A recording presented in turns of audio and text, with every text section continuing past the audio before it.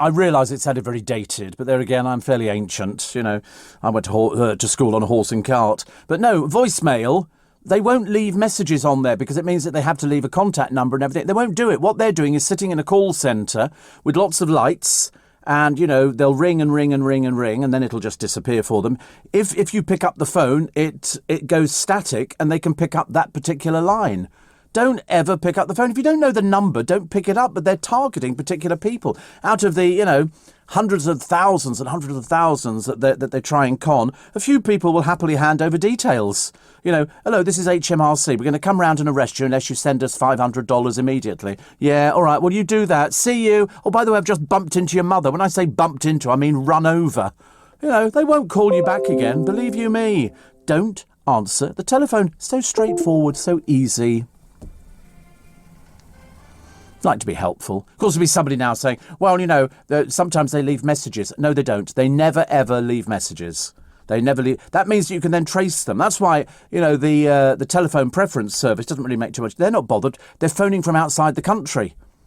And if they phone from outside the country, you can't do anything about them. The mailing preference service, though, what you do is, this is for people who get junk mail. OK, we've all had the problems with people getting junk mail. All you do is you write the address on the outside of the envelope. You put a line through your address. You go not known and send it, return to sender. Let them pay the postage. That's always a good one. That's a good one. The amount of people who've been trying the chip information we gave you the other day, or French fries as they're called at McDonald's. If you want them fresh and piping hot, ask for no salt. If they query it, just say I'm allergic. They never query it after that. They're not allowed to. It's totally illegal. That's like when I went in a few weeks ago and I got a double sausage McMuffin. I don't want the egg. I say to them, no egg. And she went, no egg. Quite normal. I've never tried it. All those years I've had to put up with that horrible egg. It's like the gherkin. I don't want the gherkin. Oh, don't you like the gherkin? I don't like gherkin. And I don't like their eggs either. I like egg sometimes. I'm not a big fan of egg. Yesterday, I had frankfurters and mashed potato. I don't know why. I saw the mashed potato and I thought, well, that looks quite nice. So I had some and I just cut up. Sorry? No, proper mashed potato, ready-made, already done in M&S. It was all very lovely. So the thing is, if you're going to use the mailing preference service, I think you can really cost these companies. But you don't want. Some people like junk mail. Some people don't like junk mail. I'm not particularly bothered because I just throw it away. But it's amazing how much comes in the post. In your post, the postman will deliver all the post. And then in the middle will be a whole stack of things about, would you like double glazing? Would you like to sort of put in a swimming pool? No, I don't think so, no. Or, how would you like a conservatory? Yeah, I'm 300 foot up in the air. Absolutely ideal. Let's stick a conservatory on. Ridiculous. Watching lots of television in middle age speeds up memory loss. The church's joy. Do you remember that cross that was nicked? A cross worth £20,000. They found it again. You know why? Because whoever nicked it is going to get the next 50 years of bad luck. Fire, flood and pestilence will follow you about. Also, the shop owner jailed for ignoring the clean-up warnings. Filthy dirty. So they sent him to prison. He's just an idiot. And Dean Gaffney trying his luck on his fourth dating app. This is Dean Gaffney, ex of EastEnders. Apparently it claims to have bedded 1,000 women. I think not, dear. He's known, do you remember the person that used to go out with Joan Collins, who's just been recording, actually, with Piers Morgan? They called him Bungalow Bill Wiggins. Why? Nothing upstairs, it was all downstairs. You get my drift? In Dean Gaffney's case, nothing downstairs, so they tell us. So hilarious. And they go, and he's still trying to find somebody. Ugh. I bumped into him at Mel C's party. Not Mel C, Scary Spices. Mel B. She had a party at her house, and he was walking around when he was in EastEnders. White jeans, but dirty. He looked grubby. And I thought then, oh dear, they'll enough. Wayne and Colleen have moved into they will be very shortly, their £20 million house. And Jessie's deal has been finalised. Jessie from Little Mix. And what happens is, she now gets not one penny piece. OK. Normally, if she played it cleverly, but she didn't play it cleverly on this one, you do the same as Victoria Beckham did. Victoria Beckham did not go on tour with the Spice Girls, but got £1 million. You know why? Because she's co-writer on the songs. They managed, don't ask me how, they managed to get themselves down as writing. So they all put, whether they did one word, like Robbie Williams in that song, whatever it was called, his huge Angels. He wrote the line, and down the waterfall. And that's it. So forever he's going to get royalties. The Spice Girls are credited with all the writing, but they might have only written one word in it. And that was enough. So Victoria Beckham got £1 million. Jessie Nelson, who's left Little Mix, they've taken her out of the equation, so she gets nothing. All the writers get equal pay. Yeah, well, they do on that. That's why George Michael was unbelievably clever.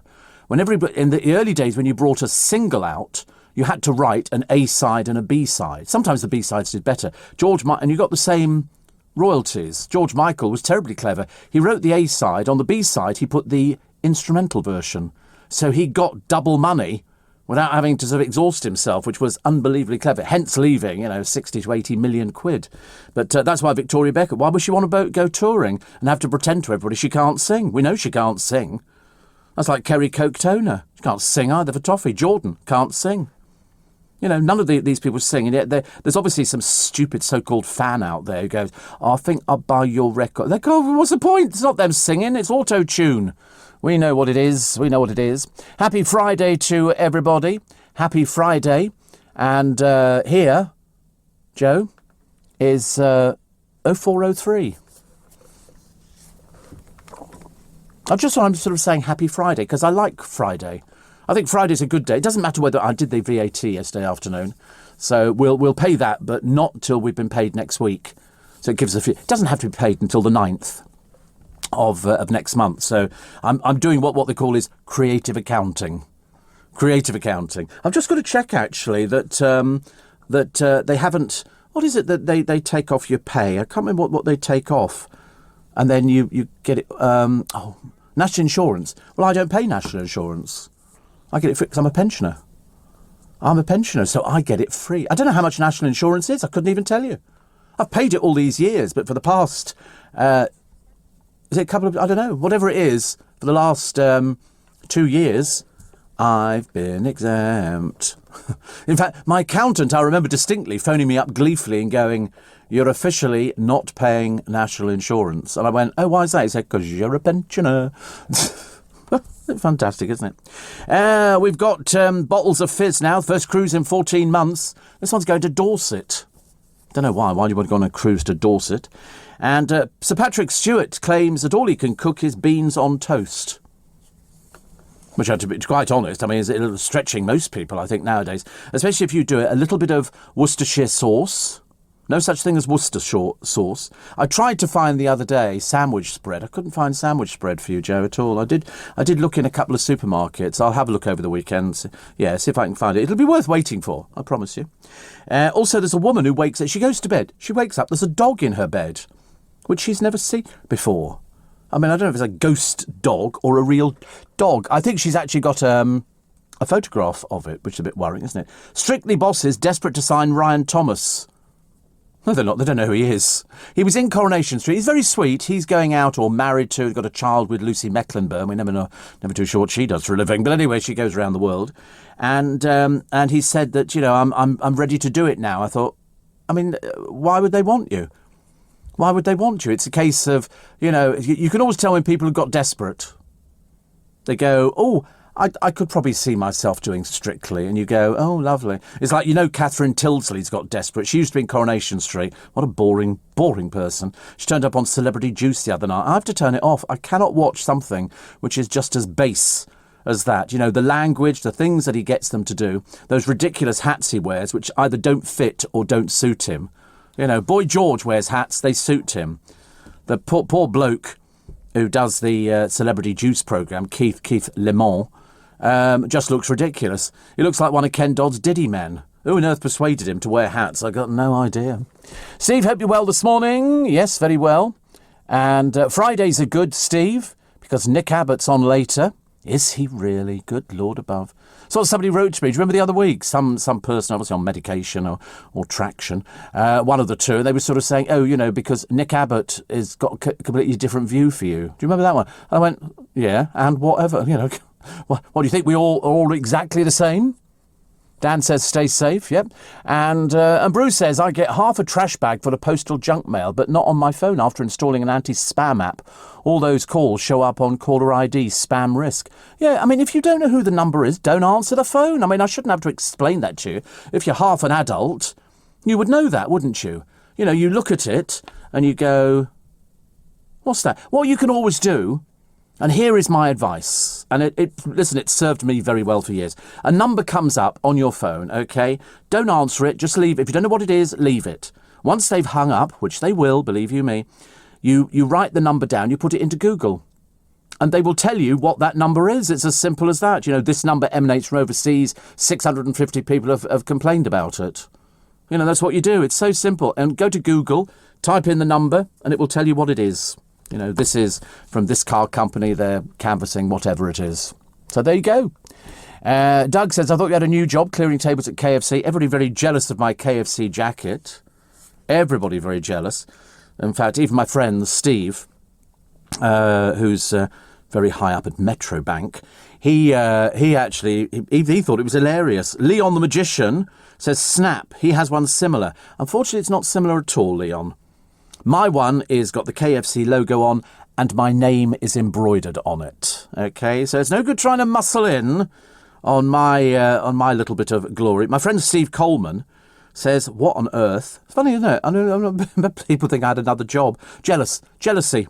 That's what it was. Steve Aykroyd loved it.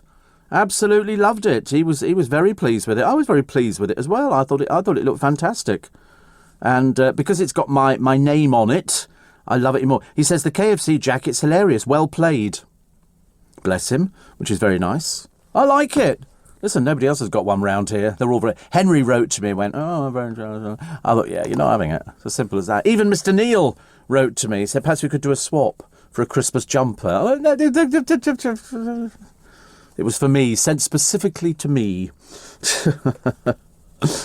And I love it. Do you remember Frank Burnside from The Bill?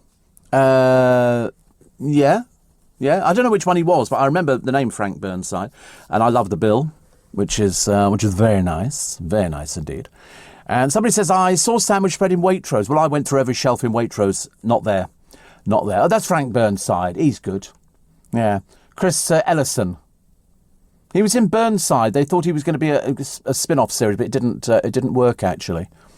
It didn't work, but he's one of those actors that you see. And I'm sure there are people who probably saw him out and thought, I bet you really are a copper. You know, because that's what happened with an awful lot of these people, which is great. Dan says, yes, I do. I've just had a couple of weeks off, Dan, and I'll be back very shortly. Sandwich bread, Tesco's. So I'll have to go to Tesco. I don't know when I'm going to fit this in, honestly. It's just something else to worry about, isn't it? But I will find it.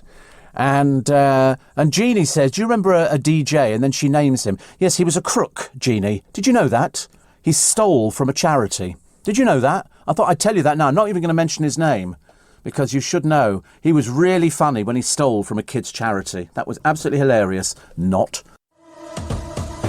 To keep my business ahead of the game, I knew I needed some fresh ideas, and fast. That's why I decided to host a young person on a T-level industry placement. My student has already brought loads of new skills into the workplace. Plus, we're getting first pick of new talent coming into the construction industry right here in the east of England. It's been a total win-win. Go next level with T-levels. Search Skills Revolution. You're listening to a podcast from LBC. Morning, everybody. It's Friday. We love Friday. Friday is a great day. Mind you, Monday, Tuesday, Wednesday, Thursday are good days as well. And Sunday very shortly when I will be back with you. It's Friday. It's the 21st of May. Rocketing through, aren't we? I did the VAT. I lost something and then I found the blooming thing again. It's always difficult to find things, isn't it? I'm very disorganised at home, especially to do with paperwork. Paperwork is awful. Steve, did not Jessie do some of the writing? She should challenge the situation. I don't think she did. If she did, well, then she can claim, but I don't think she's going to be getting anything. I'll tell you the full story a bit later on. Steve, you've always got the answer to our weird questions. What do DJ/presenters do when the music is playing on your sister stations? Dance and sing along? Good God, no. It's far more complicated than that. Have you seen what studios look nowadays? I mean, I personally am so I mean, I can't touch. They don't allow me to touch anything. Absolutely anything at all. So I have somebody, I have people what do it for me. But on the music stations, I'm sure they might tap a foot or something, but they don't dance and sing along. You know, I've been past Capitol. I've never seen anybody dancing and singing in there, Roman and Sonny and Sean. I've never seen anybody bouncing around. Sometimes the producers tap a finger on the desk and that's about it. They don't do it at Classic. I've not seen anybody doing it at Smooth. I mean, I've seen O'Brien dancing around to his jingles, you know, a few times. La, da, da, da, a bit like Here We Go Round the Mulberry Bush kind of stuff. Yeah, and off air he does that anyway in the office. And Hart, I've not seen anything. JK might do a little bit of dance. I don't know. I think it's on Hart Dance they will. Oh no, I've seen Toby Anster sitting down. Yes, I've seen him sitting down. I love it when they all sit down. I think it's great. And my friend Rich, I don't think I've ever seen him dance. I'm not sure he can dance, but he's got his COVID jab today. That'll hurt. Well, you don't feel a thing. You really don't feel a thing. It's in and out, as they say, in seconds. Somebody says you can buy sandwich bread from Iceland. Well, I've got an Iceland in Twickenham. I'll have a look, actually. I nearly went there the other day, so perhaps somewhere nearer to home would be good. Dan in Croydon says, how are your arthritic hands doing? I don't have arthritis, so not really affecting me at all. And Hugh says, think of me today having surgery after I reversed into a pole. Oh, he's in Leeds. Quite normal, is it, in Leeds to reverse into pole? What do you mean you reverse into a pole? Were you in one of those clubs again where you have to pay? Was it one of those ones where you reversed into a pole? He says, good to hear you on a Friday. Oh, make it sound like it's sort of one day a week, but it's absolutely not. And one here, which says, somebody else saying, you know, very, very good to hear you on a Friday. And there's somebody else who says, I haven't answered my landline for 3 years or more, and all calls go to the answer phone. Problem is, usually automated scammers then register the number as live. You don't need to do anything like that at all. It's so simple. Just don't answer the telephone. Listen, what you don't know, you don't worry about, which is good, isn't it? Steve, we belly laughed at your description of Keith Lemon in his hats. He does look like one of the Diddy men, you know, whereas at least Boy George's hats all look suitable. They're done by a proper person, whereas Keith Lemon's ones just look, it's only because he's bald. That's all it is. It's just to sort of to make it interesting, but it's not really. Another one here, bought the rhubarb trifle from Waitrose. It was so good. There you go. Do you remember that person yesterday, the one who was on medication, who wrote in and said, oh, I didn't like it at all. It was disgusting. I want a proper trifle. You go, well, buy a proper trifle. It's only got rhubarb in the bottom. The rest of it was absolutely identical. Cream, custard, and other bits and pieces. It's not sorry? Sponge, yeah. Sponge fingers. You can get, my mother used to get sponge fingers, you know, and then you put the jelly on the top and all the rest of it. This rhubarb one doesn't have jelly, but it's got all the other things in. And they were obviously a bit simple. You know, oh, I didn't like rhubarb. Well, don't have it then. Don't have it. Honestly, we have to sort everybody's life out on this programme, which is okay. You know, the next thing is we'll have Patrick Stewart going, Steve, can I have some of your recipes? Because he can only do the beans on toast, which actually, to be honest with you, if you're a student, you can't even get that far. You could probably get as far as cold beans and a piece of toast. I had a crispy, crusty roll the other day from Waitrose. I bought three, 35p each. I pushed the boat out. And I thought to myself, what should I have with it? So I had butter. I bought some French butter, hoping it would have more of a taste to it. It didn't. And I put some Edam cheese in and some Branston pickle, sandwich pickle, the cutter. Very nice, but very messy. Very messy. I didn't have crisps, no. I'm not huge onto crisps. I mean, I can do crisps, but I'm not big onto them. Dawn Neeson's like, look at the ridiculous time she. What? I mean, why are you up so early? She's up absolutely ridiculously early. I mean, blimey, we all get up early in this business because this is normal time for us. Absolutely normal time. That's why I sound all bouncy, because I've been to bed. I've had a lovely sleep. I did the VAT, so that took away that little bit. And I got my KFC jacket. Woo! People writing in going, where'd you get that from? Steve, have you noticed how many Burger King restaurants have closed down? Well, actually, I think our one in Twickenham's closed. They did have somebody in there, but then they seemed to disappear, and I haven't seen it open since. Bit odd, isn't it? I mean, as far as I know, mind you, round here, we've got loads of restaurants that have disappeared. I got a different car this morning. I got the notification, and it said, wait a minute, your Mercedes V-Class is on the way to you.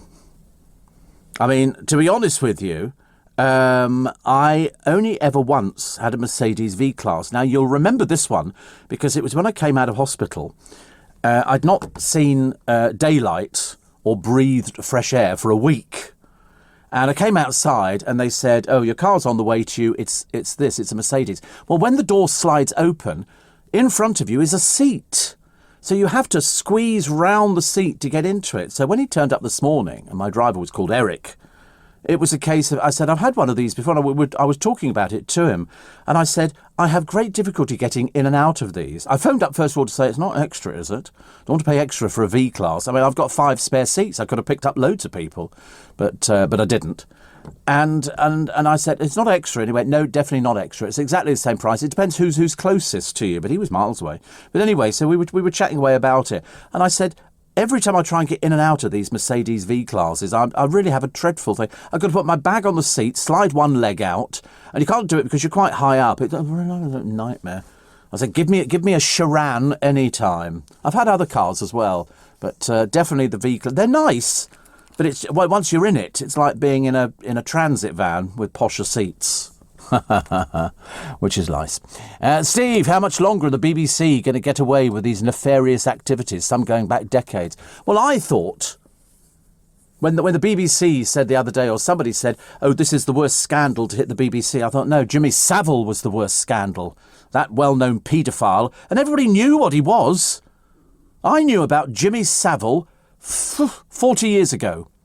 40 years ago. And if we knew about it, and I didn't even work for the BBC, they must have known about it. In fact, I'm sure that there were dictates that went out saying, don't put him on this programme, don't put him on that programme, because they knew what the rumours were, but they did nothing about it. In the case of Martin Bashir, who went on to be their religious affairs correspondent. My God, anybody less likely to go to heaven, that would be it. He cheated, but at the same time, he was a journo trying to get a story.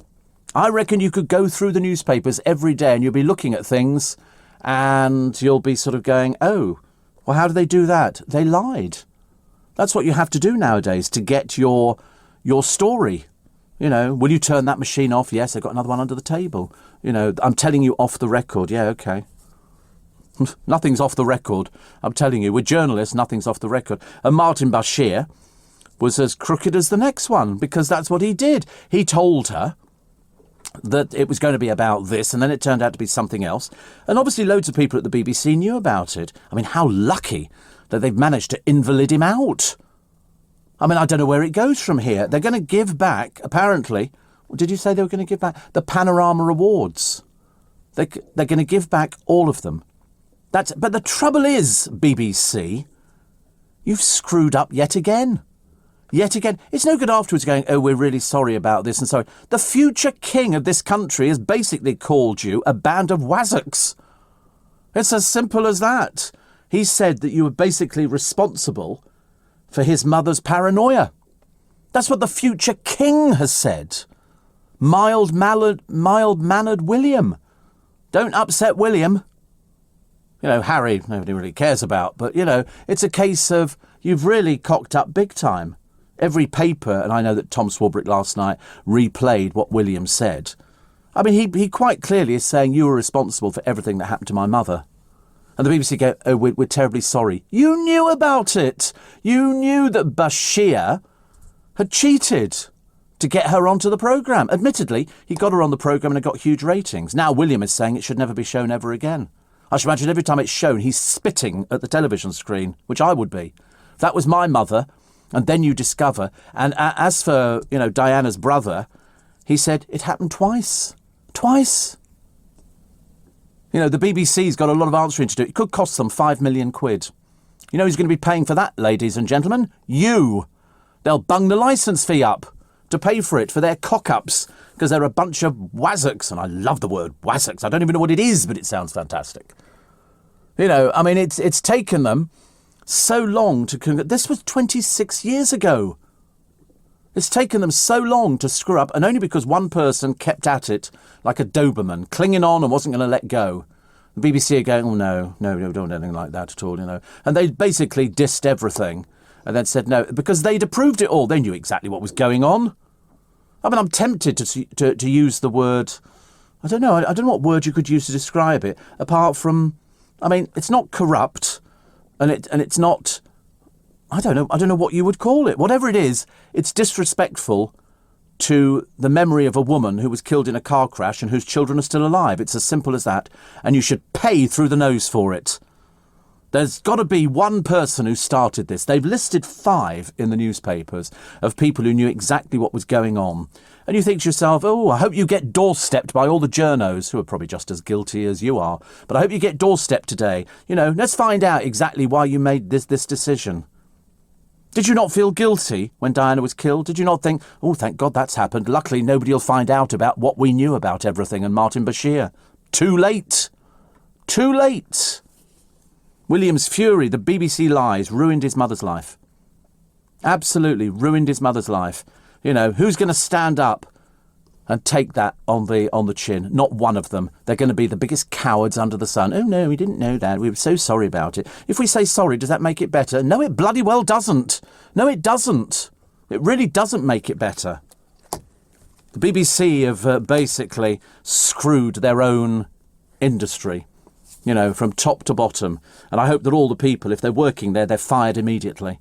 If they're taking away all of Panorama's awards and stuff like that. And they knew about Bashir, and then some buffoon had the brilliant idea of making him religious affairs correspondent. So we had to listen to that load of old tripe. No thank you, Mr. Bashir. No thank you. Not now, not ever. I wish it had never been ever, but you can't have everything, can you? So what do you want to do when you're older, they ask. Not that question again. If one thing's for sure, it's okay not to be sure.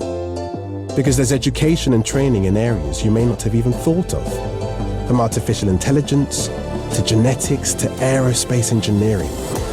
Get the jump on the skills employers are looking for with a T-level, apprenticeship, or higher technical qualification. Search Get the Jump and see what's out there for you.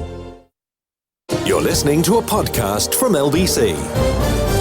Morning, everybody. Nice to have your company. Somebody says you're going to take Nick Abbott to KFC for a couple of thighs. He's gagging for a ride in the Bentley, says Hugh. Have you seen what car Nick Abbott drives? I love the way he's wound you all up. You all think that he's driving some naff little car. Yeah, and the rest. He's driving top of the range, he is. Absolutely. I'm not having this anymore. Steve, look what the BBC did to Cliff Richard. Let alone Diana, says Stace. Yes, absolutely. And it's about time heads started rolling. We don't think anybody who's mentioned in the papers is still working at the BBC. But let's see the newspapers get their teeth into it. It's really bad. Shane says, looking good in the KFC jacket. I might go and buy some KFC for lunch. Well, why not, for goodness sake? It's chicken. The only thing that's bad about it is the coating. But that's the bit I like. It's a shame. Steve, I can't find toast toppers anywhere. Oh, God, they're still around. They're still around. They're toast toppers. That you get a little tin of something and it's bacon and something and you smear it on toast and put it under the grill. It's like cheese on toast, but it's a toast topper. So, yes, very nice indeed. Very nice. It says, tiny weeny tins put on your toast, so tasty. I'm starving. Well, you can find these. You just have to hunt. The trouble is, supermarkets are so big. Can't find anything, can you? But I shall go to Tesco. They will have the sandwich spread, and I shall get it on the Montag.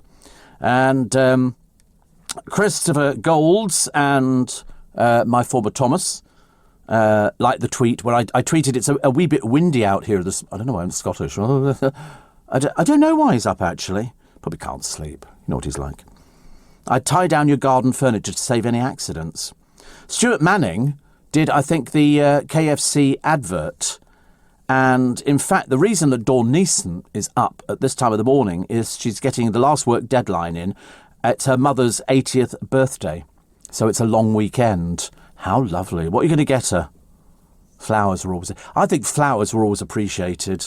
I really do. I think every woman and man like flowers, but like for 80, that's like a lot of flowers. That's like a lot of flowers. And possibly a box of chocolates. That sounds quite nice, doesn't it? A box of chocolates. Mixed chocolates. Plain,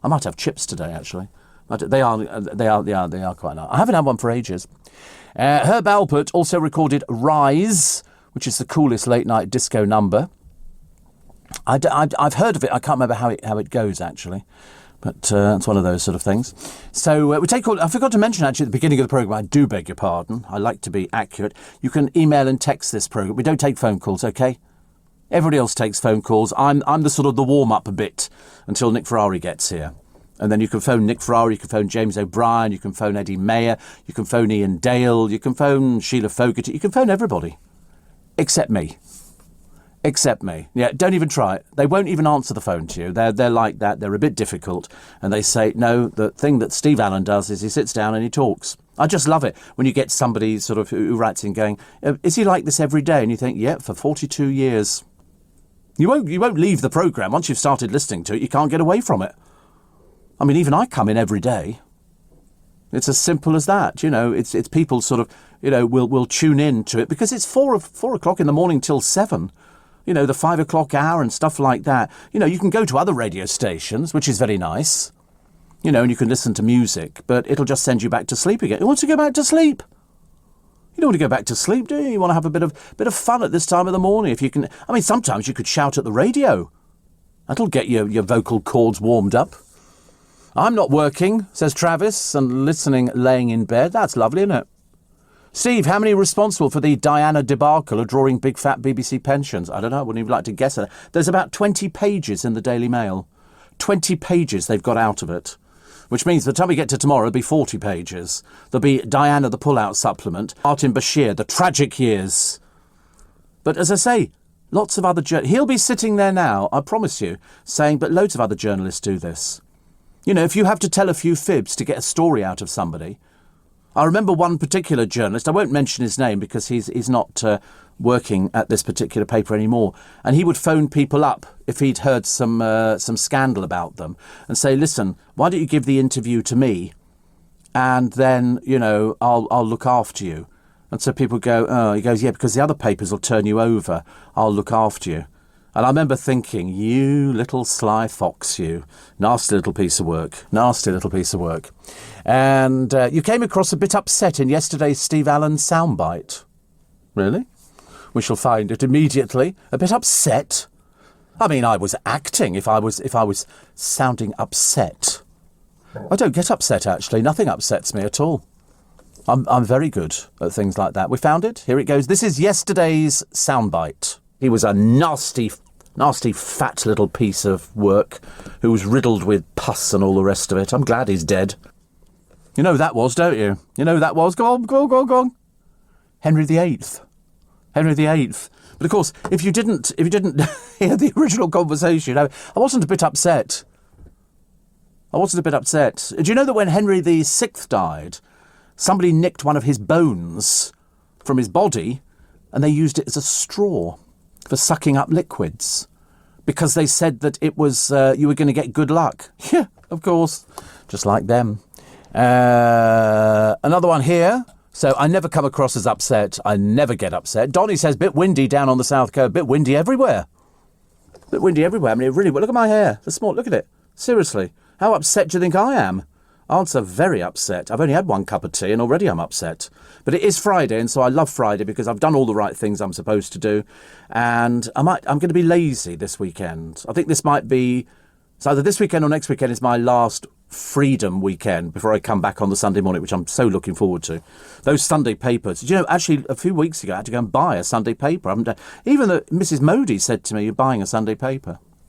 You know, because it's so rare, because every day I get the newspapers, so it's no good wandering into Waitrose or everywhere else. I look at the newspaper. I've already read all the newspapers. I bought the Sunday People, the Sunday Mirror, and the Sun on Sunday. I don't buy anything complicated. I buy something that's fairly at my intellectual level, which is very low down by the gutter, which is good. Are you planning to get away this year, says Alid, in Milford Haven? No. What, a holiday? I don't do holidays. I don't need holidays. I spent all my formative years when I was young abroad. I've done Egypt, I've done Germany, I've done Hong Kong, done Yorkshire, and I've done all those sort of... Where else do I need to go? I've not been to Machu Picchu. I've done cruises. I've been to Vegas a few times, which we've all agreed we like because it's adult Disney. So what do I need to do? I don't like lying by a swimming pool. People looking at me with pity.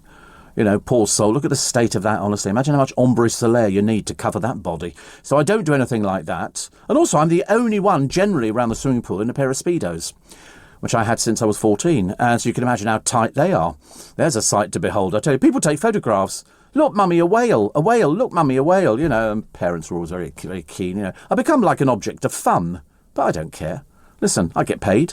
I can go and buy a Pop-Tart if I want to. I mean, it depends how much she charges. I don't know. All these things are different nowadays.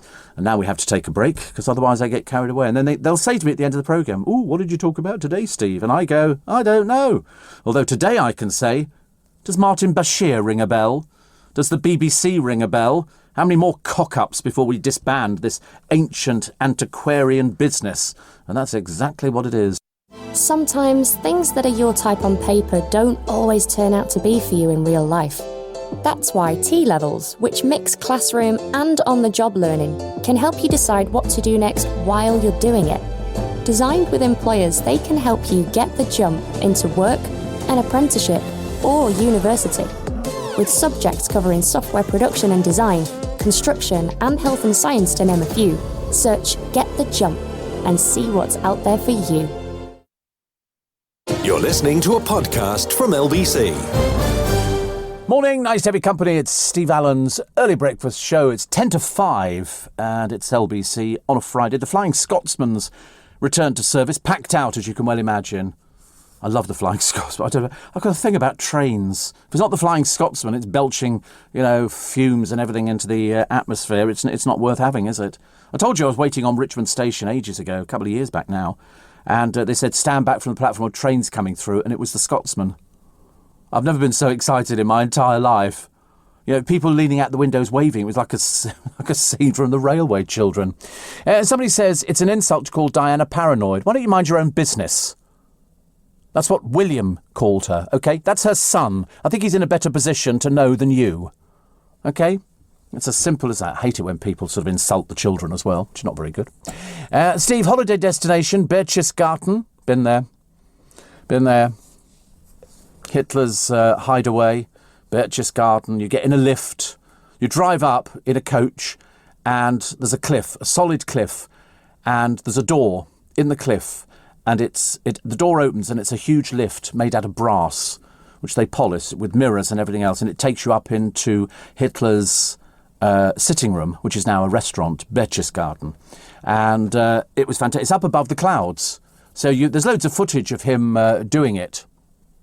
And you go up there, and it's one of those sort of things that people found interesting. I found it interesting. We went to another place. I can't remember where it was, but it was obviously very near there. We covered my parents were very good on finding tourist attractions, and this was a bloke who owned a castle, but he had an obsession with water.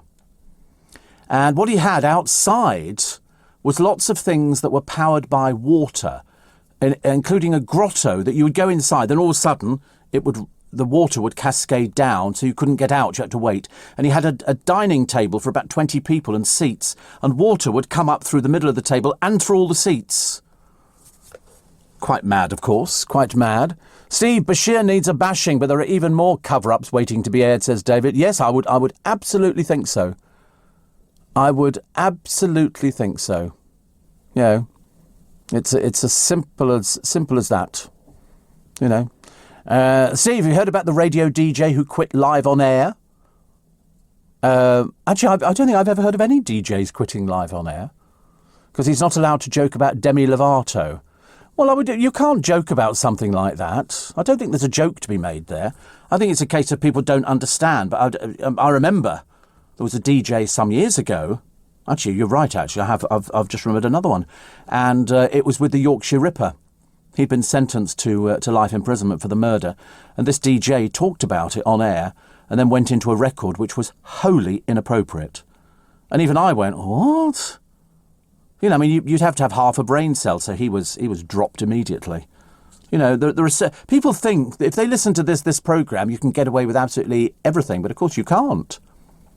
You absolutely can't. It's a case of you have to sort of walk a very thin tightrope. Any presenter will tell you, you walk a thin tightrope. But some people listen to certain programmes and go, oh, he's done this. But in fact, if you actually analyse it, we haven't at all. Always very, very clever. Always very clever. We know exactly. Steve, I look forward to the show. I buy the food you talk about. You make it sound interesting, says Susan. There you go. That's what we like. The Eagle's Nest, says Jason. Yeah, Berchtesgaden. The Eagle's Nest. And another one that says, Bavaria. I love Bavaria.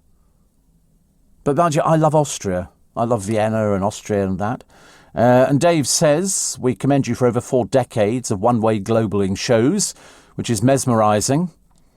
Well, it's yes. I don't. It's funny actually. People always sort of try and analyse it, but it doesn't work for me actually. I don't need to analyse any programme. I've got no idea what goes on half the time. Phil says, I'm on my way to Donington race circuit. Love listening to the show. First tuned in a year or so ago and thought, what on earth is this? Listening to the ramblings, but now I'm hooked. Oh, I love that. As I said to you before, even people that don't understand the show, of which there are a few, and it's the same ones. They listen every single day. You know why? Loneliness. This programme gets over that, which is good. Steve, you're going to get so many Pop-Tarts in the post, you better feed the LBC staff. No, it's only if I don't know what they are, Nicola. If ever I go, it's I did get inundated with Angel Delight butterscotch flavour. So that was very nice. Very, very nice. Steve, I actually took a call from a dodgy HMRC person quoting me his badge ID. Apparently I owe $3,000 in unpaid tax. So I decided at that moment to play the game and kept this poor man on the phone for 25 minutes, believing I was making the payment but having problems with the app. In the end, I told him I worked for MI6. My real name was James Bond. Oh, yeah, I mean, that's what you do is, if you get one of these people on the phone and they go, is that, they don't know who you are. They have no idea. They will pretend to be from a number of places. And I've seen them on YouTube where they phoned police stations. They don't know they're calling a police station. The police officers have fallen in with it and gone, yeah, so how much do I owe? And then they go through it. And this is how you pay for it, because otherwise there will be an arrest warrant for you. And you think, yeah.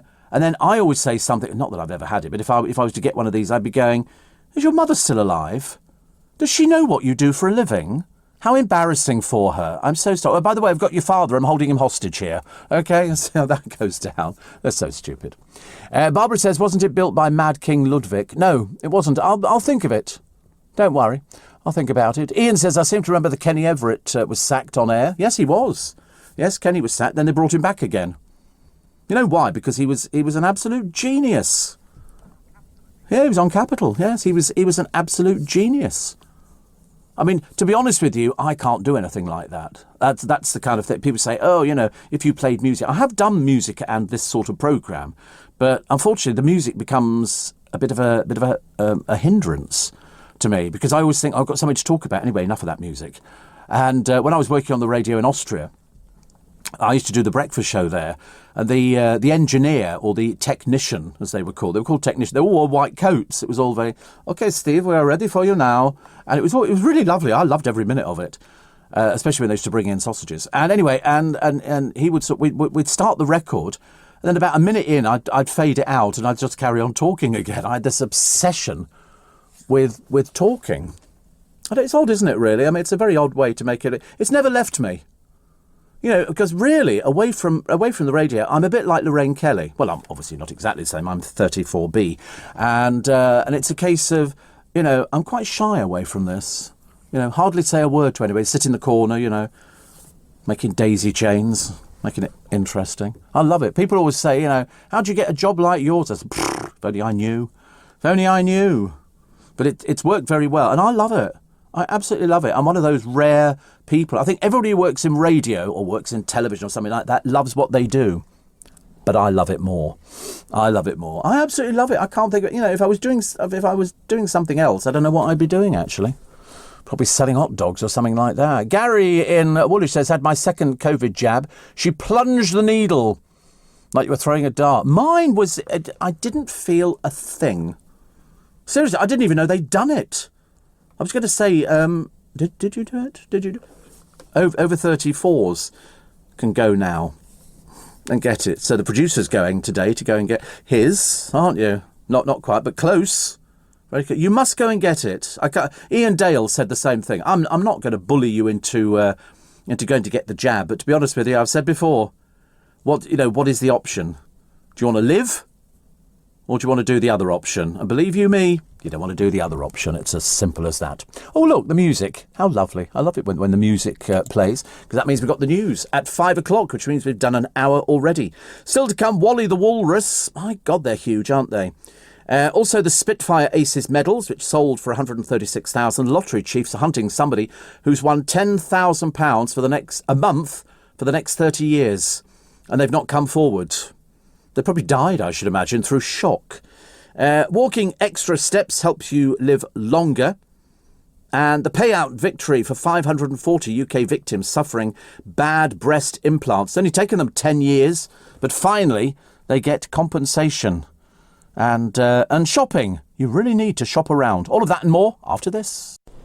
I'm Elizabeth Day, host of the podcast How to Fail, where I explore what failures my guests overcame and what that taught them about how to succeed.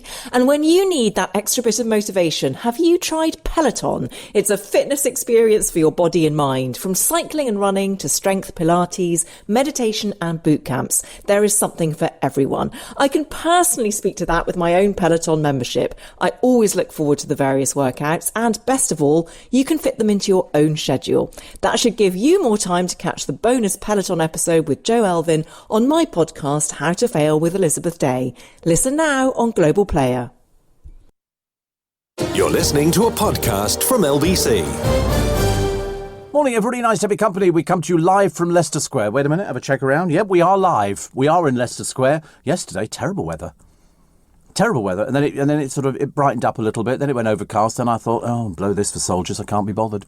Michael Moffat is a breakfast announcer, stroke content director at Southern Cross Austereo, Coffs Coast. He's in radio. They call them breakfast announcers, so I think that must mean newsreader, mustn't it? But he's just knocked off for the week. Fresh prawns and oysters for lunch. I'm going to be sick. Horrible thought. Oysters, just after 1 p.m. here in Coffs Harbour, 21 degrees and a perfect day to wrap up the week. His name's Moffy, Michael Moffat. So there you go. Actually, I get no end of people who work on other radio stations around the world. And Joe was just saying, I just switched off. And he was sort of saying about, years ago, you couldn't pick up the radio around the world. Now you get texts and emails and people listening around the world, for a long time now. And of course, it's different times. So he's got just after 1 p.m. in Coffs Harbour, which I don't even know where it is. Can you have a look? Coffs Harbour. I would always like to get a picture up just so I know what I'm looking at. Just out of curiosity. It's not like Porpoise Spit, is it? Did you see that in Muriel's wedding? Oh, it's quite nice, isn't it? Coffs Harbour. Look, it's a city. New South Wales it is. And what to eat and where to eat. Sorry, what to do and where to eat. It's good. You can find accommodation. Actually, the beach looks very nice, doesn't it? Very nice. And look, there's houses, proper houses. And, it's all right, isn't it?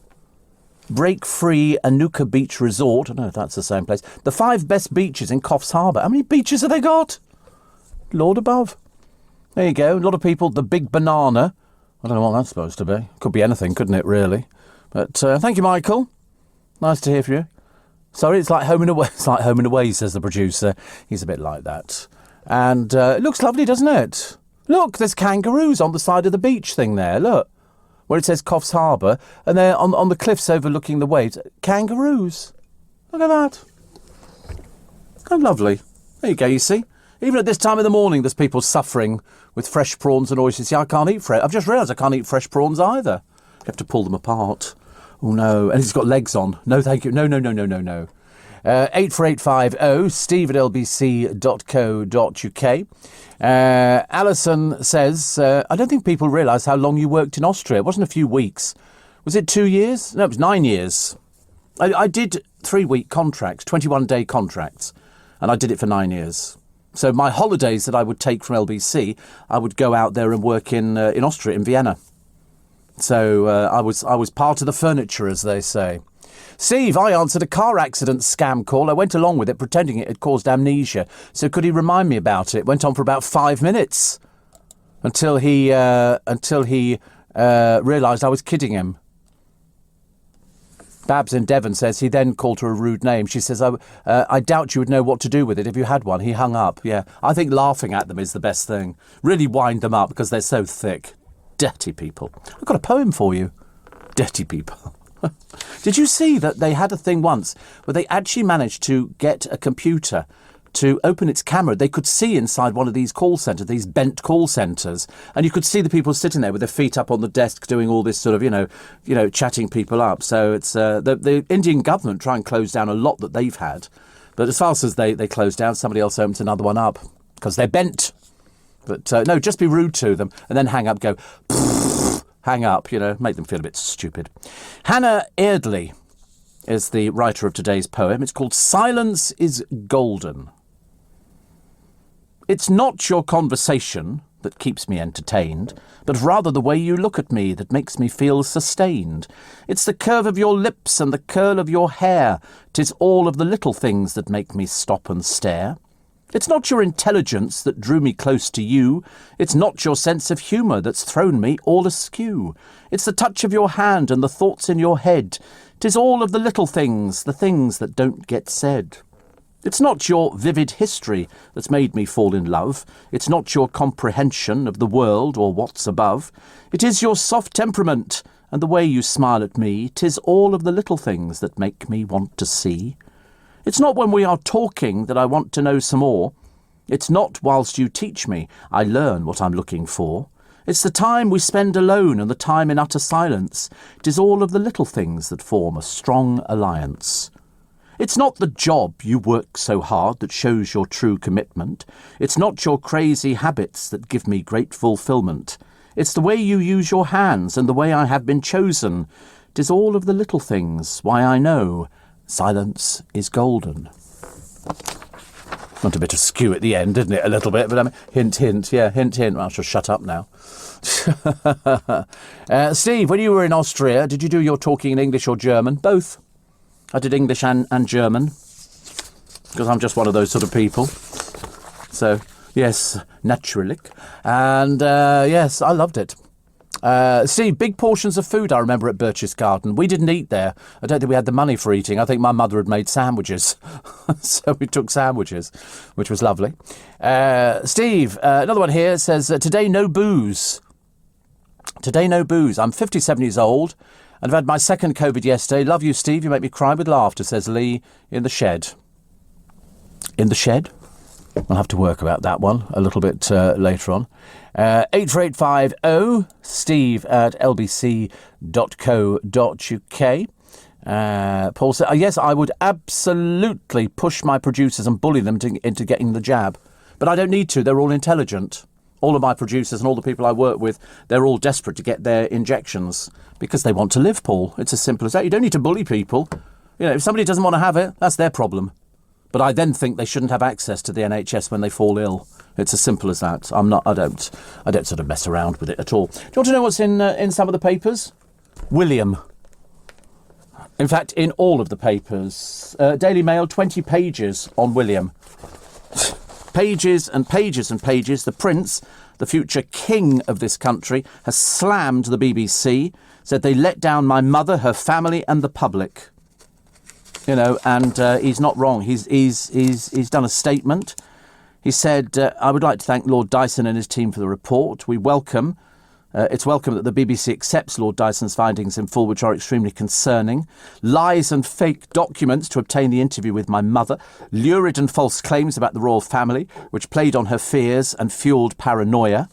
Displayed woeful incompetence when investigating complaints and concerns, were evasive in their reporting to the media and covered up what they knew from their internal investigation. In other words, bent. As simple as that. And here they are, the six who let Bashir off the hook. Lord Burt, Director General, he admits the findings are a shocking blot on the BBC's commitment to honest journalism. Anne Sloman took over from Tim Gardam. Tim Gardam, I think, was the then head of weekly programmes for BBC News and Current Affairs. Now 65 and a charities CEO. Hope he's doing better there. Tim Souter, ex-head of weekly programmes and communications, rapped for calling Bashir's dealings with Diana straight and fair. Obviously an idiot. Anne Sloman took over from, as I say, Tim Gardam. Lord Dyson said her failure to interview Earl Spencer in woefully ineffective BBC investigation was a big mistake. Richard Peel, BBC head of communications and information, faced a grilling during the probe for accepting Bashir's lies. He now runs a PR firm. And Lord Hall, BBC's director of news when Diana interview aired, went on to lead an internal inquiry that found Bashir honest. I mean, either they're complete and utter idiots, or we're living in a different world. The fake bank statements. And just really disgraceful. Martin Bashir is completely finished now, as indeed is the BBC in many instances. You can't trust it at all, and yet people used to do that. They used to trust the BBC. One here that says, I'm fitting wardrobes in Auckland, New Zealand this afternoon, overlooking the South Pacific Ocean. We have much better beaches, says Jules, than your other caller, and no nasty things are going to eat you either. So it's hello from COVID-free New Zealand. There's nobody lives there. There's nobody there in New Zealand.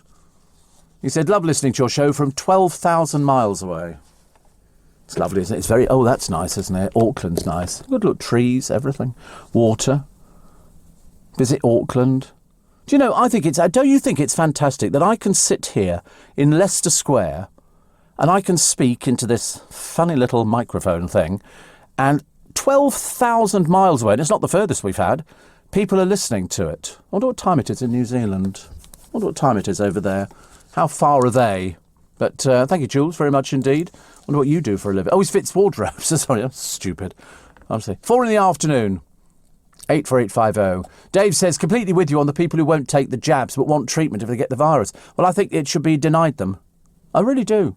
I mean, I know that seems a wee bit harsh, but you think, I'm sorry, you've had the opportunity to have the jab. It doesn't cost anything unless you've got a legitimate medical reason. And believe you me, I can't think of anything that is legitimate.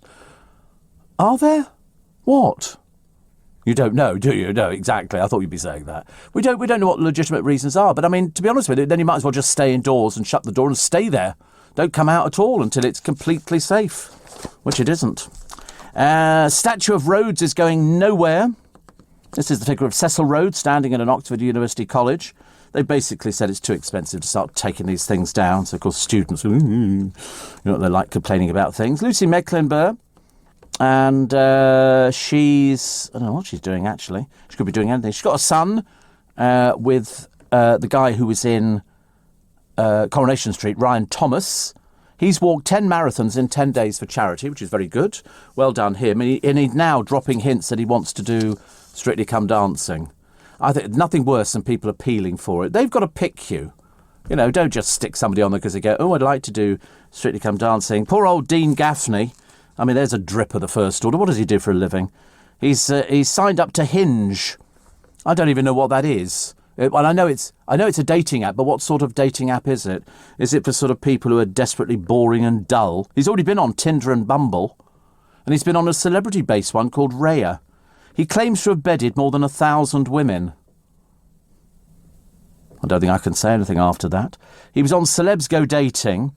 He lists sense of humour, being empathetic, and communication as being key components of a good relationship, and says he won't date a smoker. Yeah. He also, he lives in Hertfordshire. He spent lockdown chasing the woman with Britain's biggest boobs. So he's obviously heading in the right direction, isn't it? The person he thought was double N-cup, Leah Parker, a 27-year-old who spent 12 grand on implants, was an imposter who turned down his offer to pay for a cab to his hotel. He'd recently split from a model called Rebecca Ward. The sort of models that he goes for are sort of... We're not talking fashion here. We're talking, hello, what's your name? Oh, my name is Rebecca. I got, a model, page 3 stunner, and these are my boobs. Whee! What do you think of that? And that's what it is. That's what he likes. But, as I say, too dreary for words. Far too dreary. So what do you want to do when you're older, they ask. Not that question again. If one thing's for sure, it's okay not to be sure. Because there's education and training in areas you may not have even thought of. From artificial intelligence, to genetics, to aerospace engineering.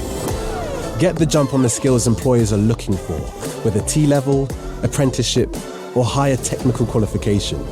Search Get the Jump and see what's out there for you. You're listening to a podcast from LBC. I was just thinking, actually, and good morning if you just joined us. Nice to have your company. It's coming up nearly 18 minutes past 5 this Friday morning, which means you've got the weekend. Of course, this is great, isn't it, this, if you work all week. But if you work weekends, this is the start of your weekend. But it's not bad. Goodness sake, honestly, it's great.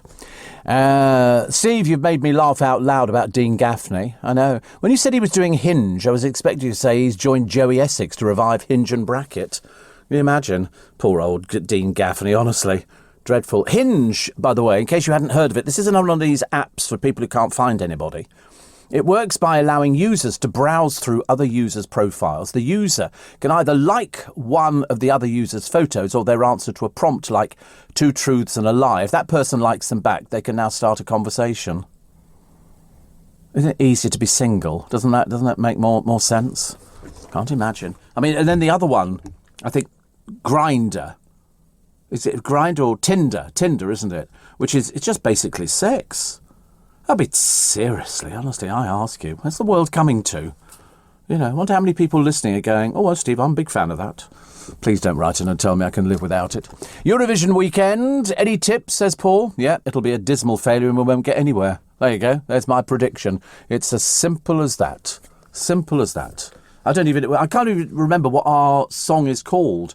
I know that the bloke singing it is slightly overweight, and that's James Newman. I didn't know that. The producer just told me that in my ear. He just whispered, James Newman. And the song is called Embers. I mean, is it a boom, bang, a bang, while you are here? Boom, I wonder if one day that you'll say... Is it like that?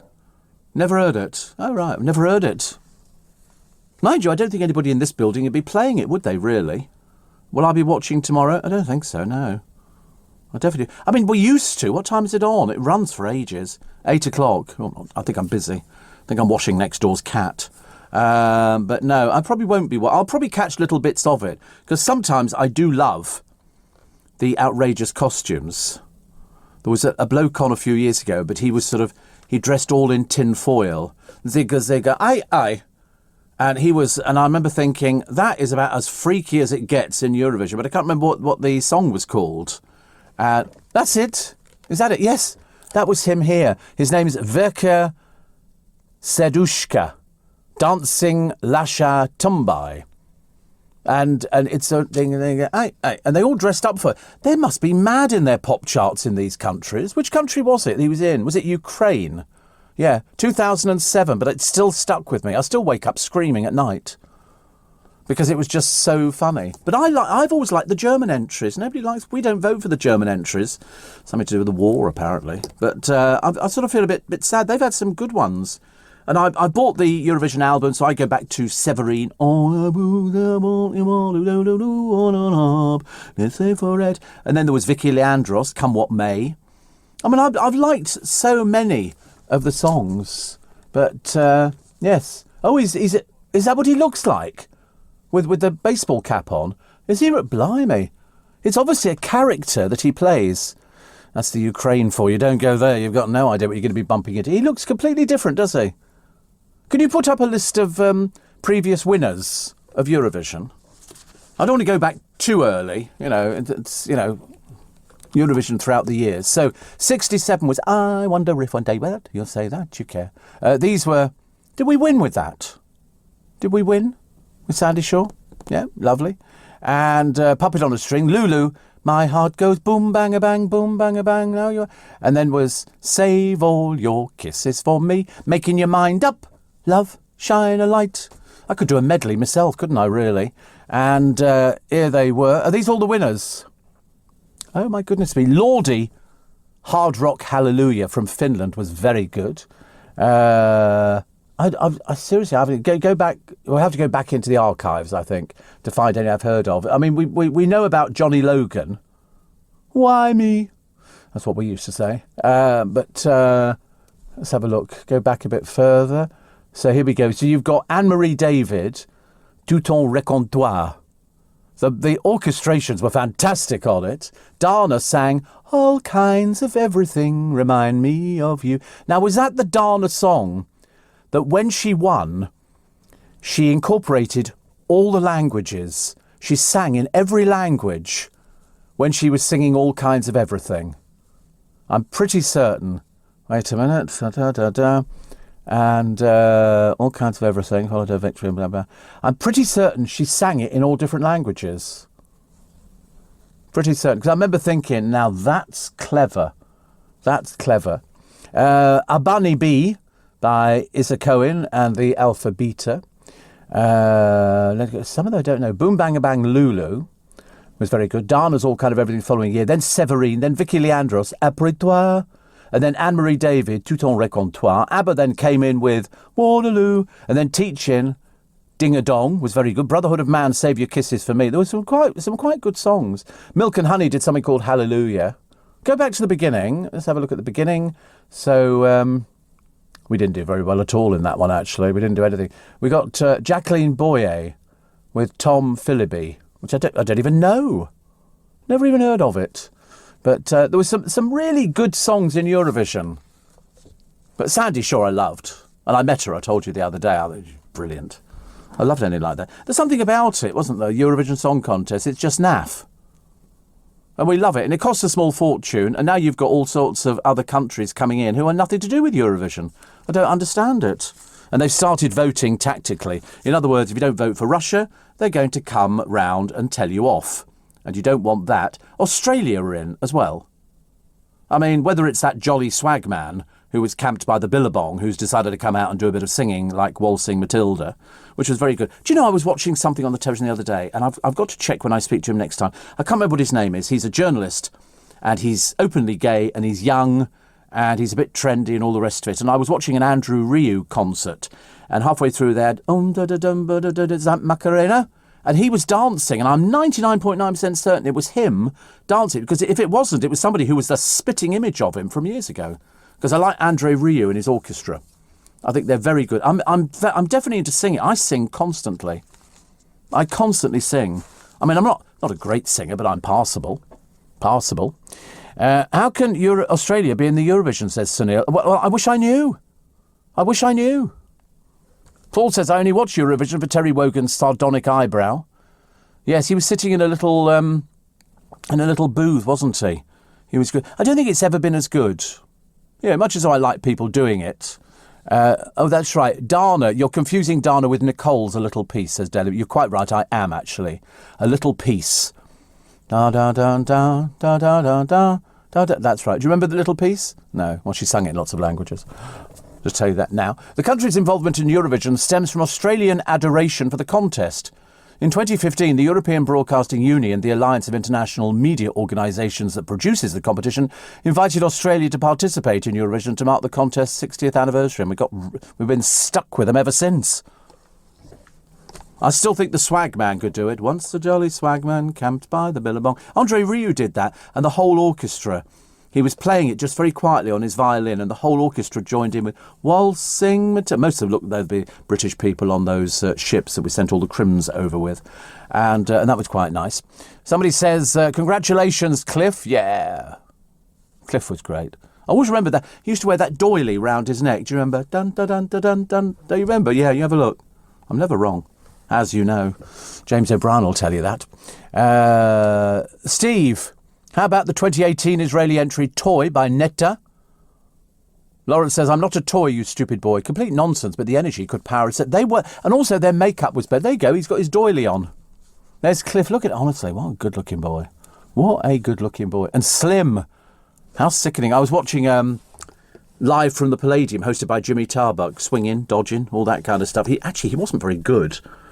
Jimmy Tarbuck hosting it, because he was a new comedian. They wanted somebody, and he couldn't sing for toffee. And all sorts of people were put on there. Cliff and the Shads. The audience went mad, absolutely mad. It was lovely. It was lovely. Steve, surely Dean Gaffney telling girls he's slept with over 1,000 ladies is the perfect chat-up line. Not. I agree with you. And also, Dean Gaffney. Bit naff, isn't it, really? Goodness sake. So it was Nicole, a little piece, in all the different languages.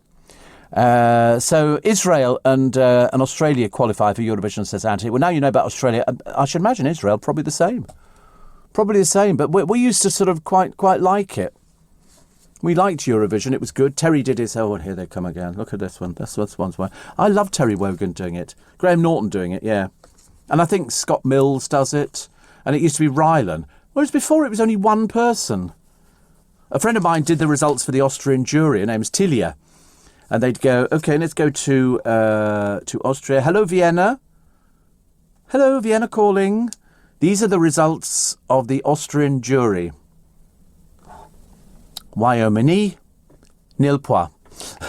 So it used to go on. And we'd all sit there ticking off on our little scoreboard, didn't we? So it's on this weekend. I'm just saying that. There will be sort of people who will be sort of watching it. Amanda Holden is going to give the UK result. Is she? Oh, wow. How cool. How cool is that, Amanda Holden? Yeah, you'll have to go and sit in a studio and suffer the entire thing and then sit there with your little panel. Wait a minute. Is it on the BBC? I don't think we can trust a word they say, ladies and gentlemen. You know, you'll probably find that we've actually won, but the BBC are going, no, we didn't win. No, what a shame we didn't win. Yeah, nothing to do with the BBC anymore. Thank you very much indeed. Steve, more fuss being made of Bashir manipulating Diana into making an interview she wanted to make anyway. Well, she was desperate to talk. There is no doubt about that at all. And then there was Savile. Well, that's what I said at the beginning of the programme. A lot of people saying, oh, you know, the worst thing for the BBC was Martin Bashir. I don't know. It was Jimmy Savile. It was Jimmy Savile. What Martin Bashir did was unforgivable, but that's no more than any other journalist was doing at the time. They would do anything. Look at the fake shake. He set everybody up. You know, he set Sarah Ferguson up. I think 50,000 would be OK. I can arrange something for you. And then realise afterwards that she's so dumb that, you know, she had to sort of give it back. Luckily, she came clean on it. Otherwise, it would have been a disaster. Everybody makes mistakes. I personally don't, actually, apart from the thing a moment ago about Dana. I like Dana. She was so pretty. She's a councillor, I believe, now. Oh, an MP or something. It's something very exciting. You're listening to a podcast from LBC. Oh, dear, honestly. Wasn't it Martin Bashir who betrayed Michael Jackson? He did do Michael Jackson, didn't he? Can't trust anything that Bashir does, you know, really. Nicholas says, I'd sleep with 1,000 men if I never had to see Dean Gaffney's face ever again. How cruel. And Phil says, an original spiker, I bet the UK get no votes in Eurovision this year as a payback. Oh, God, there's bound to be something, isn't there? Mind you, I tell you what we should all be very jealous of at the moment. Yes, Colleen and Wayne Rooney, that classy couple from somewhere. And they move into, very shortly, their mega mansion. Well, to be honest with you, it's a pokey little hovel. It cost them 20 million because they had to have it built. They could have found somewhere that was existing, much cheaper. The finishing touches, Wayne and Colleen are jokingly calling it a mini Versailles, which gives you a rough idea, you know, how bad that is. It's nothing like a mini Versailles. They've only got, I think, 6 bedrooms, whereas Versailles has got something like 240 rooms. No, it's not. Versailles has got 2,300 rooms. It's not a mini Versailles at all. It's an outside Kazi. That's what it is. Rue the Keyhole. And it's a reference to, obviously, the palace. They said it may not have the original rooms of Versailles, but it does come with bespoke furniture. Well, that's exactly what Versailles had. It wasn't exactly flat pack. God, have you seen some of the stuff that comes from Versailles? Dear me. Wayne and Colleen and their 4 boys now plan to fully move in by the end of the month. I mean, with a bit of luck, Colleen will lose Wayne in the house. Seriously, that's 20 million quid. Wouldn't give you 10 for it. Wouldn't give you 10 for it. So it's 40 acres, the property, and it's got, here we go, this is where you're supposed to be jealous, stables. Neither of them can ride as far as I'm concerned, because this is what they think rich people have. A 6-car garage. You know, they're on private property. What have you got a garage for? An orangery. Probably Wayne thinks that's where you go and get some satsumas or something. 2 man-made fishing lakes. They're basically holes in the ground filled with water. That's on the ground floor, main entrance and reception halls, kitchen, dining. Neither of them can cook. Reheating is going to be a problem. Turning the oven on. Dining room, family room, study and library. A library. Oh, today, what are you going to read today, Colleen? Read Winnie the Pooh. OK, dear, you go and read Winnie the Pooh. On the lower ground floor, this is underneath in the basement, as we call it in London, the TV room, snooker room, a bar. That'll be useful for both of them, won't it? Especially Wayne. He likes a bit of an old bevy. A wine store. That'll not be full for very long. I shouldn't have. A wine store. See, they've obviously been told this is what you have to have. A cinema, a gym, a jacuzzi, a swimming pool, a plunge pool and a steam room. It also boasts, this is going to sell it to you for 20 million, one lift for the family, another lift for visitors. Obviously, Wayne already is finding it difficult to walk upstairs. An underground escape route with steel doors leading to nearby garage and stable block. People have said it looks like Morrison's. It took 4 years to build this thing. They must have been building it on a penny-pinching budget. If it's only worth 20 million and it took them 4 years, and it's very plain. I mean, seriously, it's neither of them. I mean, what is the point of having a wine store? What are you got in there, Wayne? Liebfrau milk. Yeah, some cans of Stella. Lovely, dear. Any room? Is there a granny flat, Wayne? Know what I'm saying? Is there a granny flat? You know, it's very nice, but they said it's been dubbed the Mini Versailles. It's nowhere near the Mini Versailles. I mean, it's so far away from Versailles. God, blimey. I bet if you said to Wayne and Colleen, so what do you know about Versailles? You could write it on a grain of sand, I should imagine. Here we go. Landscapers have been hard at work. I know, laying grass is so complicated nowadays, isn't it? And surrounded by rolling green fields and country air. It's making the Beckham's place look a bit pokey as well. And it's got security. You know, cameras surveying the property. It's got a nice long drive, which is all very exciting. But as I say, it's on 40 acres. Even the Beckhams can't do that one. She'll be furious. She will be furious. Seriously, she won't be at all happy. Beckenham Palace. That was the nearest thing to it, but even that didn't look as good as this. I mean, it didn't look good, but it looked better. Steve, the BBC are hounding Nick Knowles for appearing in a breakfast cereal advert. I know, I saw it on the television the other day. He's advertising Shreddies. And I thought, so they've obviously not managed to get it stopped. You know, and so he's advertising Shreddies. As I say, I've seen enough product placement, thank you very much indeed, on the BBC to last me a lifetime. Did you see the Andre Rieu concert where he played Anthony Hopkins' composed music? I didn't, actually. I have seen loads of Andre Rieu, and I've got the Christmas thing. And there's a woman in his orchestra who sits at the front. She's quite plain looking. And she can play all sorts of instruments. She can do bagpipes. She can play flute. She can do violin. She can play trumpet. I mean, there's not many things she can't get her teeth round.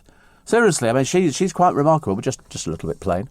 Also, Steve, Eurovision, just as bonkers as usual. Some of the songs are pretty good. Bowled over by Moldova. Now, Moldova, there was a very good song some years ago. Now, was it Moldova? And the woman singing it looked like one of my contributors. And I said that to her, and she went, no, she doesn't. I'm sure it was Moldova. And I can't remember what the song was called, but it was really good. They had I can't remember. Anyway, it brought the house down. She won, and I'm sure it was Moldova or something like that. You have to show me the winners again. I'll try to remember all these things, because whatever it is, you should listen to it, because she doesn't sing in English. I don't think she has the gift of English, and she's not great looking, but she's got a fabulous voice, and it's a really good song. It might be. Wait a minute. We shall find it. We shall find it. Here we go. Right, what are we looking for? We're looking for... wait a minute, Serbia. That's right. Molitva. Maja Serofit. There you go. She wore glasses when she sang, and it's a fabulous song. So it's Molitva, and they all sing and everything. It's so good, really. I think it sounded to me a little bit... She's quite butch. And it sounded to me sort of like a prayer thing. Whatever it was, she's only tiny. She was like this big, but the voice that came out of her. And at the end, they all sang, and it was just brilliant. It was just brilliant. You should listen to it. Sorry? She looks like Susan Spence. Susan Spence was furious. Lovely Susan Spence. I said, you look very similar. She looked at me like I'd said you look like sort of a ghost or something even worse. But no, I meant it complimentary, actually. Meant it very complimentary. But that's a good song. You should check it out. because I promise you it's really not. I'm going to get home. I'm going to just be watching all the... I'm going to watch it on the train. I'm going to watch Nicole singing a little piece after she won and all the different languages. Every time she went to a different language, everybody applauded. And I thought, that's really confidence, isn't it? Confidence. Yeah, I'll be crying again. I mean, I do cry. There's bound to be something over this weekend or something I watch that's going to make me cry. Mainly my tax bills, which make me cry quite a lot, actually. Stuart says that Moldova's entry in 2018 of Hey Mama was incredible. Some of them are really, really good. Some of them are really, really good. Some of them are rubbish. I mean, some of them you think to yourself, why have you entered? But we won't get anything, will we? I can't see us getting anything. I don't even know how the song sounds for us. You know. But, you know, what do we do? I mean, apparently Pat Sharp says we should forget about winning again. Yeah, I don't know why we even bother entering it. It kills people's careers. Thank you, Lauren. It does. It absolutely kills people's... Who's that? Michael Rice in 2019. I've never even heard of him. How did I miss that? Is that Michael Rice again? Changed a little bit there. There's that Suri. And I don't know who these... But why do I not know who these people... Gemini were terrible. Absolutely terrible. Blue did it as well, didn't they? That was a big mistake. Yeah, poor souls. Honestly, I don't know why they bothered. Are these all Britain's... I liked Engelbert Humperdinck. Nobody else liked it. I was kind of a lone voice, but I thought it was a very catchy song, and I thought he was very good. Sorry? 2013. Andy Abraham was the singing dustman. He'd been on the television in a singing programme. Scooch, one of the blokes on that, used to do one of those late-night programmes on the television, Spin the Wheel or something, whatever it was, when we used to have rubbish programmes on late at night. But, I mean, Precious. You ever heard of Precious? Nikki French. I've heard of Nikki French. Lindsay Dorcas. Katrina and the Waves. She's pretty. Gina G. Ooh, just a little bit. Love City Groove. Excuse me. Frances Raffel. Beautiful. Her mother owns an art school. You know, one of those theatrical schools. Love Frances Raffel. So pretty. Sonia. Michael Ball. Look how young Michael Ball is there. Samantha Janus. Emma. Live Report. Scott Fitzgerald. Pretty. Ricky. Too pretty. Ryder. Very pretty. Sweet Dreams. Bardo. Do you remember Bardo did One Step Further Around Another? That one. Bucks Fizz. Very pretty. Lindsay DePaul and Mike Moran. Brotherhood of Man. The Shads. The Shadows. Olivia Newton-John. Clodagh Rogers. Cliff Richard. New Seekers. Mary I loved Mary. I fell in love with Mary Hopkin. She turned up on Opportunity Knocks on the television singing... To everything, turn, turn, turn. It was an old Birds number, I think, played with a guitar. I remember going, oh my God, she was married to Visconti. They're not married anymore. And I thought she was fabulous. And she would sing this song with her guitar. And I just went, oh my God, she was fabulous. I bought all of her records, all of them. Kathy Kirby, No, I Shout. No, perhaps another one. Matt Munro, great voice. Ronnie Carroll. In fact, Ronnie Carroll twice, 62 and 63. The Allisons. Something About Being Sure. Brian Johnson. Pearl Carr and Teddy Johnson. I remember meeting them once, actually. They were lovely. And in 1957, Patricia Bredin. I don't even know who that is, actually. Perhaps we could have Queen doing Bohemian Rhapsody and we still wouldn't win, says Anthony. We're just not liked. I know, they don't like us. They want to come here and take all the benefits, but they don't want to vote for us. I don't know why. We've had some average songs. But if you're an established act... Kiss of Death going on Eurovision. It really is the kiss. It's sealed more people's fate than I can shake a stick at. They used to say it had a curse that went along. Dexter said, don't forget the New Seekers, Beg, Steal or Borrow. We came second. Yeah, the trouble is in Eurovision, coming second is no use whatsoever. You either win or you don't win. You know I'll beg, steal or borrow, to bring you... All right, I'm taking a break. I'm just trying to get into the swing of it for the weekend. Honestly, you know, happiness goes... nowhere on this programme. You're listening to a podcast from LBC. Morning, nice to have your company. So at 10 to 6 in the morning, Little Mix. Now, they used to be a 4-piece, now they're a 3-piece, but they're going to bring 2 other people in. Whether they form part of the actual group or they're backing singers, I don't know. But anyway, Jessie Nelson, who decided she'd had enough, she wanted to make a clean break from the group to pursue a solo career. And so the bandmates have taken her at her word. So, big mistake, I think, because they formalised her exit from the business they shared for a decade, costing her millions in the process. Unlike Victoria Beckham, who raked in £1 million without singing a note during the group's 2019 comeback tour, Jessie's former bandmates, will formally cut all financial ties with it, which means that she won't make a penny from the planned tour next spring, while the other three continue to coin it. A source said Jessie could have made megabucks if she'd remained as a director of Little Mix's business, Eternal Magic Touring, like Victoria did for the Spice Girls. Leanne, Jade and Perry are playing 24 dates from next April, including 2 sold-out nights in London. They could make about $5 million from those gigs, and if Jessie had remained on board as a director, she'd have been privy to cash from the band's live shows, even if she didn't sing a note. Fair play to the band. It's their decision, made with their business heads on. Because Posh banked this 7-figure sum from the Spice Girls tour, despite Mel B, Mel C, Jerry Horner and Emma Bunton doing all the hard work. Although Little Mix have lost Jessie, they say here 2 newbies join him on the road. Leanne and Perry are both pregnant, and their babies are expected to accompany them on the Confetti Tour, which kicks off with a show in Belfast. So nothing for Jessie. Now, the one thing that anybody will tell you, out there in the musical world, it's lonely. It's loaded because you don't know who your target market is. If you're in a group like Little Mix, they're successful because they're Little Mix. Because, you know, they always look good, they're always immaculate. She hated it. She didn't like that side of it. So she wants to strike out and get back in the studio and all the rest of it. Whether it works, I don't know. Louise Redknapp, nothing. Nothing at all. You know, it's amazing, actually. Graham says, really gets my day off to a great start hearing you sing. Thank you. I'm flattered. I'm flattered that you actually include it as singing. Steve, check out Tyrone Power's daughter that entered the Eurovision for Italy many years ago. Yes, some people.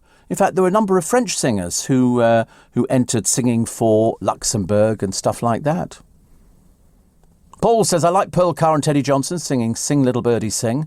They were lovely. I went to see them in a show in London, Pearl Carr and Teddy Johnson. Follies. They were in. Very good they were too. Very good. Another one here.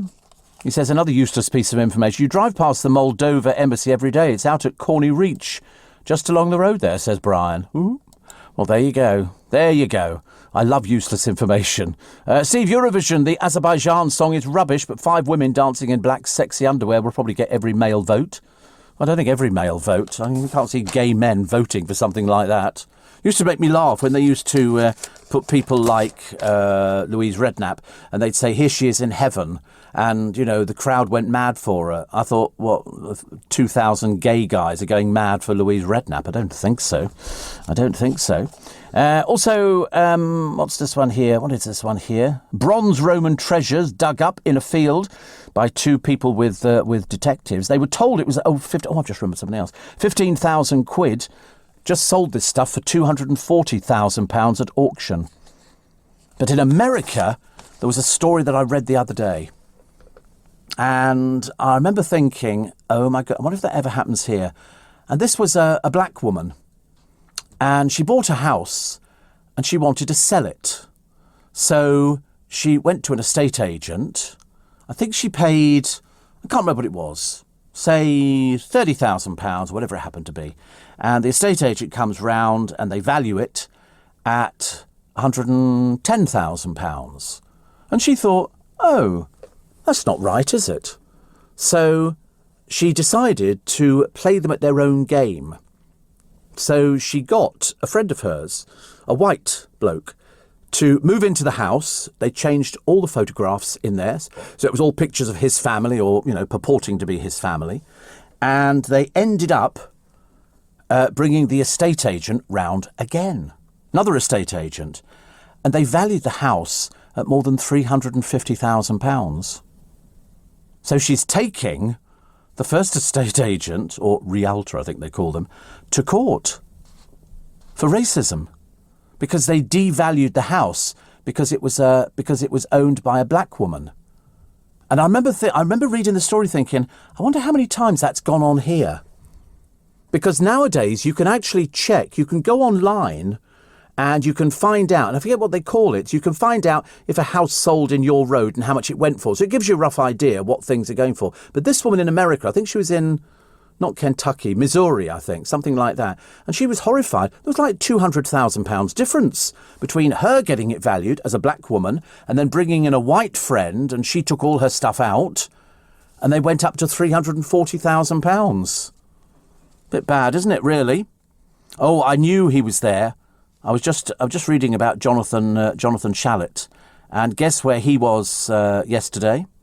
He was with his client, and a real star, Dame Joan Collins. Well, Biggins introduced me to Joan some years ago, and her delightful husband, Percy. Piers Morgan was interviewing her for the second time. I think that's to celebrate 70 years in show business. Diana was not a client, says Jonathan Shalit, agent of the stars. I love that line, actually. I think you should put it into your business papers. But it's not a client, but she was the patron of the charity Chicken Shed, to where she once brought both William and Harry. Like an angel, Diana truly was. The joy and empathy she brought to the children. She loved children, didn't she? She just loved children. It was positively unquantifiable. Bashir may claim she wanted to speak, but the truth is he exploited this with devious tactics. He pounced on a vulnerable woman who was easy prey, and the senior executive at the BBC back then who empowered him are just as guilty. Absolutely. There's a list of them. They're not working. I don't think any of them are working for the BBC, are they? They're all doing other things, Jonathan. But I mean, and the BBC go, oh, we're ever so sorry. I'm sorry. Sorry is not enough. Sorry is not enough. It's as simple as that. And when you hear the future king talking about, you know, his mother and the lies which left her paranoid and alone, you suddenly realise just how serious he's taken it. BBC done themselves great disservice. Great disservice. Bad news. Oh, here we go. You're going to love this one. I don't know if you're going to love it or not. Home cooks and bakers will be cheering today. Why? Why will they be cheering? I'll tell you what they've got. Seedless lemons hit the supermarket shelves for the first. Seedless lemons. Apparently one of the most commonly used fruits in the kitchen. Not in my kitchen, they're not. But apparently from today, Tesco will sell a new variety of guaranteed seedless lemons that will put an end to chefs and mixologists having to retrieve pips from health drinks, pancakes, fish and salad dishes and cocktails. Good Lord above. So I suppose when you want to squeeze a lemon, Jamie Oliver's very good at doing that. He'd just pick up a lemon and he must have very strong hands. He just goes like that and squeezes it. And this sort of, I think it was a sponge. Tons of all this stuff comes out of there. Seedless lemons were first trialled about 15 years ago, but they couldn't be fully guaranteed to be seedless. But they are. So there you go. I must go and get some. I feel like I should go and get... If I'm going to go to Tesco's, because I've got to go and get the sandwich spread, I'm going to go. Mind you, here is the picture to absolutely kill Versace. Why? It's Tyson Fury's 5 kids, all wearing garish matching designer clothes. It is as bad as Daniela Westbrook wearing Burberry all those years ago. Here she is with a Burberry pram. Here she is with a Burberry skirt. Here she is with a Burberry hat. Everything completely killed the Burberry brand. Stoned it there to start all over again. And here is Tyson Fury killing Versace. It looks ghastly. It looks ghastly. They've said it's a fashion faux PA. That's par. Because he's wearing it and the kids are wearing it. It really looks dreadful. Really, really looks dreadful. The only person who isn't is the wife. Good for her. Very bad. Steve, go before you break my heart. That was Gigolo Cinquetti, wasn't it? I think it's something like that. I'm not the best, actually. Paul says, now your VAT is done. Excuse me. I haven't paid it yet. Are you replacing the Beast with a new flying spur? They start at 153. I got the money. I'm not bothered about the money side of it, as you can well imagine. I thought I'd buy 2. You know, different colours. The only thing... We were talking about this the other day when I was talking to Nigel and Steve down at the garage where they look after my car very, very well. I was talking about colours that I've had. Dark blue, to start with. Then I went on to red. Then I had Nordic blue. I've had so many different colours of cars, and the one I've got at the moment is graphite. And here we go again. I was like, I can't believe it. It's ridiculous. Any you wouldn't have again? Red. Red fades. Red fades. I wouldn't have red again. Absolutely not in a million years. Nordic blue was very nice, and I had a green. My friend Chris found out what it was. I can't remember what it was called, but no, I'm happy with graphite. I like graphite. It's quite good. Especially now we've got the air conditioning working. That's fantastic. That was the happiest day of my life. And the tyre. Sorry? Comfort cooling, yes. Comfort cooling, which is very nice. You're listening to a podcast from LBC. Morning, everybody. Nice to have your company. Oh, I think somebody used that before. Oh, no, wait a minute. We could still use it. Good old Brucey. I was always told years ago, if you're a comedian or a game show host, what you need is a catchphrase. You need a catchphrase, because that's the only way that you're going to be remembered. Dale had a trick. He would get the contestants to say his name. So if he said, "And Mary, you're certain," she'd say, "Yes, Dale." He managed to get them to say "Yes, Dale" all the way through, which I remember thinking that was quite a clever thing to do. Steve, a seedless lemon, says Ambrosine. Does that mean it can't have baby lemons? Oh, I don't know. I mean, the trouble is they've obviously had to guarantee there's no pips in it. But I tell you, you watch Jamie Oliver squeezing a lemon. He literally takes it and they get more juice out of it than you could shake a stick at, which is amazing. Steve, locked into the spike, says Waj, after watching a movie, which is lovely. And somebody says, remember Coco? Yeah, the bad old days. I do. I can't remember. Those were the bad old... Yes, I remember, sort of. It was trying to find something for Eurovision that worked for us. Because if you listen to some of the other countries, you feel so sorry for them. You feel so sorry because you think, and that's the best song that your country is going to offer. And we laugh at them because some of them, but their makeup was the best ever. But they probably feel the same. They probably look at us and go, "Oh, they look so ill, don't they?" All the British entries look ill, and we'll always go there, and you'll see loads of people around our entry when they go backstage and go, "Oh, here's so and so, so and so." But I mean, how many people presenting it do you need? Oh, I thought you just need the one person. Now you've got about 4 people presenting it. Dreadful waste. Just sort of say, here's Austria. You don't need to give us a rundown. You always have the little promo film that comes in. Charlie and Callum are from Shepperton, bless their hearts. 2 new listeners, they're builders. God, blimey, I tell you. Builders at the moment are making a fortune. I know that because we've just... we're looking for people at the moment. We've got a list of people to see who are going to scaffold the place and do some work and all the rest of it. All the prices have gone up. So before it was, say, 22,000. Now it's 32,000. It's a big lot of scaffolding we're having done and stuff like that. And you think to yourself, but scaffolding, it's not poles, is it? It's just metal. There's no sort of wear and tear. They don't have to paint them or anything like that. It's just scaffolding.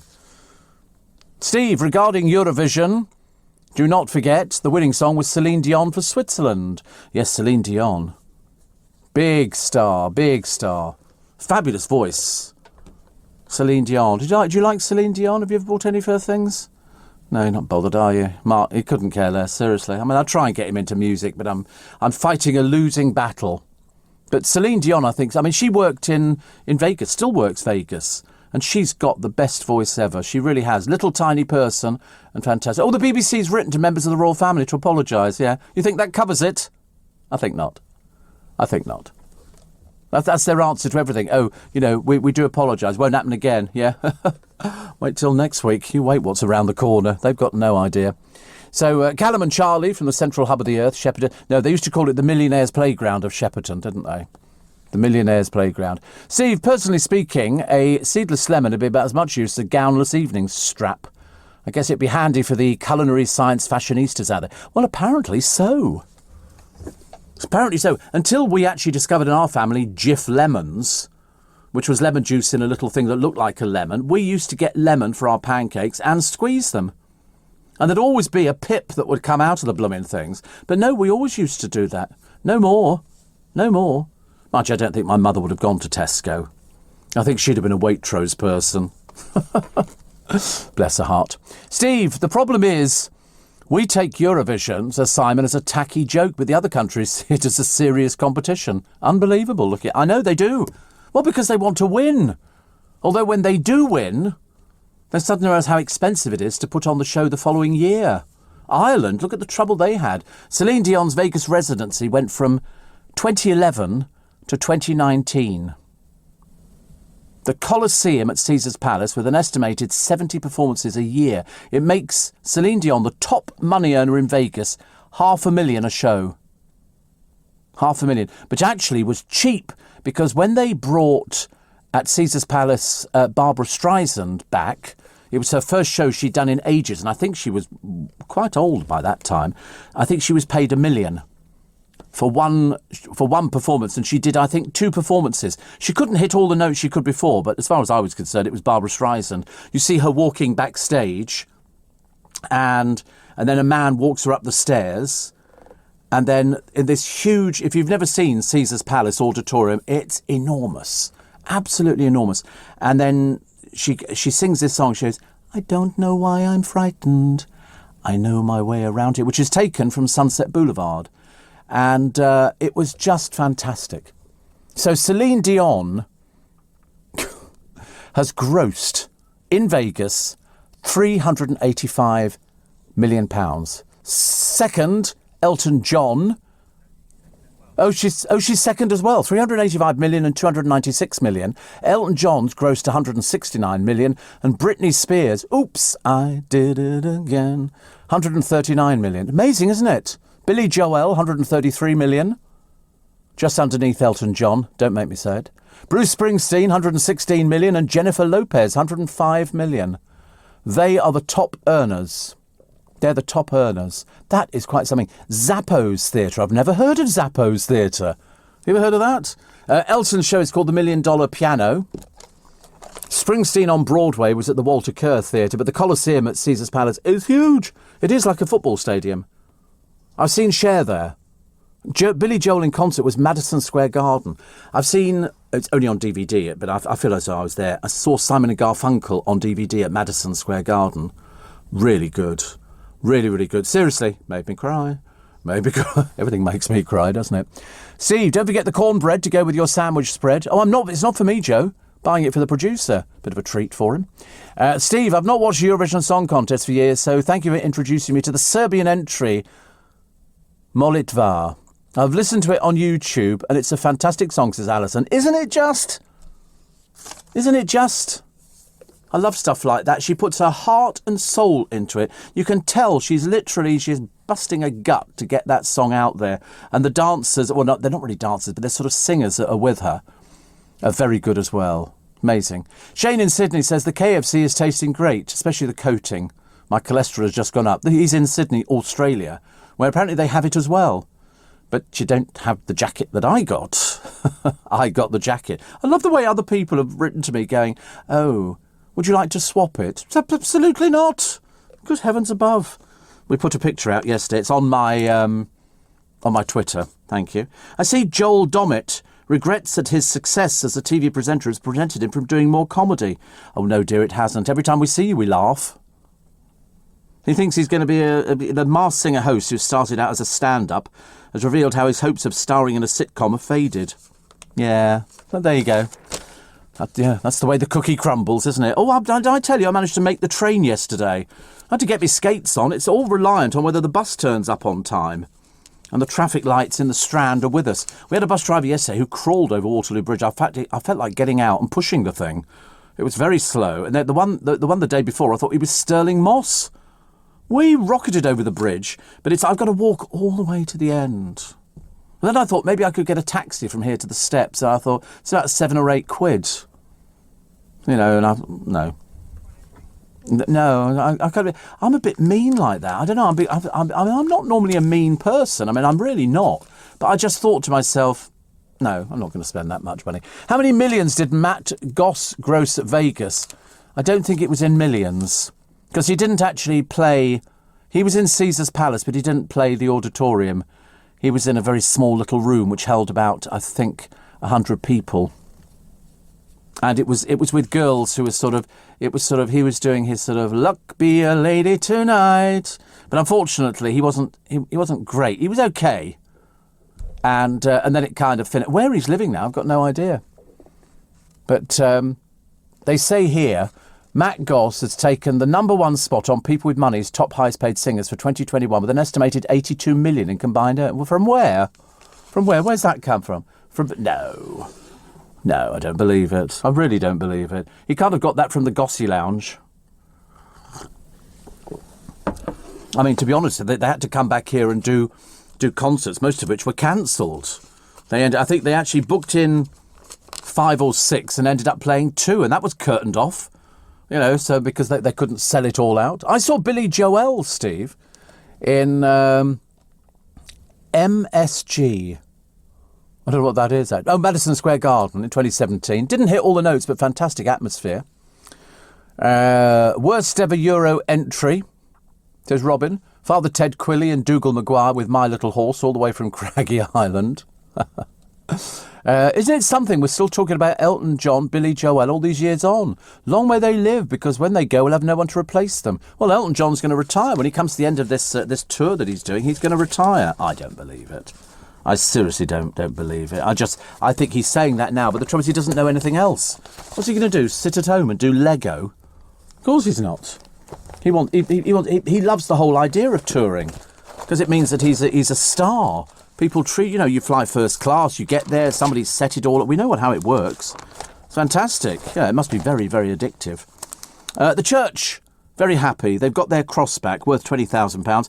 It was returned to a garden of remembrance. Worshippers were horrified to find it was swiped. And a tip-off led officers to a yard in Newcastle. Yeah, I bet. What sort of yard that was. But anyway, there is damage, but they think it can be repaired. So that's good news. I feel a bit better about that. And, right, yeah. Oh, so Stuart Manning says, I know, I just saw that. 82 million, Matt Goss, yeah. Jackanory. He was working in a room which was 100 people. 100 people. They didn't hold any more. And there was a band to play, and people just went there. But it was called, they had to rename Cleopatra's Barge as the Gossy Room. I mean, talk about madness. You're listening to a podcast from LBC. Morning, everybody. Nice to have your company. Steve. Didn't Matt Goss have a very successful show on Broadway? No. we checked. He didn't. I can't imagine why he would. As what?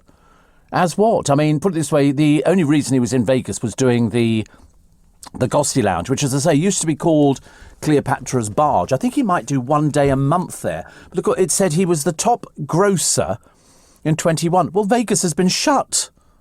How can he be the top grosser? He's in a room that seats 100 people. He's not going to make the sort of money that Celine Dion makes. She's playing a stadium. He's playing a little room which has got sort of, half-naked people serving drinks and stuff like that. That's what you're paying for. Steve, I love squeezing a fresh lemon, whether into a cup with hot water, very good for you, or onto a chicken kebab or onto a pancake, but it is guaranteed. Every time one damn pip ends up in the mix, and trying to pick the pip out is like trying to pick a piece of broken eggshell out of a saucepan with a teaspoon. Impossible, says Mickey. Well, these ones, they've worked at it. This is the story that Tesco are going to be selling lemons with no pips in, which is quite nice. Elton says he's going to retire, Steve, at the end of his tour. The only problem is his current tour end date is akin to the end of the DFS sale, says Dan. Yes, it was never ending, wasn't it? Mind you, there was another place, wasn't there? MFI had a sale that went on for ages and ages. That was also very, very popular. And somebody says, one show I love was J-Lo in Vegas at the MGM Grand. We were on honeymoon at the time. $250 a ticket, but well worth it. Yes.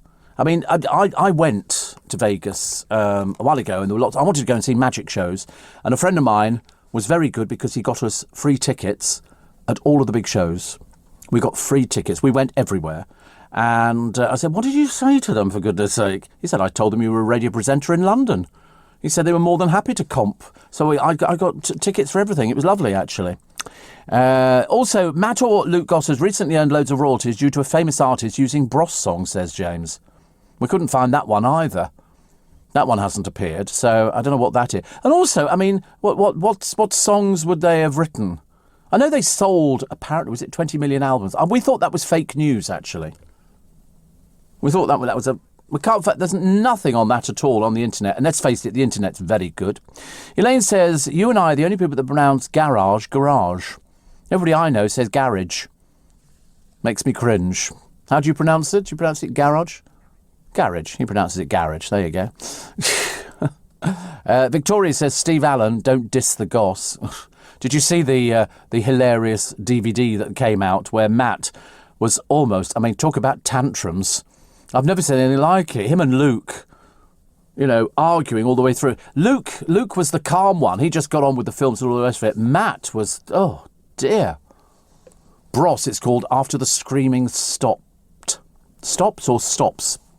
Whatever it was, Matt had tantrums all over the place. It was like dealing with a sort of a petulant 12-year-old. Even younger, I should imagine. There was somebody the other day. Where was it? I was in Kingston. I was just having a wander round, and it was some child who didn't want to walk. They wanted to sit in the pushchair, and the mother was having none of it. And she said, "No, you'll walk through the door."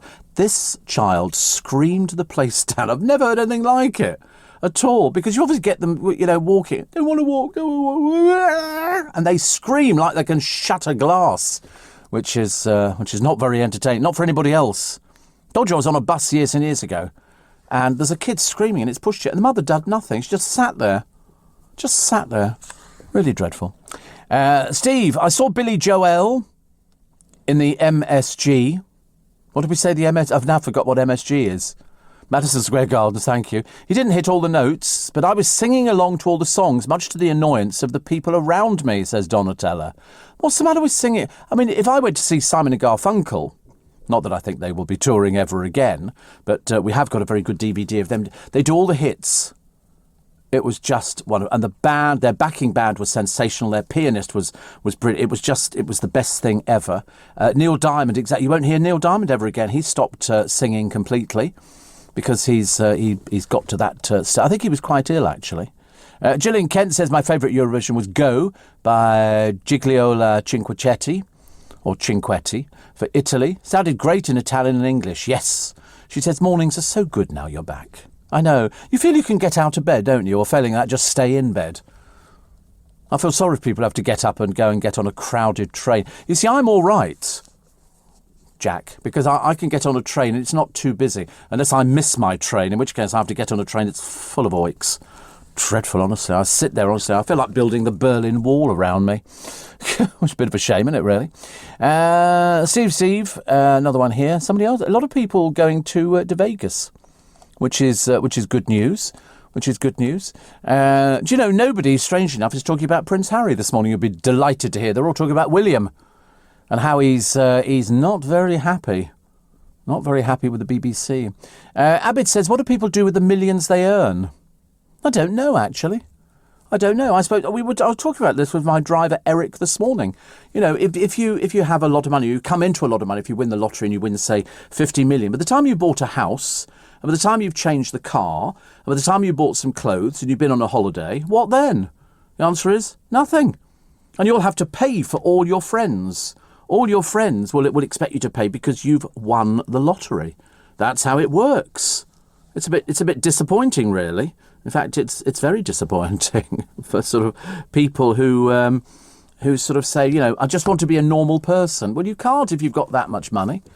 One that says, I saw David Cassidy at the MGM in Vegas in a show there years ago. Shook his hand as he came down the stairs, says Scott. Yes. I loved David Cassidy. I thought his songs were beautiful. I thought he was great. Never understand the lottery winners, says the producer, who don't tick the privacy box. But they will do their best to convince you to go public. Phone's coming alive again by itself. Yeah, so, you know, even though, I mean, I've actually ticked the privacy box. I know it's going to go against me. Oh, lovely. I've got a parcel due to be delivered today, which is very nice. By 3 p.m. They said we won't need a signature. That's good, isn't it? I like that idea. No, it's not a scam because I really have got a parcel. In fact, they've actually sent it twice. Oh, unless it's 2 parcels. It's probably 2. It could be 2 parcels I've ordered. And in fact, it is 2 parcels. I've just remembered 2 parcels. And they'll be arriving today. So it's not a scam because if it's a scam, they ask for money. They say, you know, before we'll send it. Well, you don't do that. No, terribly sorry, but I don't do anything like that. I always say to them, if ever I get anything like that and I don't, I'd go, well, you keep it. You send it back, dear. OK.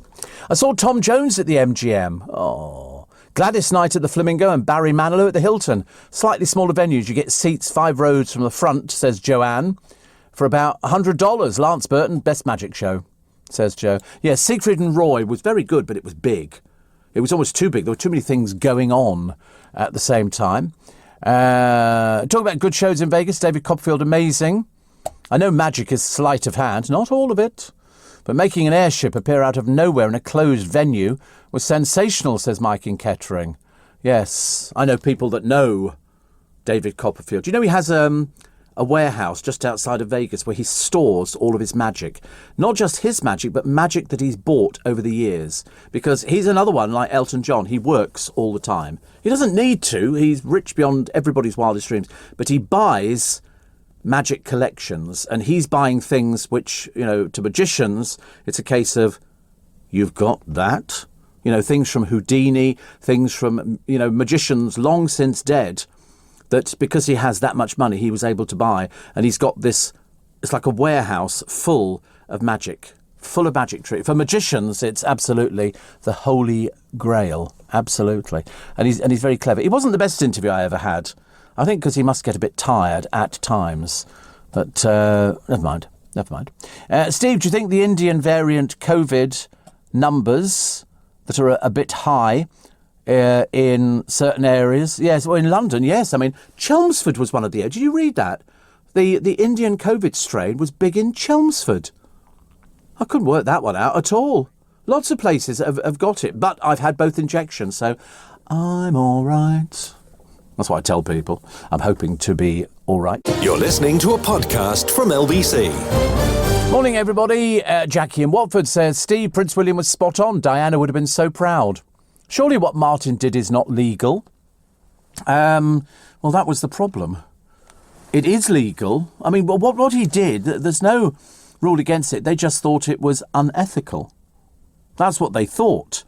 When William comes forward and says, what he said on his speech, which was very good. I thought his speech was almost as good as Diana's brother at her funeral. The one that, that was again an embarrassment. At Diana's funeral, and Earl Spencer got up and did his speech. And then at the end, what did you hear? Applause. And that applause echoed from outside, from in Hyde Park and everything else, and then it went all the way through the Abbey as well, the applause. And the royal family sat there stony-faced. They didn't clap. They didn't know what to do. They just sort of sat there because it was the most, it hadn't been done before. And he said, he finished up, and his voice cracked a bit, he said, I'm so proud, to call her my sister and all the rest of it. We are your blood relatives. And then you get this. And now, all of a sudden, the boys have come out and said it was wrong. They don't want to see it on the television ever again. And had this not turned out that Martin Bashir was a bit devious, to put it politely, the BBC probably would have shown it again. They seem to be a law unto themselves, but hopefully, not so good. Steve, you've made my morning, says Joe. Oh, it's good, isn't it? Why have I made your morning? And I love Las Vegas, and I used to go every year pre-COVID. Just talking about it cheers me up. I know.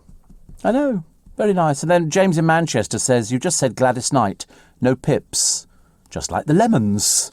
I know, it all ties in. But the Naomi Campbell story rumbles on again. There's a lovely piece in the Mirror today saying Naomi Campbell is expected to return to work shortly after becoming a new mum at 50. But we don't think that she gave birth to this child. That's what the rumour was the other day. It's been for 2 days now. They say she has a string of projects in the pipeline. That'll be modelling. And she's a very hard-working person who won't want to completely take her foot off the pedal. So as well as running her YouTube channel, well, she won't run it, will she? It'll be somebody else who does it. The source says she'll probably be active in the next few weeks with some visibility. But she's been telling friends how sweet her new daughter is. I know, a surprise, isn't it, really? Look, new baby. But in fact, 3 weeks ago, she didn't look pregnant. So, immaculate conception? Only guessing. 84850 steve@lbc.co.uk. I'm a bit bored with the Friends people. I don't care about the Friends people. I really don't. They've got a thing here on whether or not they've had surgery. Because if you look at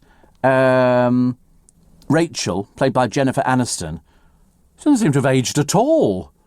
Not at all. Joey, Matt LeBlanc, of course, puts on weight. Chandler has definitely put on weight. David Schwimmer, not really. He's still recognisable as David Schwimmer. Yeah, Lisa Kudrow looks the same, and Courtney Cox, who played Monica, looks the same. The oldest one is... Oh, interesting. Who do you think? No. Lisa Kudrow. Oh, you say Kudrow, do you? Oh, Lisa Kudrow. Very posh round here. Yeah, she's 57. She's 57. Courtney's 56, which is good. David Schwimmer's 54. Matt LeBlanc is 53. Matthew Perry, 51. And Jennifer Allister, 52. And they've got a little quiz if you're really into Friends, which I'm not, actually. I couldn't care less. So I shan't bother giving it to you as well. Plus, here is this cafe basement, which they're digging at the moment. They think it could hide the body of Mary Bastome, but they're not sure. They've just got chalk markings on the floor where they're supposed to be digging. And they've released this video shot under the clean plate in Gloucester, where Mary, who disappeared in 15, worked, and the serial killer, Fred West, was a customer. West died aged 53 in jail, of course. He committed suicide. Said to have told his son that he killed Mary. This is the son, Stephen, who has been talking to the police. There was also talk the other day in the newspapers that they would talk to Fred West's wife, Rose, and then somebody said there's no chance of that happening. No chance. They'll have to arrest her and then quiz her. And all she has to do is say no comment. And her lawyers will argue, why would you want to dredge something up that happened 50 years ago? She's in prison for the rest of her life. She doesn't want to talk about it. Simple as that. Steve, I've just checked MGM Grand at Vegas. Bruno Mars is playing $6,000. No thanks, says Ab. Is that $6,000? Bruno Mars? Where's he playing? Oh, the MGM Grand. It's not that big, is it? I don't think so. Steve and the Groovy Gang, my son has asked me to play golf in a charity event at Wheatley Golf Club this morning, says Rob. And I'm a very poor golfer. Hate the rain and being cold. I've been praying for it to be cancelled. We just had a text. We'll pick you up at 9. Oh, I know that. I've done that before. If it wasn't a charity event, I would have made up an excuse not to go. Anyway, good luck. Have a nice dry day. Yeah, I don't know what our weather's like today in London. Oh, surprise, surprise. Here we go. Strong winds and light rain showers. That's not good, is it? That's not very good at all. Saturday, oh look, it's the same. And Sunday, and Monday, and Tuesday. But by the time we get to Wednesday, you can put your bikini on. If you're listening, Fred. And Thursday, you can keep your bikini on, and Friday, and Saturday as well. So that's nice, isn't it? It's very nice. So that'll be the bank holiday weekend. And I confirm to you that there is a fun fair at Hampton Court. I've seen some posters around Twickenham. I mean, put it this way, they wouldn't put a poster up there for something else, would they? And it looked like a fairly big poster. So that's what I'm assuming it is, in fact, at Hampton Court, the fun fair. That'll be George Irving's, which I shall go to it. I love stuff like that. I just like looking at the rides and the lights and everything else and the painting on all the machinery. I love it. Do you not like fun fairs? Yeah, you're not bothered, eh?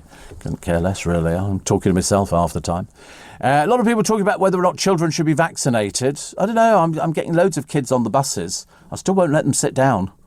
I'll put my bag on the... I'm not letting anybody sit next to me. Definitely not. I'm not having anything like that at all. I'm just being safe. We were talking earlier on about Hounslow, and I was saying to the producer, because I think that's another high-risk area. You know why? Because all the people who work at the airport, not all of them, but I mean a vast percentage live in Hounslow, Isleworth. There you go, Hampton Court, Palace Green, George Irving's fun fair, open daily, 12 noon to 11 p.m. at night. All the fares are suitable for adults and children, and each ride is £1.20. Well, it's a token is £1.20. I love it. I love it. I don't go on the rides, but I do go for a walk around. So that starts 29th of May until the 6th of June. Wow. That's a long one, isn't it? Very long one, but I love it. It's a big fun fair. Big fun fair on the green. I mean, that really is. So George Irving owns the rights at Hampton Court Green. So all the rides in the middle of the fun fair, running down the middle, will be owned by George Irving. And they will have his name on all of them. And then what they do is they lease out either side the other rides. So, you know, the Coconut Shy and some of the other big rides are leased out to people. But all the ones down the middle will be George Irving. Clever, isn't it? I'm fascinated, but I'd love to have a fun fair. I don't really go on rides. It was years ago, Dale and I went. He liked playing bingo at a fun fair. And I went on a ride there, and it was like a giant waste paper basket. And you sort of stood against the wall and a bar came round in front of you, and it spun round, and then it went up in the air and started spinning round like that, like a washing machine.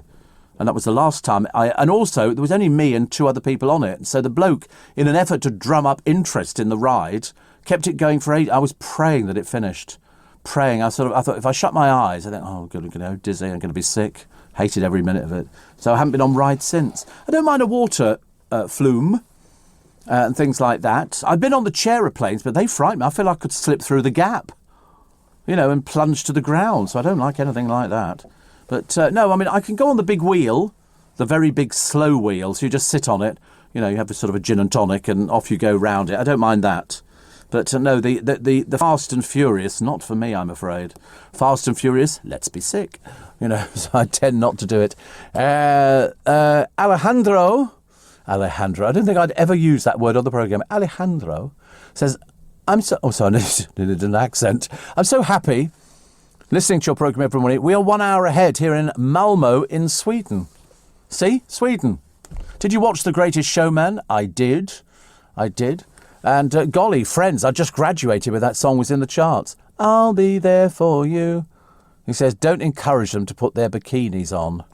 Well, I think we have to. It's all the people on the high street, isn't it, who walk down the high street when you get sunny weather with the crop tops on and the gut hanging over the top of their sort of tatty things and the remnants of a G-string poking up the... Oh, ghastly.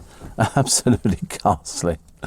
Also, a lot of other people saying how much they enjoy listening to the programme, which is very nice. Thank you very much indeed. But don't forget, you must download all the podcasts. Please do. Please do. In fact, the more you download, the happier I become. The more the merrier. It's a bit of a competition going on, actually. Boxer Carl Frampton. See, I don't know who Carl Frampton is, but apparently he's been banned from appearing on Strictly Come Dancing unless he has a same-sex dance partner to avoid the show's famous curse. He retired from the sport last month. That's why. This is a load of old hooey. This is a case of he's retired from the sport last month and he's looking for publicity. So we go, oh, Carl Frampton. He retired. How old is he, for God's sake? He's a former 2-weight world champion, retired from the sport last month. He's been approached to do several reality shows, but his wife has laid down the law. He says, I'm not allowed to do... Oh, this is publicity, isn't it? He's trying to get some interest going here. But we don't know how old he is. Apparently, Tony Beak is up for waltzing with him. Have you seen him on that Steph program? My God, what an irritant. Oh, goodness me, honestly. You lose the will to live. I can't watch it. The moment he's on there with his smarmy smile and... Oh, dear, he obviously thinks he's something, doesn't he? Try the waltzer. I've been on a waltzer. With the break, and I've done all of these things. I just don't want to do them now. Thank you very much indeed. £1.20 for a token. The same fun fair in Clapham last week was £1. This is a big fun fair, though, but much more choice than you'd have at Clapham. This is a George Irving fun fair. You're listening to a podcast from LBC. Morning, Steve. I went to the fun fair with my nieces in Horsham last weekend. It was the worst 3-minute experience of my life on that waltzer. I know. You see, the trouble is the waltzer, it just goes round and up and down and up and down, and you put your foot on the brake and then hold it, and then it spins. It doesn't spin completely, it just sort of shoots you round a little bit, which I find a little bit, as Keith and Harrogate says, you should try it. I am old enough to have tried all these things first time round. Steve, I was once high spinning around on the umbrellas at the fair, and like you, the guy kept it going for ages. Yes, I won't repeat the other little bits and pieces. Matt, thank you for sharing that with me. I'm sure it was delighted. From today, you have to pay double for single-use plastic bags, as the price is up to 10p. What do you mean up to 10? I've always paid 10p. I bought a carrier bag yesterday. I went out to buy some, let's just call them undergarments, and it was sort of £75 and 5 pence. No, and 10 pence, I beg your pardon, and 10 pence.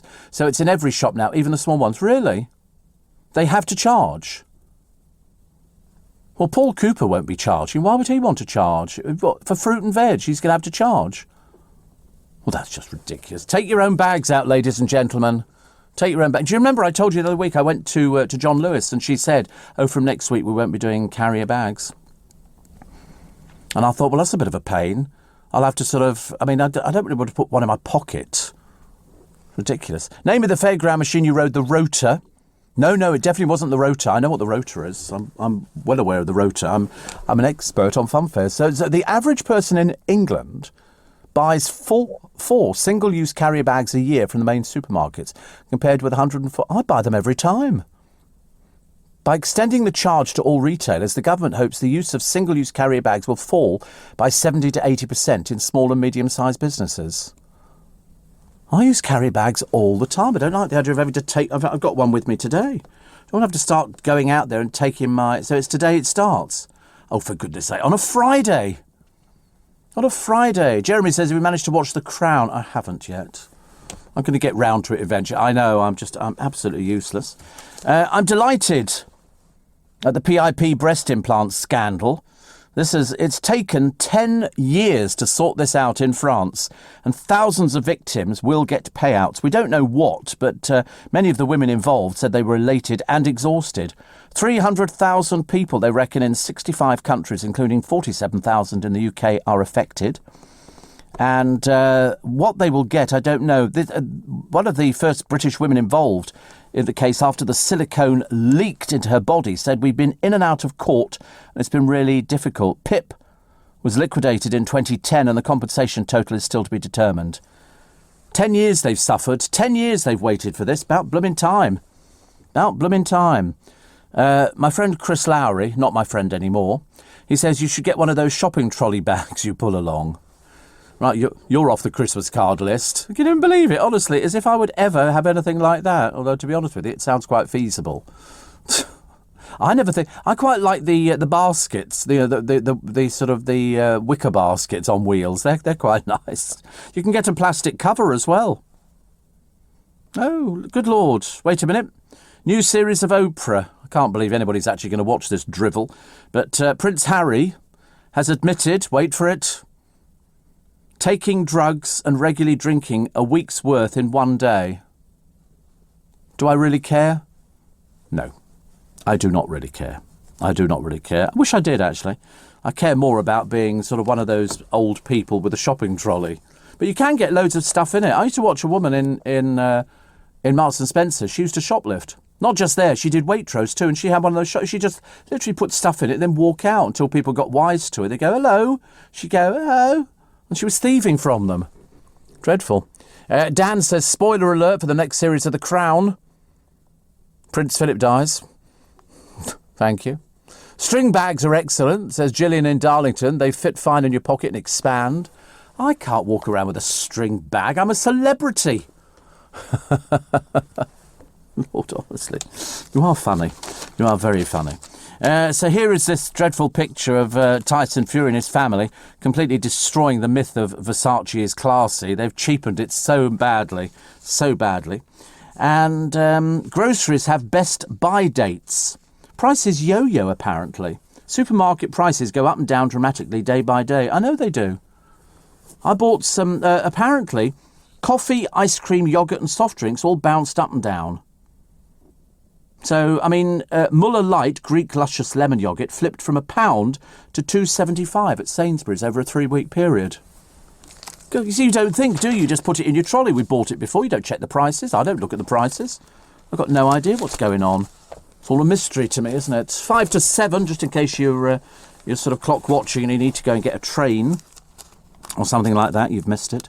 Especially if you're going to Waterloo. Nightmare. Here's Diana with the 2 boys, William's explosive statement, and Harry's let rip as well. So, and there's pages, 20 pages in the Daily Mail today. So if you're not really interested in it, don't bother with the Daily Mail. I can't believe there's 20 pages of it. Jabs have saved lives of 13,000 of the over 60s, which is good news. And a lot of people are getting a bit excited about Prince William showing impressive... I'm going to sneeze. Here we go. Typical, isn't it? Typical. End of the programme. I'm so sorry. Honestly, how amateurish. He's revealed impressive bicep muscles. Honestly, I mean, isn't that just sexist rubbish? It's ridiculous. I mean, who's staring at his... I had a look. But they were just giving him an injury. I mean, my arms look exactly the same as his. You know. Steve, in Jamaica... You don't get plastic bags, only paper. America the same. America do a lot of paper bags, and they pack it for you. Jackie in Kingston said you should use your tote bag. Oh no, you can't do that.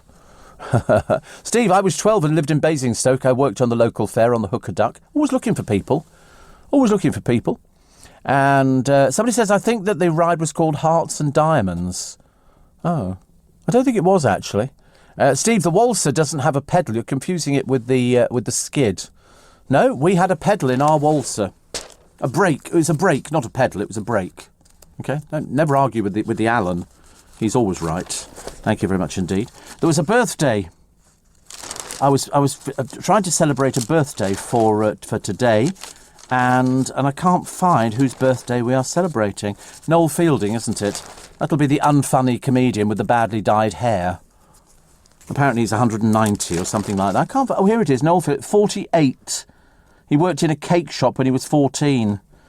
Why is it he's so unfunny? How is he put down the London-born comedian? So there you go. And Mary Robinson, the first female president of Ireland, is 77 today. So happy birthday to both those people. And if you're celebrating your birthday, many happy returns of the day. I've got to go. Got to try and make it to the station in time. Honestly, it's a nightmare. I tell you, I'm going to end up with blisters on my feet. On today's Little Bit Extra podcast, Mel B shows off her naff LA mansion. Noel Gallagher says he'll reform Oasis for £100 million. I'd pay him that much to go away and stay away. And find out what Harry Styles is missing on Brighton Beach. Make sure you download the Global Player for Apple or Android, as well as listening live to LBC. You can listen back to this and other LBC programmes, as well as listening to a huge range of podcasts. It is a huge range of podcasts. It is literally thousands upon thousands. Thousands. I'll be back with you on Monday morning. Have a great weekend. It's going to be, I think, a little bit wet and a little bit windy and a little bit miserable. So, typical British weather, but who cares? You've got LBC. Morning, everybody kind of sums it up, doesn't it? Cold, wet and windy. What a brilliant start to the week. Mind you, the good news is that this coming weekend is Bank Holiday weekend, and we're told we're in for a heat wave. Can't wait. Coming up on the programme this morning, all your texts and emails, 84850 steve@lbc.co.uk. What was stolen from Arundel Castle that, strange enough, we were talking about this only a few days ago. It's very precious, not really worth anything, but the sentimental value is blaringly obvious. Jeremy Paxman says typing gibberish was the first sign that he was ill. Pope Francis to get an all-electric Pope-mobile. And the Argos workers and the catalogue of grievances. Plus, Denise Van Outen says she'll marry her boyfriend after the patio's finished. And full steam ahead for a teenager who's got the ultimate train job. Plus, Freddie Mercury's drag name and a volcano's erupted in the Congo. It's all very exciting, isn't it, really? I mean, but everything here pales into insignificance. So it's going to be wet, windy, cold, miserable. Typical Monday. Do you know, if you're in bed at this precise... I'd stay there. Phone up work, tell me real. Hello. So I can't come in today. Try that one. But then just remember, if your phone rings during the daytime, when you pick it up, can you remember to go, sorry, I'm not very well, as opposed to, hello? You know, it's going to give it away instantly, isn't it? That cable car crash, they've always frightened me, cable cars, ever since I saw one in a James Bond film. And the bloke with the teeth was trying to bite through the hawsers, the cable. I mean, honestly, that thing had only just been checked a few years back because they'd gone into sort of lockdown, and I've always been frightened by cable cars because I always think, just supposing the cable breaks, what happens? In this case, 14 people are dead. It plunged 65 feet. It was quite high up at the time. You can imagine. God, dear me, honestly, that would do it for me. Plus, Amy Winehouse couldn't do a gig she was scheduled for. She was on a 5-day bender. That's what they call them when people just drink themselves into oblivion. Harry's still loving the publicity. In fact, you can't keep him away from it. Isn't it funny? I thought he hated stuff like that. Obviously, doesn't know the meaning of telling the truth. So the volcanoes erupted. I think they're very pretty volcanoes, but you don't want to be in the path of one, do you? This one's not erupted for many, many years. Many, many years. Rose West to be quizzed by the police. No, she's not. No, she's not. We've already been told 1,000,000 times, and I've told people, you can't just go and quiz her about, bodies and other things. You've got to arrest her. She's not going to sit there. All she's got to do is go, no comment, no comment, no comment. A waste of everybody's time. Total waste of everybody's time. The dentist, if you need to see them now, you've got to wait about 3 years. 3 years for an NHS dentist. Go private. So much easier. Just get private medical health care. I was talking to somebody the other day, actually, and they had a lot of problems. And they went to the doctor, and the doctor said, well, we'll try and book you in a few weeks' time. So they went back home and they said to the husband, it's a few weeks' time. He said, sod that for soldiers. He said, pay for it privately. They were in literally that same hour. They got in to see. That's why you're going to see more and more of this. You know, as we sort of try and relieve the stress and the strain on the NHS. So it's back into hospital, but if you're paying for it, you can get in almost immediately. June will be better weather-wise. It's good, isn't it? I like the idea of us being in the middle of a heat wave. Typical, isn't it? You get all this rain in about 24 hours. Russia is our number one threat on the coast. You know why? They're submarines. Perhaps they're lost. Hello, if any of them are listening down there at the moment, you know. Not the best place to be at the moment. I've always wanted to go on a submarine, but they look a bit crowded and cramped. And there was that one that got stuck at the bottom of the ocean and all the people on board died. Because you can't bring them back up again. If they're in a submarine, once it's broken, it stays down there. So they just had to wait, presumably, until the air ran out. I mean, it just seems absolutely dreadful. But I quite fancy the idea of doing it. But I'd want one where it didn't actually go to the bottom of the ocean. It just sort of floated along near the surface. Much easier. There's a father of 3 in the paper today. He's taken his own life, very sadly. Why? The assessor, who was assessing his benefit entitlement, said he wasn't ill enough. So they cut back his benefits, and he couldn't cope at all. So he took his own life, which was terribly sad. The family have only just spoken out about it because they want, you know, it to be a lesson to other people. You know, talk about things. Sue says, I've been on the James Bond cable car. It's so high. I know. You see, I'm not sure I could do something like that. I've been on is it a funicular railway? Which is okay. I can do something like that. But if you're suspended on cable, but I thought that they had another cable that went along underneath it, and that was just in case the first one broke, you've got another cable to rely on, which you would think would lower you gently to the ground. Not so in this case. That's really terrible, isn't it? The Martin Bashir scandal has sparked a criminal inquiry. I said last week to you, and it's amazing how many of you agreed with me. I said, I'm not at all surprised by this. I didn't see there was anything the matter with him tricking her because he got an interview which went round the world. I don't believe it was responsible for her paranoia or anything like that. She could have walked out of that interview at any time. If she thought it was one thing and they started doing something else, which we are reliably informed happened, well, then she could have got up and said, no, stop this. Sarah Ferguson did it. Do you remember? The Australian interview. So I'd like to ask you, I don't want to talk about that. Can we stop the interview? I've already said I don't want to talk about this. And he said, well, it's in the book. You're here to plug your book. She didn't have anything to do with it, which is a bit of a shame. Bygone crafts have been saved by COVID. People are now taking up hobbies which they didn't do before. They, stained glass work. And what did I see the other day? It was like an artist type programme. It's either that or people are making pottery or jewellery. You know, we've gone absolutely crackers for this kind of stuff, which I don't mind because it's good to get a hobby. And I can't paint for toffee. They had a programme about Gibraltar the other day, and there was one old baggage on there, poor soul, because there's a lot of people over there. I don't know what they're doing or where they came from. But anyway, this particular woman thought she was an artist, and then she showed us a photograph that she'd painted of the Queen. Didn't look at all like the Queen. I felt like writing into the programme and going, are you having some laugh or something? It doesn't look like the Queen. And this woman goes, oh, because I love Her Majesty. Yeah, I love Her Majesty as well, but she didn't look like that. This woman couldn't paint for toffee. It was all very embarrassing. Whereas some of the painting programmes are quite good on the television, which I like. The teenage train job, he's got a job as a guard. He's only 18, and it's on one of those heritage railway sites, which I quite like. Queen of Clean, Aggie Mackenzie said she used to be a money penny for MI6.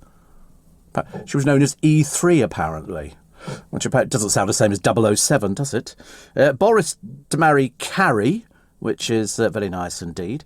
And the Red Squirrels were in a battle to take over the Greys. The Greys were killing the Red Squirrels, and now the Red Squirrels are fighting back because the Red Squirrels are very nice, but the Grey Squirrels are the feral ones, and they'll kill the Red Squirrels. But now the Red Squirrels have said, "Excuse me, boys, come on, take up arms," and they did. And which reminds me of watching something the other day. There's one thing I'm not over keen on, and that's painted wild dogs. Have you seen them? They're on the plains in Africa.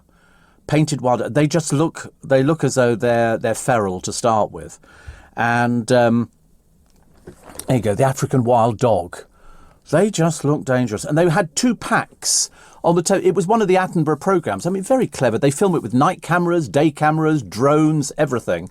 And they had 2 of them, and they were all lying down asleep until one of them opened his eyes and saw a lioness creeping up towards them. Well, of course, lionesses will eat these wild dogs. Well, you've never seen them move so fast in your entire life. And they sort of moved off. And then for some reason, a water buffalo hove into view, and the lions were still there. And I'm thinking, are you mad? And so the cameraman said afterwards, he said, we were filming, we thought that they were going to go for the dingo puppies, or the sort of dog puppies, which they actually would have done. But this water buffalo hove into view, and so they attacked it. Now, whilst the water buffalo is standing up, it's fine.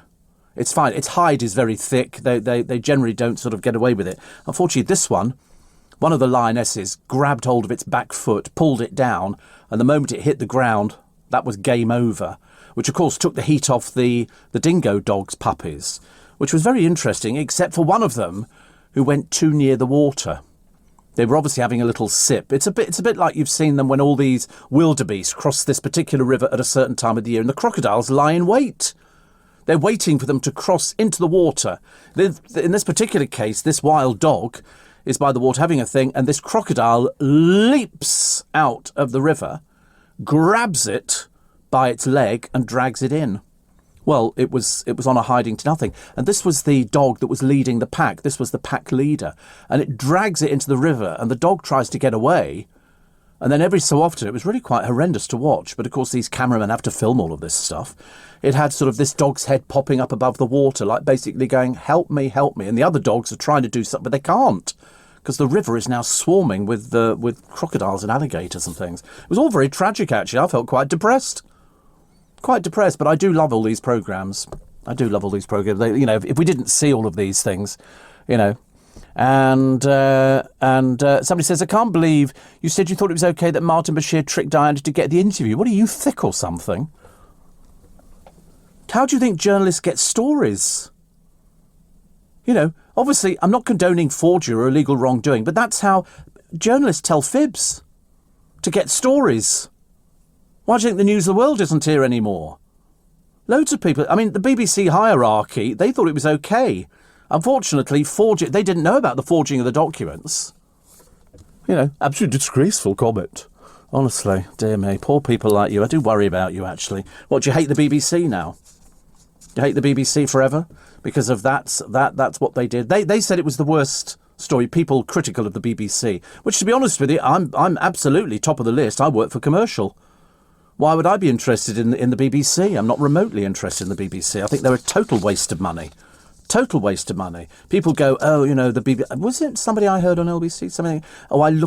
I grew up listening to the BBC, so I look up to them. What for? Why would you want to look up to something you have to pay for? If you're a pensioner, you're not getting a good deal about it, are you? Apparently, have you noticed the moon? I think it's called a blood moon. Is it? I don't know, actually. I've not looked at the moon recently. Is that where it goes a little bit tingy red? Oh, that's all right. What, why it goes tingy red? Probably cut itself. I don't know. I love stuff like that. I love looking into the night skies and sort of seeing things. And people who sort of... The amateur people who love looking into the skies, I like them a lot. I think they're really great, actually. Really great. So Sue has been on the James Bond cable car. Where is it? Where is the James Bond cable car? Is it? It's not Rio de Janeiro, is it? Some of these ones go literally. I don't know how they.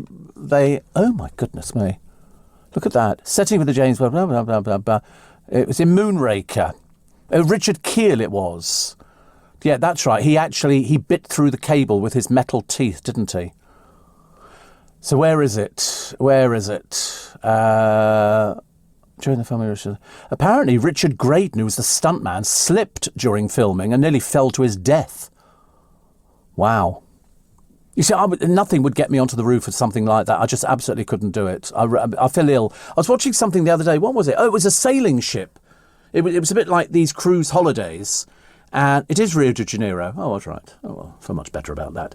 And the man had to climb up the rigging of this sailing ship and change a motor engine.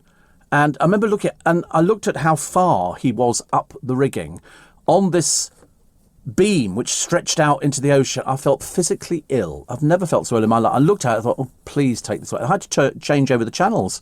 I get quite ill with things like that, really.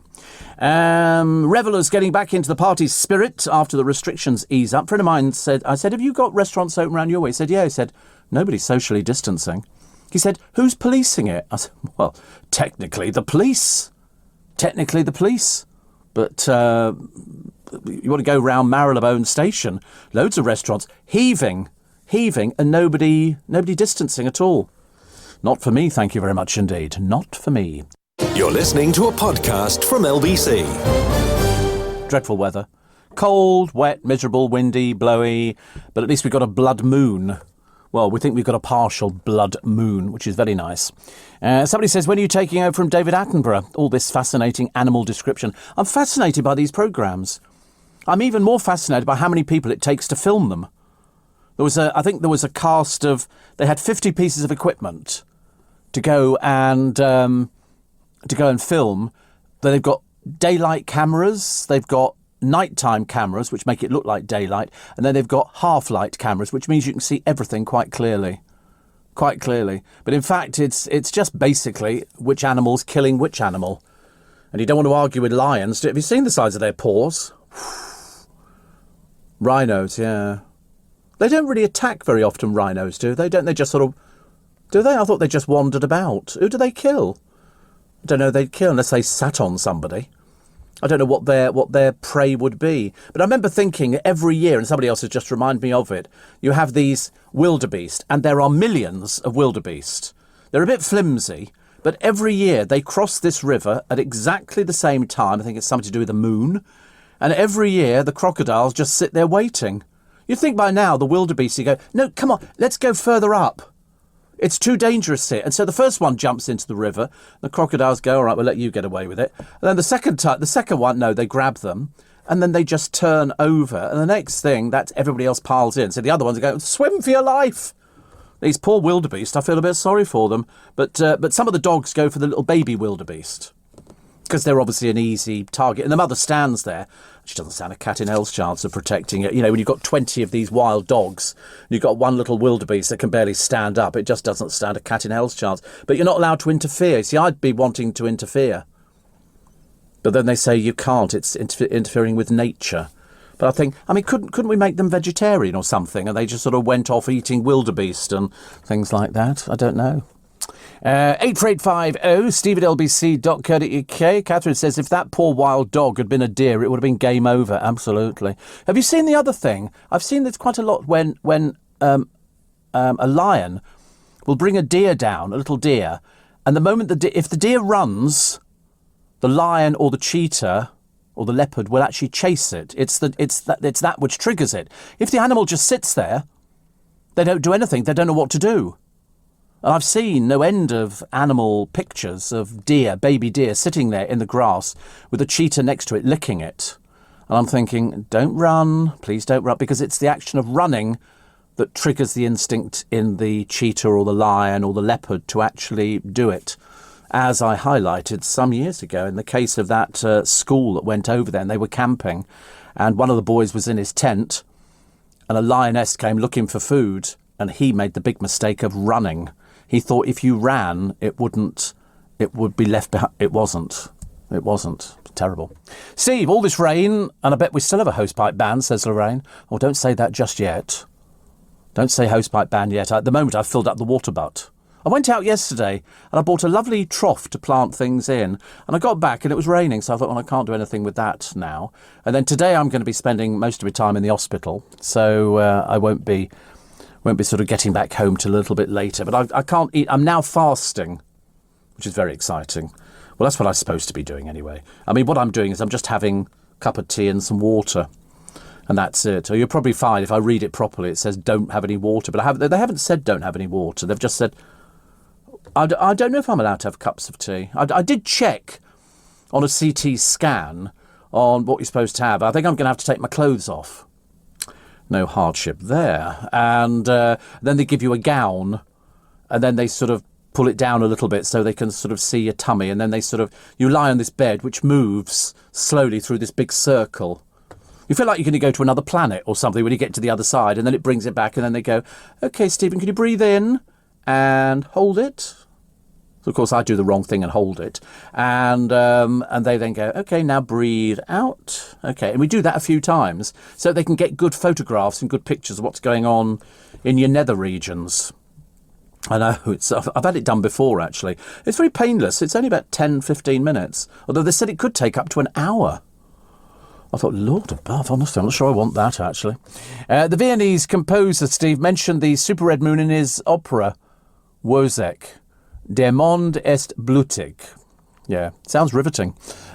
Sounds riveting. I don't know why anybody'd ever do a thing about the moon turning red. I wonder why it turns red. Is it the gases or something like that? They were doing a thing the other day. It's these people who live in the icy beyonds of Alaska, where it is freezing cold. It is so cold, and they have to go out and they have to shoot their food. And so they put traps out. I'm surprised nobody's complained about it, but they put traps to catch animals. Well, of course, because it's so cold there, the animal gets caught in the trap. When they go and pick it up, it's stiff as a board. It's frozen to death. Plus it's also trying to gnaw its leg off. But they shoot deer and all sorts of things out there, and then they sort of take them back, and then they have the meat which they use for. So they're eating healthily. It's just that, I'd be sort of digging up vegetables and stuff like that, I think. Much better. Rachel in Gloucester, thank you.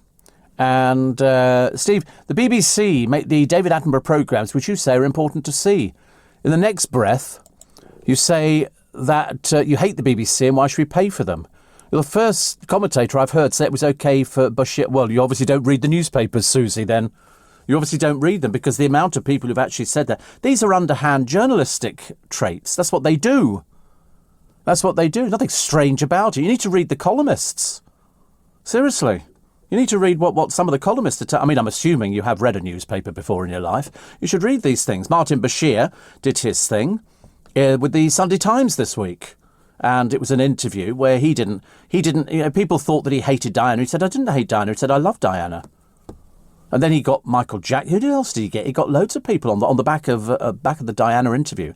I mean, we all watched it. I bet you watched it, Sue. I bet you watched it. All these people who complain about things like that. You don't have to, not like the BBC, not to like some of the material that they put out. Did I mention I didn't like David Attenborough programmes? No. No, not at all. So, you need to listen properly. If you can't listen properly, we're in a dreadful situation. Shade says, I don't like heights either. I was offered a voucher to climb the Sydney Harbour Bridge. I said, no, thank you. A voucher? What do you mean a voucher? Well, they give you, I've seen, because they have to paint it, don't they? Once they get to the end, they start again from the beginning. And I believe that you can walk up some of the, well, I wouldn't do it. But if you say they have to offer you a voucher for it, I go, could I swap it for a KFC bucket or something like that? I wouldn't want to, a voucher. What else is it? Could I swap it for a jumper or T-shirt? Something like that? Love it. 84850 steve@lbc.co. Oh, we would take your emails. I'm not sure if you know the new email login. No, you don't know the new email login, do you? Yeah, I'll give it to you in the break, and then we can do all the numbers. God, I tell you, it's like sort of joining sort of one of these clubs where you have to give all these special code numbers out. I lose track of it. I've got to go down to see a friend of mine on Saturday to learn how to apply for your pension. Might as well apply for it, in advance. And because apparently you have to be 65 to claim it, as if. But we'll be going for that one. But no, definitely not. You have to tell me more about this vouchers to climb the Sydney Harbour Bridge. Is it some sort of Boy Scout thing where you sort of learn how to climb it and you go, because it's very high. I've seen all sorts of these bridges. I think they're quite amazing. I think the sort of the reasonable size of it would be enough. I forget how many people worked on it and over what span it took, but whatever it is, it seems to hold up a few cars and a few roads. But not for me. I just can't do it. There you go. Get a gift voucher, £200. And your lucky recipient can redeem the value to book one of our Bridge Climb Unlocked Special offer climb, saving up to 35%. So it's valued at 198. Is that how much it is? So if you want to go up the Sydney Harbour Bridge, daytime, wait for this, $308. Mind you, these are Australian dollars. If you want to go at twilight, $374. Blimey. That's for an adult, 189 for a child. How much is 374 Australian dollars? Because it's not the same as the American dollars. It's probably not as expensive. It seems an awful lot to me, though. Seems an awful lot to me. 374. I don't know. 204 quid. That's a lot, isn't it, for a tourist attraction? Oh, I suppose they have to put a harness on you, don't they? And they clip you onto the thing so that if you fall off, you just dangle there. I feel ill thinking about it. So it's the Bridge Climb, Ultimate Climb during the daytime, $348, nearly $200 for a child. And in fact, for the ultimate adventurer, the Ultimate Climb doesn't stop at the top. After your journey up to the summit, you travel over the upper arch to the north side of the bridge and achieve conquering the entire Sydney Harbour Bridge. Whoopee! And as far as we know, nobody's fallen off it yet. I'd be the first. I would be the first. Sounds horrible, doesn't it, really? Terrible. So we'll look at that volcano a little bit later on. And the uncle of Kate Middleton accuses Harry and Meghan of throwing the royal family under a bus. Under a bus. Because they seem to have more... I thought... obviously I've got it wrong, but I thought Harry said he hated the press and the intrusion into their lives. Well, you can't shut him up, can you? But don't worry, it's all going to come crashing down. And please, can we have the precious beads back, the rosary beads, stolen from Arundel Castle, that were used by Mary Queen of Scots on the way to her beheading. She had her Bible, which they've still got, and the rosary beads, and they are precious to the family. They're not really... You won't be able to sell them anywhere. They're not worth anything. They were just her rosary beads, and it's because they're from the 1600s, and because it's history, she had those and she took them with her to her beheading. So be nice if we get them back. Thank you very much indeed. Why is life always this or that? Now or later? All or nothing? Start earning or keep learning? Turns out it doesn't have to be. With an apprenticeship, you can take your next step and get the best of both worlds. You can get paid and gain skills. Get the jump with an apprenticeship in accountancy to cyber engineering and loads more in between. Wherever you want to land in life, search Get the Jump to see what's out there for you. You're listening to a podcast from LBC. Morning, Grace says, I find it rewarding to recycle water. So every day when I wash fruit and vegetables... Do you wash fruit and vegetables? See, I don't. I've never washed fruit and vegetables. I know it says you're supposed to wash it before you eat it. Perhaps that's why I'm ill. But I've never done that. Mushrooms, I just, even with little bits of dirt on, I just empty them into the frying pan. And fruit, I've never washed in my life. But anyway, Grace saves the water and waters her flowers. Oh, right. But that's like emptying the teapot. We used to empty the teapot with all the tea leaves in it onto the flower beds, because that was supposed to be quite good. You know, early modern farmers, gardeners used to do that all the time. But I've never washed anything. Apparently, all 5 species of rhinos are herbivores, eating mainly vegetation, most of their time browsing and grazing through their natural habitat in search of plants and grasses to eat. The specific types of food that each of the species eat depend on their habitat and location. Oh, well, that's good, isn't it? Because I can't see them chasing something and pinning it down and trying to eat it. It's not like sort of all these other animals out there. Anthony says, when a Komodo dragon attacked a buffalo, the field crew had to follow the buffalo for 2 days, waiting for it to die from blood poisoning. Have you seen the size of these Komodo dragons? Very frightening, very frightening. They were tempted to put it out of its misery. They're not allowed to. They're not allowed to. And Kim says, Steve, our 7 recently hatched cygnets are down to 6. It was either a fox or a legendary pike. It'll be the pike. You know why? A fox would take all of them. They wouldn't just, it wouldn't walk away with one. One is of no interest to it whatsoever. Real shame. We've not had cygnets there for years. I know. They normally sit on the nest, you know, with their mums until they sort of get a little bit stronger. But at the moment, no, one. If it's one, it would be a pike. Definitely. Steve, I'm hating all these curtain twitchers lately. If you want to eat meat, eat meat. Yeah, but some people don't want to eat meat, but they insist on sharing that with everybody else. They really do. They're animal lovers, and they think, you know, that you shouldn't eat animals. Whereas, in fact, you know, there are millions and billions more meat eaters in the world than there are vegetarians. I mean, some people go through a phase of having, you know, vegetarian or vegan, and then they'll have some meat. I mean, the other day before yesterday, I only had vegetables. I had mushrooms, a pack of that mixed stuff which has got bean sprouts and sliced carrots and all the rest of it, strips of carrot, and I had that. That was very nice, and asparagus. And then the other day I had exactly the same, but I substituted and put some aged fillet steak with it. Bought a small piece of fillet steak, and that was quite nice. So that's it. So I mean, I tend to vary. If somebody said there isn't going to be any more meat in the world and you've got to eat vegetables, I could quite happily cope with that because I've coped with it before. So it wouldn't make any difference. But I'm not into all these, you know, the tofus of this world and people doing substitute pretend food. You know, it's vegetarian, but it looks like a sausage. You know, I'm not interested in things like that. You're either going to eat a sausage or you're not. Simple as that. Alison Hammond says her mum would be proud of her. She didn't get to see her presenting on the television, which is good.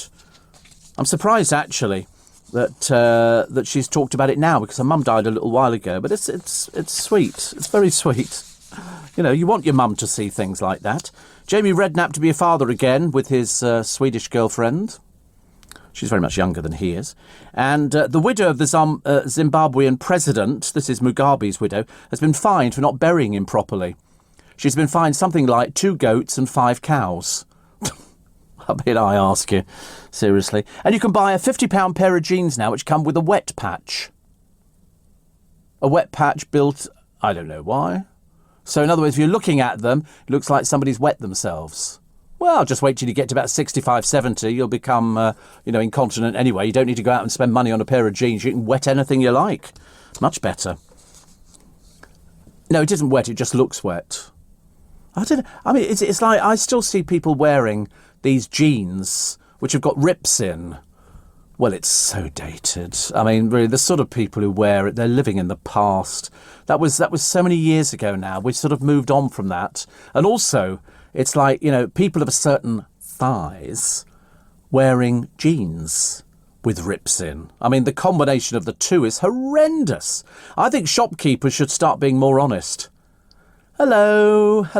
You know, I mean, people who do skinny jeans. My producer Luke does skinny jeans. I mean, he really shouldn't be. I mean, I can't tell him, you know, unless I go round to his wardrobe and start going through it and go, well, that's out. That's out. You're not wearing that. Definitely. That's the wrong colour. Why are you wearing that colour? It's awful. I put on a shirt today because I thought if I'm going to have a CT scan, I want to wear a nice shirt. So I went out and bought some shirts the other day. They were quite cheap in M&S, 25 quid for a shirt, and it hangs well. If there's one thing I've always said on this programme, if it hangs well, I'm in there. Straight away. I've always been very pleased. So I bought about a few. Oh, and I won on the lottery on Saturday. How much did I win? Oh, only £320. I feel like I'm going to retire to the Bahamas or something. 320 quid. 2 lots of 160. No, my biggest win was 4,000.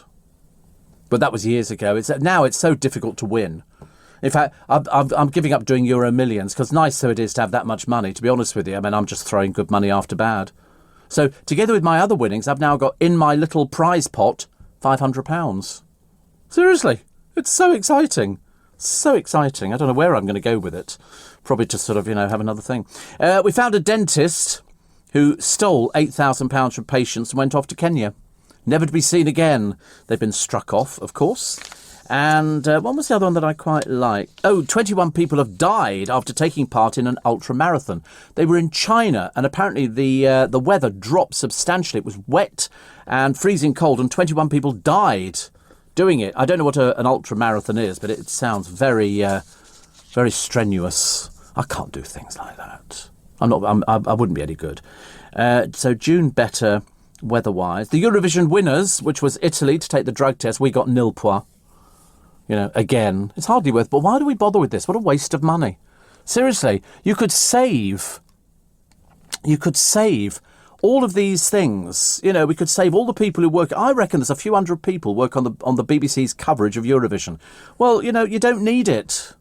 Just watch it from another country. That would be a lot easier, wouldn't it? The Pope's going to get an electric Pope-mobile a bit late, isn't he? That'll be a freebie. You don't think the Pope's going to be paying for it? Poor old Vatican City. And what was the other one that I quite liked? So the Eurovision... Oh, the Argos workers and the catalogue of grievances. I used to love looking through the Argos catalogue. I really do. I mean, absolutely love it. Susie says, I hope everything goes today. Refasting, I check if you're able to drink tea with milk. Believe water or tea without milk is fine. I can't drink tea without milk. It's got to be China tea, but I mean, it's not going to make any difference. As long as they can see what's going on, and I'm sure they will be able to. Steve, I thought it quite funny that we got 0 points in Eurovision. Shows what they think of us, says Roger. They've never liked us. We come last all the time, don't we? We can't play football. 5 times before we've come last. What's the point of bothering? You know, nobody'd ever heard of this poor singer, bless his heart. The song was instantly forgettable. I haven't heard the winning song yet, mainly because I've gone off the boil. Now there's all sorts of people joining in, and it's become too political. Steve, I didn't wash fruit and veg until I watched an episode of James Martin. He went to a mushroom farm and they told him they grow on manure. I'm now paranoid about the black bits on mushrooms. Well, put it this way, I've been eating them for years. Don't make any difference at all to me. I can't be bothered to wash them. And fruit, they always say wash fruit. I don't. What's the point? All that running water, what terrible waste. Unless you're doing it into a bowl, I suppose. But no, I just eat. I've eaten stuff off trees before now. You know, apple trees and cherry trees and plums. And just pick them and eat them. If I didn't like it, throw it on the ground. Let the bees have it and the wasps and everything else. Jane says, are Tommy Bahamas and you still close? Always. I worship at the Bahamas altar. Yeah, like Marks and Spencer's. I've still got the Tommy Bahama shirts. Excuse me. Last for donkey's years. Even after washing and ironing, you know, every week.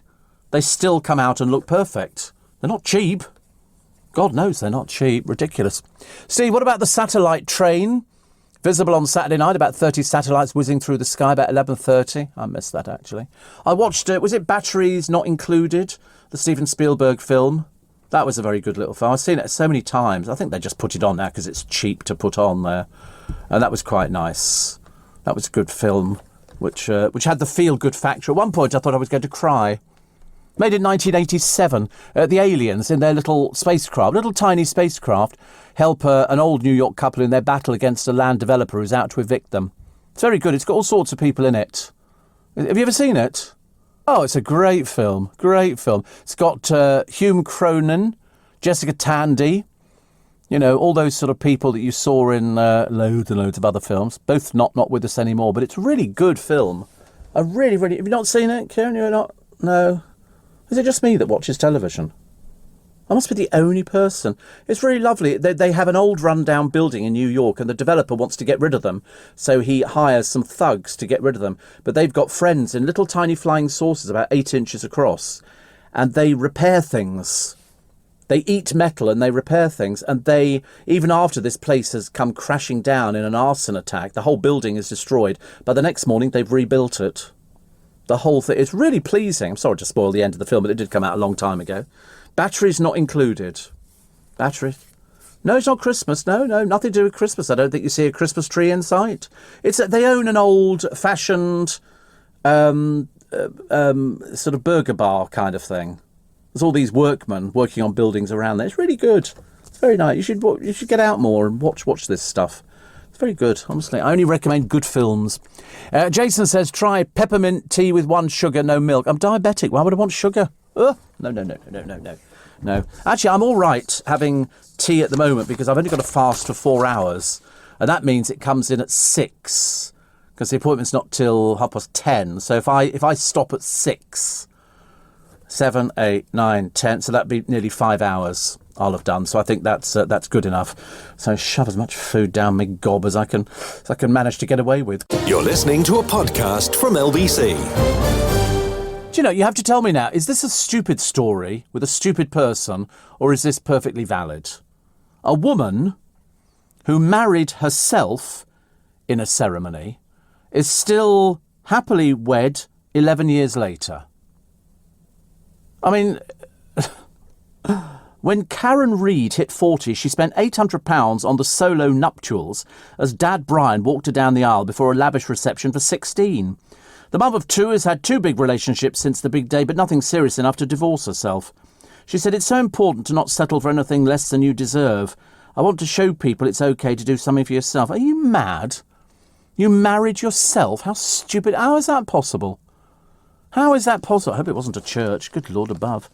And this other story that I tempted you with a little bit earlier on, the widow of former Zimbabwean president, that thug Robert Mugabe, you know, I mean, how he lived that long, I've got no idea, has been fined 5 cows and 2 goats for not burying her husband properly. Apparently Grace Mugabe, known as Gucci Grace, she enjoyed spending money. Oh, did she ever. Rest of the country in poverty, but not old Grace, known for her lavish spending, has buried him at his home in Kutama. Mugabe's mother or immediate family should have chosen the burial site. I'd have put him out with the rubbish, best place for him. A traditional court ruled in her absence and called for the body to be reburied, but the court's got no legal authority. What's the point? What a waste of time that was. Total waste of time. Also, wind and rain battered Britain is set for more soakings. Oh dear. Don't like it at all, honestly. Why can't we have some sunshine? You watch, the moment we actually get sunshine, I'm going to be complaining bitterly about, oh, God, it's too hot. I don't like it. I had to undo an extra button and things like that. Apparently, Madness frontman Suggs once got so high on ecstasy at Glastonbury, he turned up to play a gig 12 hours early.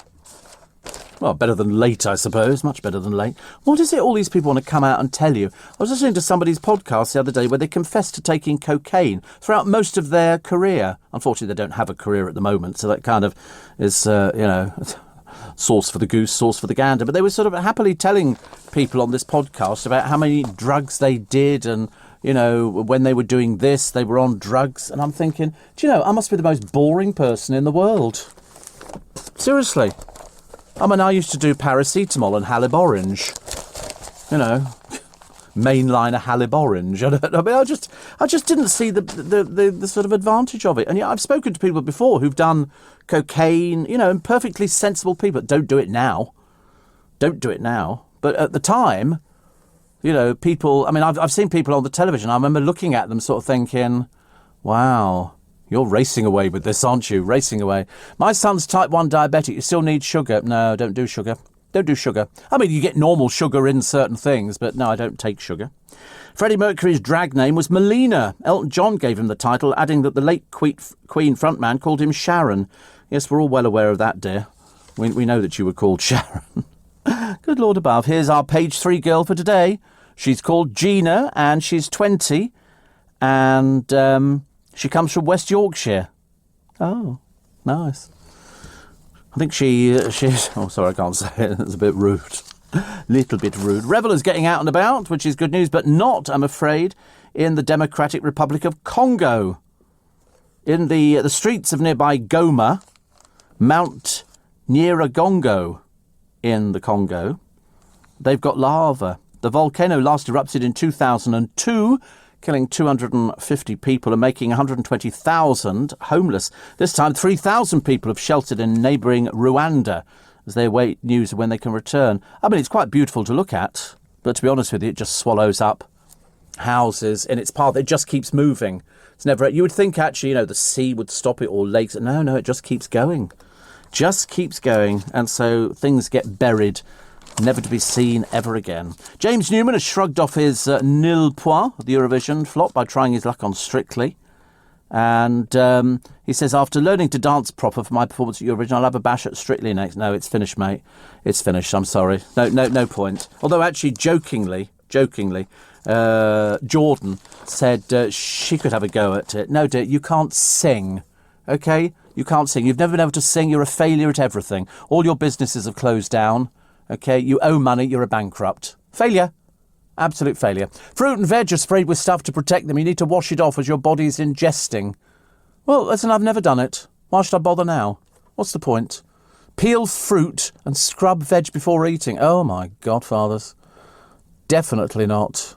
Definitely not. Mind you, I'm still sick as a dog from the second AstraZeneca. Can't walk from neurological symptoms. Dead feet that are hot or icy. Blimey. But no, I've never peeled fruit. Peeled fruit? Good Lord, no. I did buy some fruit salad the other day, which I quite like, you know. A little bit of... It said free from... What was it? Free from melon or something like that. Unfortunately, it had loads of mango in it, and I'm not big on mango. I was big on mango some years ago, but, you know, can't do that all the time. Also, Anne-Marie is no different. We've missed live gigs, but she missed the sweat involved. And Matt does... Oh, sorry, I thought it was going to be Matt. Somebody said to me that we were doing a thing the other day on Matt Goss. Well, I say we weren't doing a thing on Matt Goss. What we were doing is trying to find out what he does at the moment. And, of course, as Vegas is closed, he's not working. So we think it was a rubbish old story. Stricken Amy Winehouse, apparently, was unfit to perform at a gig as she was barely conscious after a 5-day booze bender, says a close pal called Tyler James. I mean, she died aged 27 when you look back on it. 27. 27, way, way too young. But she was taken on a plane for a European tour despite being delirious and weak. Tyler recalled Amy had a full-blown relapse. He said every day management came round, they'd tell me I need to get her to stop drinking. I'm so glad I'm not addicted to booze anymore. People don't believe that I've actually stopped drinking booze. It's odd, isn't it, really? Because I know people that, you know, took time off to get themselves booked into a pub so they could sit outside it, you know, and have drinks with their friend and things like that, you know, whereas I wasn't remotely bothered. Absolutely. Shane says, that woman marrying herself, I mean, do you think she's the full ticket? Well, and they go, and 11 years later, she's still in the same relationship. What, with herself? I just don't get that at all. I really don't. Noreen says, hope all goes well. We've been at a 60s weekend, had a great time, lots of music, great friends. We even bumped into a big fan of yours, Maureen, who we first met at the Lights about 2010, seen her at various events, last saw at Ian Dale's interview. Take care and look forward to seeing you soon. Thank you very much indeed. Yes, I'm looking forward to... I'm not looking forward to having my CT, but, you know, it's got to be done, isn't it? Might as well find out what's going on. Might be something serious, might be nothing at all. Might be nothing at all. Kim says, a woman who marries herself, how is that even possible? I've got no idea. I really have got no idea. It's just, you know, she's obviously a little bit peculiar. Perhaps she needs a wee night out. Somebody says Kate Price wins Eurovision. That'll be the end of the world, which that would absolutely be the end of the world. And Steve, I once turned up to meet my best friend in Covent Garden 24 hours early. I didn't need to be on drugs. I never touched the things. I'm just dopey and have nothing and nobody else to blame. Yeah, I've heard of people who've turned up to the theatre and they've gone, excuse me, you're sitting in our seats. And the person's gone, no, we're not. And they've looked at it and gone, sorry, this is for next week. I mean, you can't believe you do get people like that, but it's funny, isn't it? Very funny. Chris Intring says, I remember Dave Lee Travers reviewing Batteries Not Included on his show in the 80s. He loved it too. It's a great little film. It really is. It's lovely. It's very nice. Steve, amazing to have seen a video clip from India. A mother cow sitting and chewing didn't respond when calling other calf names, but only did so when her favourite one was named. Oh, right. Got up to provide suckling her milk to her approaching sibling. A marvel, says Dev. Indeed. Indeed. Absolutely. Mind you, in India, you get a lot of cows that just sit around, don't you, because they're sacred. Somebody says here, it's from Linda, who says, I live in rural middle America. I can tell you most people don't know who Prince Harry is and how he's connected with the royal family, nor do they care. He's so unimportant to our country. He's unimportant to ours. You keep him. Somebody stated to me we got rid of all that in 1776. I know. We were glad to get rid of him. He turned out to be a bit of an embarrassment for the royal family, and now an even bigger embarrassment. But eventually, nobody will be interested in him. He'll just... Perhaps he'll end up advertising things. You know, keep him busy, I suppose. What have we got here? Human remains have been found in unexpected circumstances by cemetery workers. Well, that's where you would find human remains, would you not? In a cemetery, I would have thought. And the most boring quick snacks are crisps, digestive biscuits and toast. Bananas, yogurts and rich tea biscuits also came high up a pole of bland grub. Oh, I quite like bananas. I nearly bought some on Saturday, but I ended up not buying them. Oh, look, food for... Here we go. Food for Luke today. Beetroot, goat's cheese, hazelnut and minced spaghetti. That sounds quite nice, doesn't it? And you can't have... Oh, you can't have chicken, can you? I just remembered. It's so difficult to feed, honestly. It's very tragic, really, but we do our best. We do our best. Oh, music. Hot weather. We're heading for sunshine, which is good news. And how many people are heading to Spain? 16,000 a day will head to Spain. Tourists to ignore the warning on holidays. Sorry, Spain. All the chavies will be on with you. Peter says, CT scanner's machine is shaped like a donut. I have been through it before. I've been on a CT scan before. I've had ultrasound, CT scans, not much I've not had. I've been connected up to drips, to just about everything. You're listening to a podcast from LBC. It's wet, windy and it's cold. What more do you need me to tell you? I would love to be able to tell you that we're in for a heat wave and you can undo an extra button on your shirt, but it is not to be, I'm afraid. It's very cold. But the good news is that by the time you get to the weekend, next weekend, it's going to be nice and warm and hot, and then you can go and get your plants and start planting things up, because I still haven't put the earth in the pots. I'm still being very, very good. Alison Hammond, delighted, and her mum, Maria, loved her daughter's showbiz lifestyle, but she didn't live long enough to share the joy, which is a great shame. You always think that, but I would say to Alison, listen, she's seen it, don't worry. She's seen it, which is lovely. You have to believe that. You have to believe that. What do we got here? Somebody from Corrie. Colson Smith said he was self-harming with food before his life-changing 18-month weight loss plan. Wait a minute, where is the plug? Oh, here you go. There's it's going to be on his YouTube channel. He's one of these sort of people who, eats an awful lot and then they have to go on a huge diet and then they sort of put it on a YouTube channel, or, somebody makes a television program about it. And somebody says, I thought you had a CT scan a few weeks ago. Yeah, this is my second. There's no limit to how many you can have. You can have as many as you like, actually. This is the last one before I see the consultant on Friday.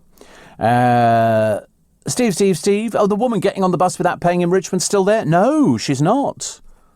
She's obviously taken the hint, which is good news. And another one here, somebody talking about, there was a documentary years ago about people who married inanimate objects, the Eiffel Tower, the Berlin Wall, a roller coaster, a car. Personally, I'd rather stay single. I tell you, the people who worry me are the people who marry their dogs off. Have you seen those? The amount of, they go and they dress them up. These people are haters of animals. Absolutely. One of them was dressed up with a veil. And I've seen dogs with sunglasses on and stuff. They're dogs, for goodness sake. It's like people who carry them. Put it on the ground, it walks, it's got legs. If it doesn't have legs, give it casters. But for goodness sake, make the things walk. It's so much easier. I'm trying to find the story about the bloke who's been following the Loch Ness Monster for ages and ages. And he's now of the opinion that maybe it isn't real. Jonathan Shallett, typical, honestly. This is going to be a full-blown argument. He said, you just said wet, windy and cold. Looking out of my window in Kensington, it's a clear, beautiful sky. Have you looked out of your studio window? Does it look like out there? Does it look like a clear, beautiful sky? It's changed, Jonathan. It's changed. It's become clearer. But the forecast for today, I'm afraid, is rain, cold and miserable.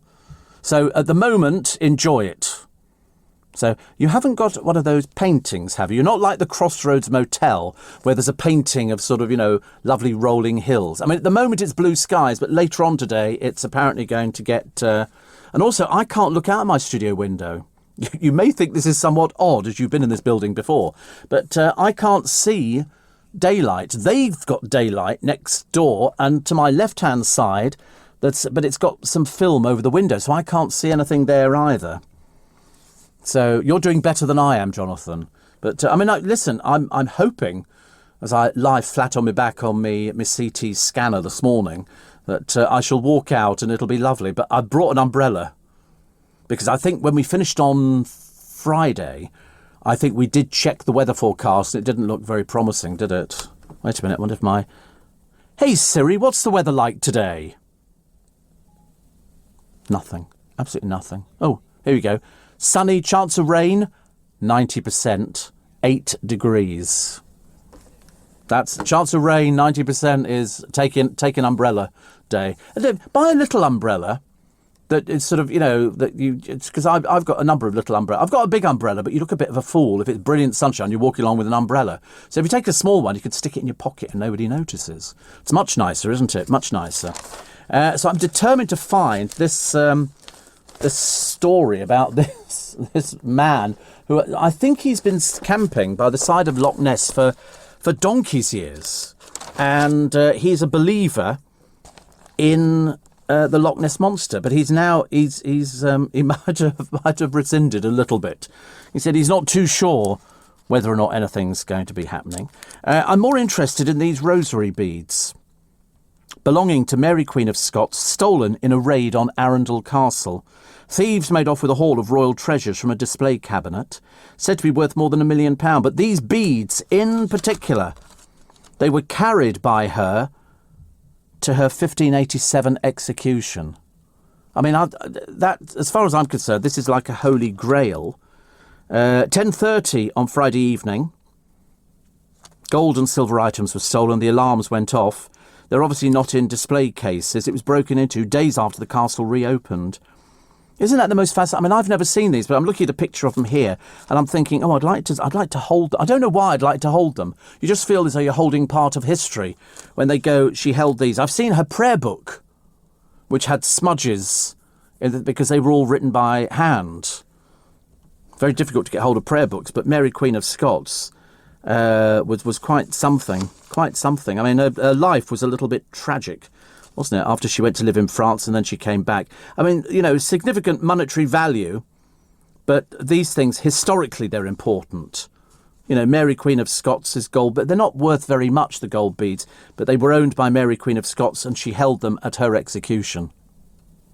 I think that's enough for somebody to give them back. There's a cancer patient. This is Janet Walsh. She's 80. She spent months in pain because she can't find a dentist, taking on NHS patients. She broke a tooth in November, leaving the lower plate of her dentures rubbing against her gums. 5 months later, the pensioner, she comes from Leeds, she's undergoing chemotherapy for ovarian cancer, was still unable to find an NHS dentist. If she goes private, it'll cost as much as £1,335. She said, I'm too exhausted to go chasing up Leeds dentists. I bet you anything. Shall I make a prediction? Somebody by tomorrow will offer to pay her £1,300 bill. If I'd won the lottery, I'd be paying it. I'd be on the phone immediately to the papers going, listen, I'll pay for her to go privately.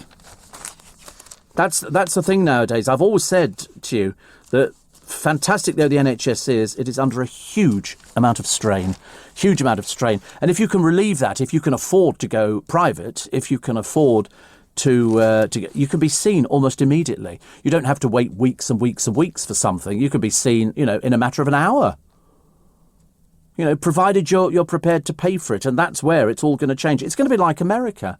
America doesn't have an NHS. We're very fortunate to have an NHS, but you know, it is one of those things. Martin Bashir, I love Diana. It's unfair to blame me for her death. Well, I said she had the opportunity to stand up and walk out of that interview. And then there's various other people who have, you know, I mean, he broke the silence and said it was unreasonable and unfair to blame him for her death. He's the former BBC reporter. Because what happened was they brought him back. He was with the BBC, then he left, then they brought him back as their religious affairs correspondent. They must have known, surely. But he admitted he was wrong to show Diana's brother Earl Spencer forged bank statements. He stressed it had no bearing on Diana, it had no bearing on the interview. But it was the fact. The trouble is, I think what you have to do, you have to appreciate. Ask James O'Brien, ask Nick Ferrari. You know, do you ever think that journalists, you know, operate in an underhanded way? Yes. If it's the difference between getting a scoop and not getting a scoop. I can remember years ago, there was a very funny story, and it goes to prove the distance that there is between two papers. Somebody went to America to try and get a scoop. And let's say, hypothetically, it wasn't, but I'm saying, say it was The Guardian. And The Guardian reporter phoned his editor and said, listen, I can get this scoop. How much can I offer? And they said, offer £500 to get the scoop. The Sun journalist goes over there, phones his editor and says, how much can I offer? And they go, 20,000. Who's going to get the scoop? That's what it is. It becomes underhand. You know, we don't condone we didn't know they were I didn't know about the forgery. Did you know about it? I didn't. I didn't know about the illegal practices. I just knew that I never liked Martin Bashir. I found him creepy. I found him creepy with the Michael Jackson interview. But that came down to Uri Geller, who had introduced the pair, obviously thinking that, you know, you're going to get a good interview. But, you know, I don't think it was. I don't think it was. But it was the fact that the BBC brought him back as religious affairs correspondent, which I didn't get.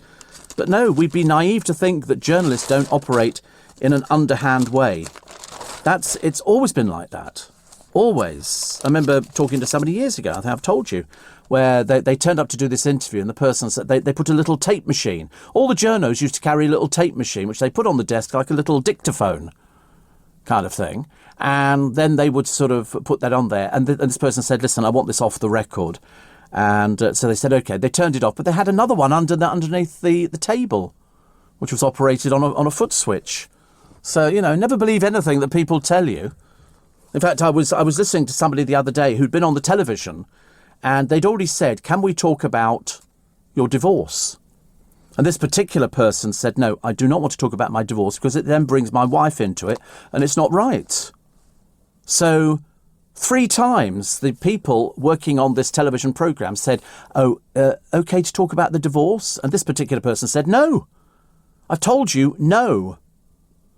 This person goes on to the programme, or what does the presenter do? So it's in the public domain to talk about your divorce. And he said, no. So, you know, in the ad break, he walked off the programme. Because, you know, he'd already told people. But then people think that they can entrap you. It is entrapment. That's all it is. You know. How do these people sell these things from Arundel Castle? They must be hot as anything. Yeah, but they might keep them. They might keep... I don't know. Could be one of those things. You do get people who steal just for the fun of it. They might not think about selling it on. Where would you sell something like that? You know, excuse me. Here, can you imagine somebody who's a tea leaf going, this is a set of rosary beads that Mary Queen of Scots was holding on the way to her beheading. And they go, yeah, of course. You go, no, really? Yeah, seriously. Nobody's going to believe it. So you can either sit there looking at them, or once they've found out who you are, you'll be going to prison. Seems a bit ridiculous, doesn't it? Give up now. Give up now. Steve, I was never fasting before test, says Beatrix, because I just couldn't do it. I had to eat because I get dizzy if I don't eat. So I was eating not too much. And the results of the test were always good. Well, if ever I have to fast, I do it. I have an early morning appointment for the simple reason that I can fast during the programme, because I can't eat during the programme. That would be ridiculous. I mean, I have eaten nuts before now, but from 6 o'clock I should just be doing a little bit of water, and that'll be fine for me. And I should get home and go completely mad. No, I won't. But no, I'm quite good at things like that. I mean, I haven't taken my tablets either. I'll take them after I've had the CT scan. I was reading. I don't think you should ever read the internet about the CT scan, you know, all the things. Of course, it can check for this, check for cancers, check for the... You're thinking, oh, God, what are they going to find? What are they going to find? That I'm slightly overweight, and I've got clean pants on, you know, and that's about as exciting as it's going to get. But I just the first time I had it done, it was about 10 minutes. It was really fast. I had it done when I was in hospital, and so that was fairly good. So this is... I'll be having it done again. Probably the same machine, actually. Well, in fact, I've just thought about it. Of course it'll be the same machine. What am I talking about? I'm going back to the same hospital. Makes sense. Steve, yes, perhaps Fleet Street tabloid journalists behave in an underhanded manner, but we expect higher standards from the publicly funded BBC. Do you? Why? Why would you do that? See, that I find interesting. Why would you expect higher standards from the publicly funded BBC, which we're legally enforced to pay for? Well, you don't have to. If you don't have a television, you don't have to pay for it. Why would you have to pay for it? But no, I mean, to be honest with you, I wouldn't think because it's the BBC you get a higher standard. You get just as high a standard, if not higher, in commercial television, commercial radio. You know, much easier. I mean, the BBC, you know, knew about Jimmy Savile some years ago. In fact, there were letters that went out to say, don't put him on this programme or that programme. So, you know, no is the answer. No, I wouldn't expect a higher standard. I mean, in my heart of hearts, I would like to think that people had a moral obligation to get it right. But, you know, he got the scoop of the century, and he did it by underhanded methods. You're listening to a podcast from LBC. A lot of people inquiring about how you sell things that have been stolen. Oh, what do they call them? They call them fences, do they? I can't remember what they call these people now. Fences. And people would take things. Most of the time, people would melt something down. But in the case of these from Anne Boleyn, you would think that somebody would, you know, they must have seen them and gone, oh, we've got £1 million worth of goodies. You know, let's give the beads back or just pop them back in a jiffy bag. Make it so much easier. Much, much easier. Dominic Cummings. Can't get away from him at the moment, can you? And he's poised to accuse Mr. Johnston of skipping key COVID meetings to work on a book about Shakespeare. And Robert Window. Honestly, people's surnames always fascinate me. He's a police officer. He has a look at otter models of COVID heroes. That's lovely. They're going to raise cash for Winchester Hospice. They're very nice. Whoever's done them is very clever. Very, very clever. Kate Garraway has revealed husband Derek Draper still can't move as he struggles to recover from COVID. Still. I was speaking to somebody over the weekend about COVID, and somebody was saying, do you want COVID? I said, absolutely not. Absolutely not. I can't think of anything worse. Steve, if you'd like an official certificate for the COVID jabs, get the NHS app and you can download it. Oh, right. I've got these little cards which fit in my wallet, which I think are very good. Very good. What else? Italy's celebrations at winning Eurovision marred by allegations of drug taking. He said, no, I'll do a drugs test. We've had this before. Oh, good Lord above. Here she is again, Rhianne Sugden, making a huge impact on her fan with this busty selfie. What a tragic existence she has. So sad. So sad. Scousers. Where are they? Are they from Liverpool, Scousers? Apparently they are the biggest road hogs in Britain. They regularly tailgate. Flash and beepers can be found on the road in Liverpool, the offending motorists have admitted. So the worst cities: number 5, Newcastle. Number 4, Norwich. Number 3, Bristol. Number 2, London. And number 1, Liverpool. The best 5 drivers, the best 5 places for drivers. Number 5 is Manchester. Number 4 is Hull. 3 is Birmingham, 2 is Edinburgh, and number 1 is Cambridge. Oh, right. So there you go. Also, you must not use your horn aggressively or with inviolable and reasonable intention. Flashing lights are also punishable. Good Lord above. 34% of drivers admitted often using their mobile phones at the wheel. I would never do that. I've got it built into the car. I didn't have to. Well, I don't think I had to do it. Yes, I did. I just had to align the car with it, and then I put the phone on the seat. If I'm listening to the radio or a CD, it will ring the phone and it will dip the radio or the CD accordingly. I push a button on the steering wheel and I'm connected to the person. I wouldn't dream of holding a phone up to, although I've seen people. I saw an old man the other day in Twickenham. I nearly pulled up next to him and go, "You're an idiot, aren't you?" He had the phone pushed to his ear. And I was going to take a picture of him because I'd have put him up on the internet. I really would have done, which is probably not the best thing that you can do, but, you know, that's the way it goes. What else we got here? Graham's only good point from Eurovision. Graham Norton once again proved he's a master on the mic. He absolutely suits him down to the ground, I think, doing Eurovision. He's always like, but there's too many people doing it. How many people do you need? Every time the BBC go to somebody, it's another reporter. Dreadful waste of money.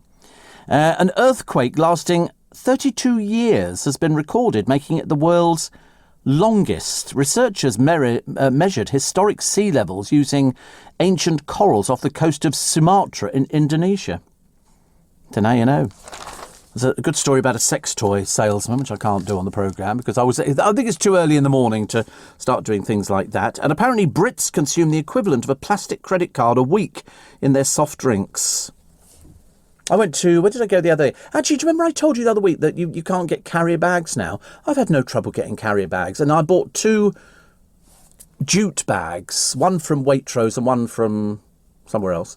And when I got there, they've still got loads of carrier bags. And when I went to Marks and Spencer's to buy some shirts, and I said, you don't have carrier bags anymore. He said, yes, we do. He said, you have to pay for them. I said, I don't mind paying. I've always paid for carrier bags. So I said, can I have a large carrier bag? He said, yeah. It costs you 10p. Oh, doesn't bother me. 10p, I mean, I could just about go 10p. Just about. And so I walked out with a big bag full of all these lovely goodies. He said to me, are you going on holiday? I said, no. No, I'm just sort of just putting in some new clothes. Call the Midwife is coming back, although the star of it, Helen George, has rubbish rumours that she's leaving the drama. Geordie Shaw's Chloe Ferry and Nathan Henry plan to quit the show. Thank God for that. Goodbye. See you. Honestly. It will leave producers with just one big cast name called James Tyndale. Apparently Chloe Ferry says, I want to start doing more business stuff. Of course you do, sweet pea. Of course you do. Bless her. So sweet, isn't it? And so it's... Nathan said, I'm getting older. I can't be the head of the house forever. I'm sorry, Nathan. Nobody knows who you are. I do beg your pardon. I haven't seen Geordie Shaw ever. I've never watched a whole episode. I just think it's a lot of foul-mouthed, bleach blonde old tarts. And that's the blokes. God knows what the women are like.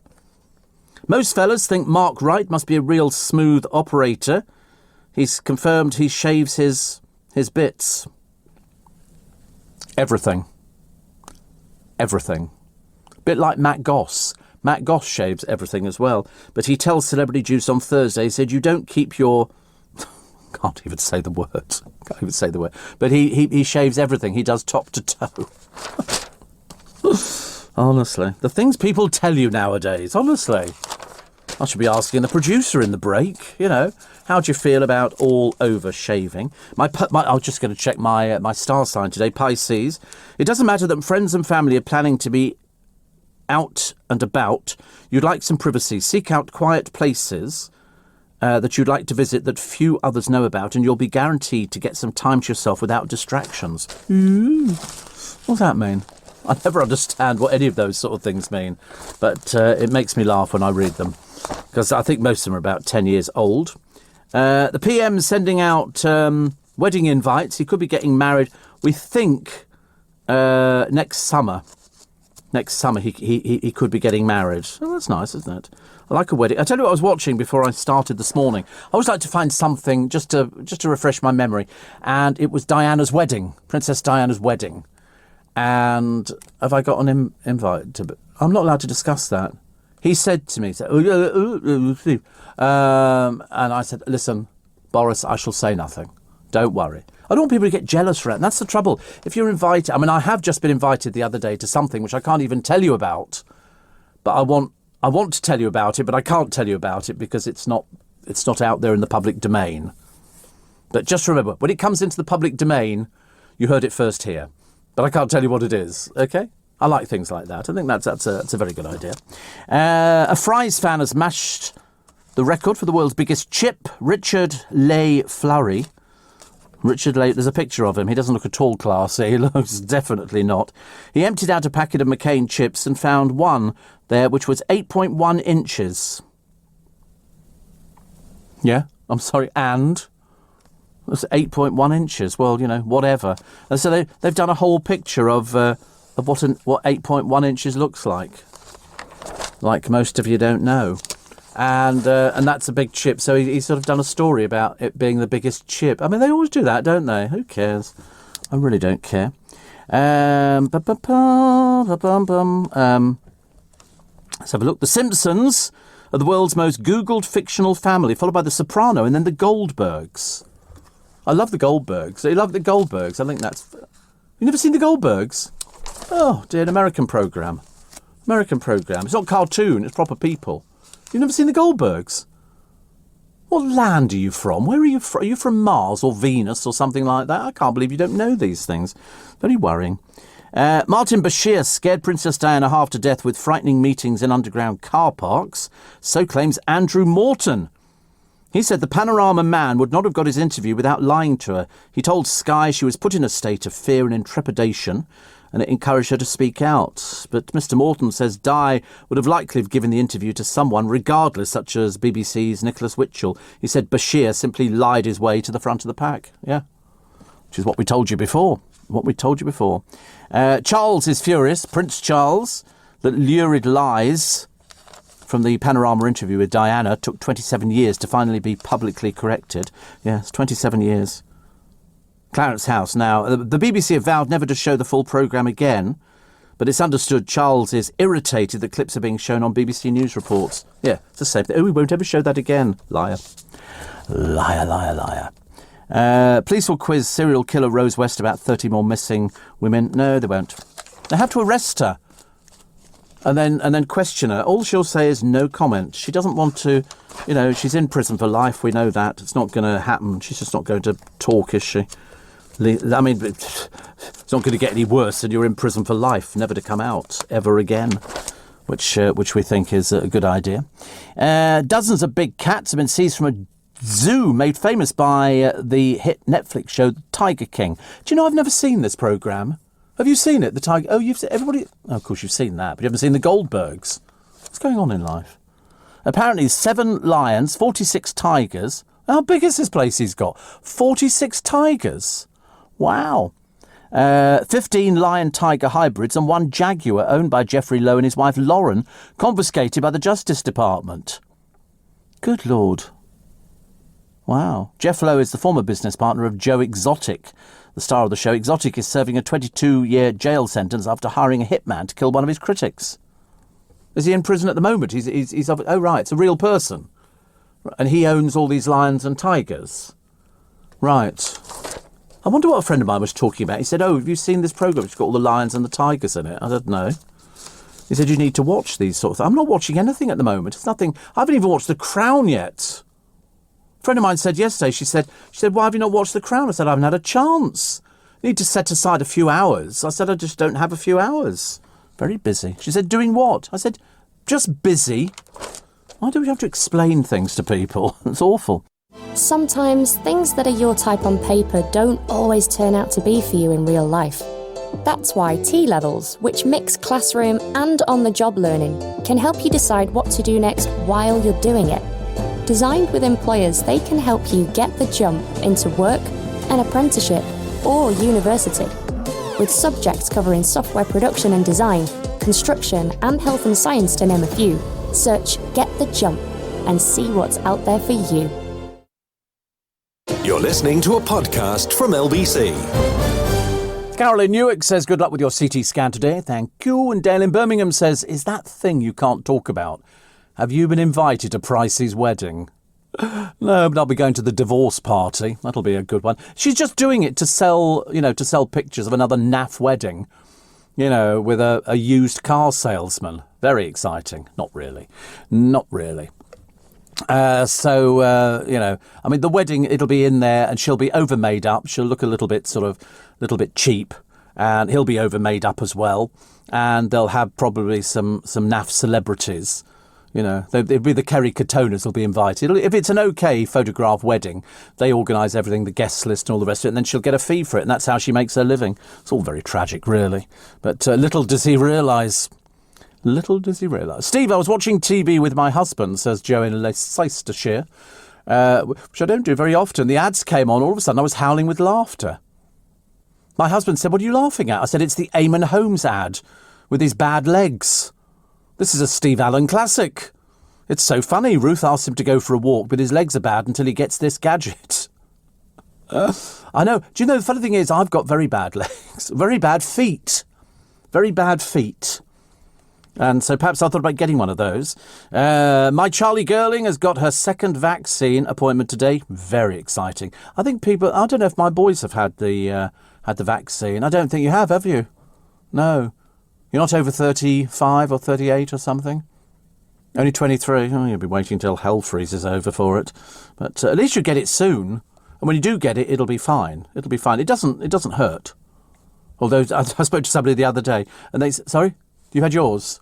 Oh, have you? Oh, right. How did you qualify for yours? Are you over 35? No. Did you send money in an envelope? Plain jiffy bag? And you got it. Any side effects? Just see, I didn't even get the sore arm. I didn't even feel the needle had gone in. But there again, I mean, my arm is like a pin cushion. It's got so many holes in it, it doesn't really make any difference. But I didn't get any follow-up, any problem. The amount of people I've spoken to who said they had to take 2 days off work because they felt ill, I must be really lucky. Unless, of course, they didn't actually give me the injection, they just pretended. Perhaps I'm one of those placebo things. Perhaps they just went, there you go, that's all done now, Stephen. And I go, are you sure? I had to mention Gemma this morning, not Gemma Collins, thank you. We try not to mention her if we can help it. And also Annie, who I bumped into the other day. Also, Travis says good luck with the CT scan. I think it's great, actually. I think it's great. I'm thoroughly looking forward to it. Well, not really, actually. I'm just hoping it goes well. Another one which says, it's finding a good dentist who's worth paying privately for. I've been ripped off in the past, too scared to go to the dentist at the present. My dentures were rubbish last time on NHS. Couldn't wear the lower ones too big. Top ones broke almost immediately. Made me choke on them. Oh, blimey. That doesn't sound very good, does it, really? Not very good at all. I'm trying to find my Loch Ness Story advert. I can't find it. I've got one more paper to look at, but I have got, if you're a fashion fan, and some people become fashion victims, which means that there'll be a little piece in one of the papers that'll be going, oh, this is the latest fashion. And the next thing is everybody's wearing it. You know, oh, we haven't done the poem, have we? I'll just do the... No, I'll do the poem first. I can't believe we haven't done the poem, honestly. Look at that. That's your fault. This is a poem by a lady called Judith Vorst. And it's Mother Doesn't Want a Dog. Mother doesn't want a dog. Mother says they smell. And never sit when you say sit, or even when you yell. When you come home late at night and there is ice and snow, you have to go back out because the dumb dog has to go. Mother doesn't want a dog. Mother says they shed. And always let the strangers in and bark at friends instead. They do disgraceful things on rugs and track mud on the floor and flop upon your bed at night and snore their doggy snore. Mother doesn't want a dog. She's making a mistake. Because more than a dog, I think, she will not want this snake. I dreamt about a snake the other day. I brought a bag into work and I opened it up and there was a snake curled up inside it. Well, I must be on drugs or something. I'm having these weird dreams. I never dream about snakes. I don't like snakes. I'm frightened of snakes.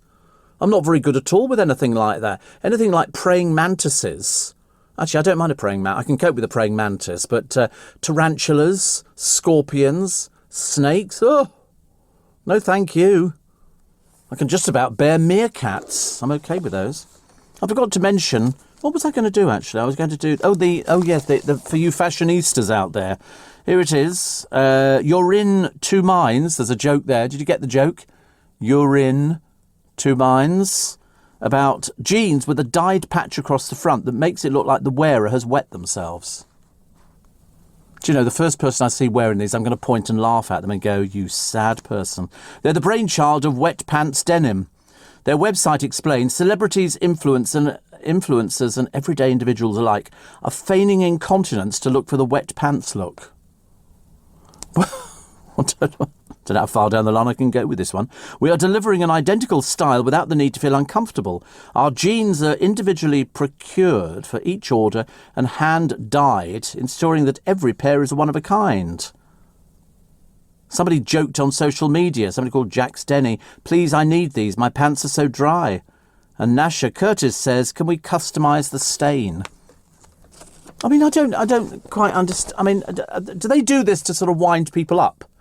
So that they sort of say, look, you can get people to buy any old rubbish, can't you now? So you'll buy jeans with what looks like a wet patch at the front. It's not really, it's a dyeing process. Terrible, isn't it, really? Terrible. Do you know we use 360 billion litres of water in washing machines a year, yet only a fifth worry about the impact on the planet? I know. Perhaps I should start worrying more about these sort of things, but I don't. Like we were talking earlier on about the washing of fruit and the peeling of it. I just don't do anything like that at all. I don't know why. It's something that's never really affected me. 60 million people have had the jab, which I think is utterly brilliant. Utterly brilliant. I've seen people queuing over this weekend outside the doctor's surgeries to go and get their injections, which is very good indeed. Very good. The Queen's Rosary stolen. I mean, seriously. Mary, Queen of Scots, her beads and Bible. She was holding the rosary beads. Isn't that? I mean, I just think that's amazing. But somebody else has pinched them now, which isn't so nice. Not so nice. So Ron Hill died. He's the former European and Commonwealth marathon champion. He represented Britain at the 1964 Tokyo Olympics and at Munich in 1972. In 1970, he became the first Briton to win the Boston Marathon, breaking the course record. He won Commonwealth gold the same year in a time of 2 hours, 9 minutes and 28 seconds. Olympian Liz McColgan said, "It's so sad to hear the passing of the marathon legend Ron Hill, an inspirational athlete and icon over the years. He was born in Accrington, and he ran at least 1 mile every single day for 2 years, even after snapping his sternum." Well done to you, but he's gone now at the age of 82. What a lovely person. What a lovely person. Jeremy Paxman's in a lot of the papers today. Why? Because he said while being diagnosed with Parkinson's was no joke, at least he was in good company. Writing in this month's Saga magazine, the broadcaster said, "I will not pretend that being diagnosed with an incurable brain disease is fun, but it could be worse." He said, "I'm in company of Billy Connolly and Alan Alda. I'm lucky to have understanding family, friends and colleagues." Wow. Good for him. Good for him. We like him. We like him. He seems okay, doesn't he? As people go. Russia sending its submarines and warships to encircle Britain as part of a menacing snooping mission. Oh, honestly. Haven't they got anything better to do? The answer is probably not. And tributes have been pouring into popular radio presenter Lisa Shaw, who's died aged only 44. She makes all the papers. I have to be honest, I'd never heard of her, but she'd won an award for her breakfast show, described as a brilliant presenter, a wonderful friend and a loving wife and mum. She had a very short illness and loved being on the radio. I think we all do, don't we? Well, I mean, if you're on the radio, we love being on the radio. There's something about it. I always say to people, I can't think of a better job to have unless you worked in a Kentucky Fried Chicken or a fish and chip shop with a radio studio attached. No wonder Oliver Harrison looks chuffed. He's achieved his goal. He's the youngest train guard at 18. He helped out with the Keighley and Worth Valley Steam Railway since he was 13 and has qualified to run the Heritage Trains departure. Good for him. He says, "I wasn't into Thomas the Tank Engine or anything as a kid. I had the real thing on my doorstep." There you go. He's doing the job he wants. Unfortunately, I should imagine it pays practically nothing. So he might be changing that a little bit later. You're listening to a podcast from LBC. Steve, when I was a child, says Pamela, I entered a competition in my local show to guess the weight of a snake. You guess this, they put the snake around your neck. Later that evening, a man called at the house to deliver my prize. Its skin that it shed. It was about 2 metres long. To my mother's horror, she made me keep it in the shed. Oh, Lord. What an odd thing to have at a local show. I like local shows. I nearly pulled into one. I was on the bus, had my big bag of things, and there was a man selling things outside a local church in Teddington. They were always having a bit of a bring and buy kind of sale. He had lots of plants, and I thought, that would be a good idea. But then but the time I'd thought about it, the bus had moved off. So, unfortunately, I didn't do it. But I would have nipped off the bus and bought loads of things. I've been to Hampton Court Palace before. They sell plants that they, if they've got a glut of plants, they will sell them off. And you can go there early in the morning, and there's a man who wheels a thing out, and you buy stuff, which is very good, isn't it? Shane says, I have to wait 3 weeks for my first jab. We're way behind here, but I've had the flu shot. Oh, right. Yes, I actually get when I get the flu shot, I get that one coming up to winter, don't I think? Steve, all the best with your scan. I've got a routine mammogram today, says Sally. I didn't feel a thing after the jab or have any side effects. Well, listen, you take it easy. You take it easy. Steve, my first jab made me curl up and shiver, teeth chattering for 4 hours, felt flu-like the next day. Just had my second dose and within 12 hours I had a terrible migraine and being sick. Friends and colleagues have had no reaction like you. Yeah, nothing at all, not even a sore arm. Not even a sore arm. Isn't that absolutely amazing? Steve, always wash fruit and veg. You don't know who's been handling them. Also, mushrooms and potatoes also have fingernail marks on them. I don't care. I've never done that. I don't drink water out the taps anyway, actually. Paul says, I like the way Joanne Webb always says thanks, Steve. Well, she has to, because my name is Steve and she's polite. In our garden this year, we planted no flowers, just fruit, veg and herbs. Oh. Planted a supermarket pot of rosemary 2 years ago. It's now the size of a small tree. Yes, I know lots of people who do grow. I love basil. I love the smell of basil. I can't get enough of the smell of basil. Every time they bring the box down in Paul Cooper's shop, I'm like, let me have a quick smell of that. Put your hand in there, bring out some leaves. Oh, it's delicious. Absolutely delicious. I've never cooked with it. I don't know what you're supposed to do with it. But it just smells as though you should do something wonderful with it. Crafts such as glass sign painting and wheel making have been saved from extinction by the pandemic. And shows like the Great British Sewing Bee. And they've got all sorts of... There's a list of endangered skills, including flute making and withy pot making. 4 crafts have been classified as extinct: cricket ball making, gold beating, lacrosse stick making, and paper mould and decal making. Paper mould and what's mould and decal? I don't even know what it is. Not going to worry me too much, I suppose. I'm never going to have it. But I'm always envious of people who can sort of, do these sort of things, like, give them a piece of clay and they'll turn it into a pot or an ashtray. Mine just went all wonky. Didn't work at all, actually.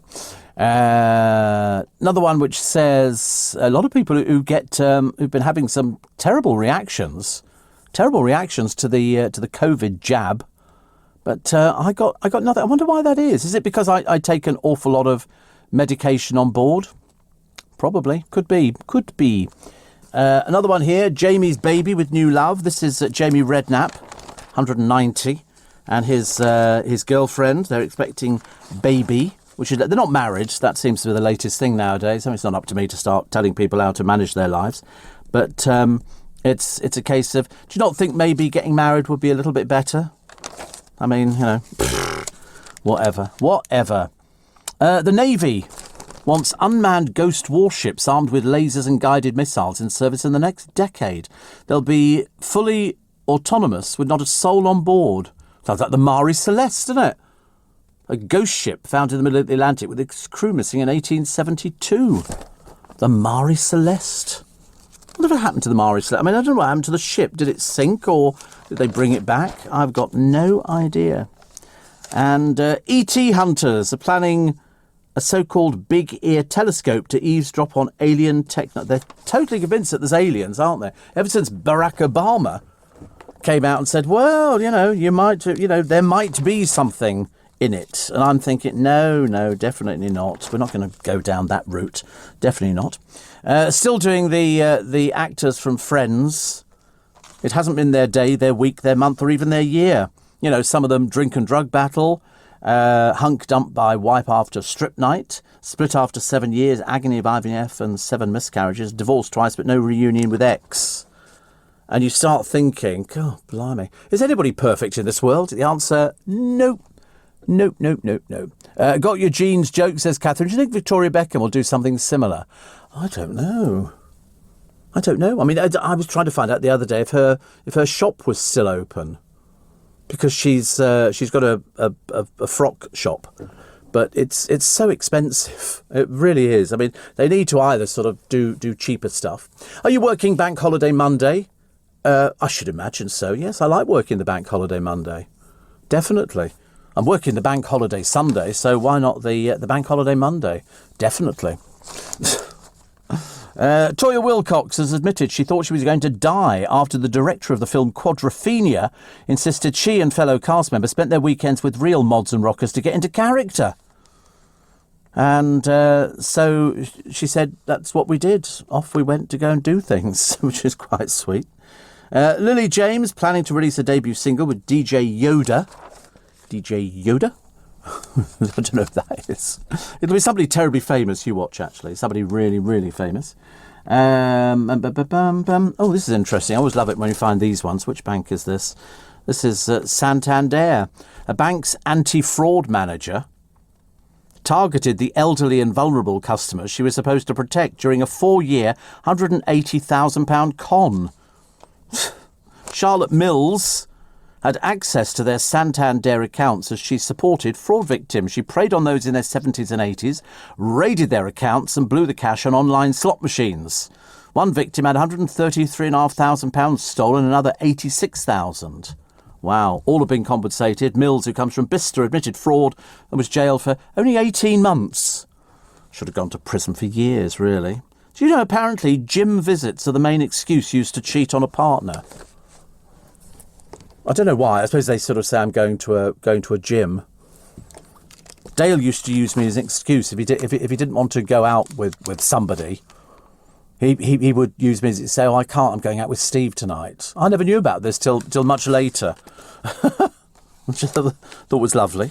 I'd tell you who it was actually, but it kind of spoils it. Steve, a journalist. Wait a minute. This is a journalist from a popular US gossip magazine followed me into a gym on Friday, asked me whether my character, Higgins, in Magnum PI is leaving the show. As if I could say. Then he asked if Higgins and Magnum get together. I'd like to think no amount of forged paperwork would convince me to tell the media the destiny of the show's characters. Is that Perdita? I was so worried, actually. You'd sort of disappeared for a while, but don't worry.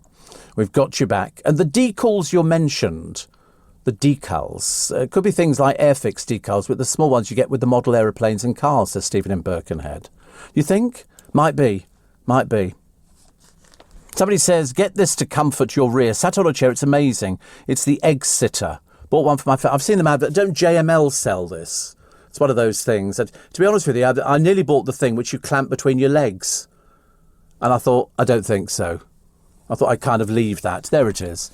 The Egg Sitter. It's £40 in Robert Dyers. I do like Robert Dyers. I could spend days in Robert Dyers finding all sorts of things. And look at that, a dynamic air cushion system partner, £201. I wouldn't be spending that much money. The Egg Sitter, 39, so it's 40 quid. I think that's too much money. Also, I don't need to sit on a piece of rubber to get comfort on a chair. $39.99. That's an awful lot. Yeah. And they actually tried it by putting an egg on it, and you could sit on it without breaking it. Like, yeah, okay. Whatever. Honestly, do people have... I mean, you know, I'm assuming it's for people who sort of just can't sit on things. On Amazon, you could probably find it cheaper. I should imagine there's probably a fake version of it out at the moment. There's all sorts of things now. But I know... What did I see in a shop the other day? I bought some. I can't remember what it was. That's right. They were selling Christmas lights. I got quite excited. I nearly bought them. I thought, no, don't be so ridiculous, Stephen, honestly. Definitely not. You can't buy stuff like that. That is so mad. And things will finally hot up a little bit. 24 degrees. Bank holiday Monday, which is very nice. We're looking forward to that. Thank you very much indeed. And Tom will never catch Jerry, as mice drug cats with catnip sweat to outwit them. I like Tom and Jerry. I bought Tom and Jerry stuff when I've had a CD player in the car. DVD player in the car. I quite like the Tom and Jerry stuff. Unfortunately, the screens are in the back, so not much use to me at all, I'm afraid. We're also hardwired to get jealous about our partners from a young age, which is very interesting. And a fresh scandal from the BBC is over, but don't worry, there'll be another one round the corner. They seem to be sort of plagued with them, don't they? And Keir Starmer breaks down as he talks to Piers Morgan about how his mother died weeks before he became an MP. A lot of crying on television recently. A lot of crying on television. And then the story of the Ryanair flight diverted by an allegedly false bomb alert so Belarus authorities could arrest an opposition blogger. Oh dear. Gets worse and worse and worse. Not good news, is it? And satellites with beams. I'll tell you about those in a minute. And how much to spoil the dog? To the tune of £7.5 billion a year? Yes, believe it. You're listening to a podcast from LBC. 90% chance of rain today. Well, yeah, OK, we can cope with that. I mean, goodness sake, we've had rain before, haven't we? It's also, the worst thing I always think is whenever we get rain, it's a case of the car washers sit there twiddling their thumbs, whereas in fact they really want you to go in there and get your car washed. I'm desperate to get my car washed. But every time I think about getting it washed, down came the rain. So it's not really happening, actually, which is a bit of a shame. Here's the man who has spent 25 years, count them, hunting the Loch Ness Monster. He admits the mystery may never be solved. I can solve it for you now, Gary Campbell. It's not there. OK, there is no Loch Ness Monster. Nothing at all. He's been searching ever since spotting something resembling a mini whale in 1996. Since then, he has logged over 1,000 sightings, dating back to 565 AD as keeper of the official Loch Ness Monster Register. The Inverness-based chartered accountant said, I never expected to be doing it this long, but still nobody solved the mystery, so I'll be doing it to the day I die. He's registered 6 sightings this year. Liar. There is no Loch Ness Monster. It never existed in the first place. I don't know why people keep going on about it all the time. Mind you, it keeps him busy, doesn't it? He just goes, yeah, well, I've been... So this year's 6 sightings. We're only into May. 6 sightings. They'll all be blurred. You won't see any proper picture. It could be a floating log, could be anything. Peter says, no such thing as a supermoon. Just another silly term made up by the trendy people. Oh, right. Steve, is it time when I can buy my flower pot? Says Sidcup Julie. No. Still a bit cold at the moment.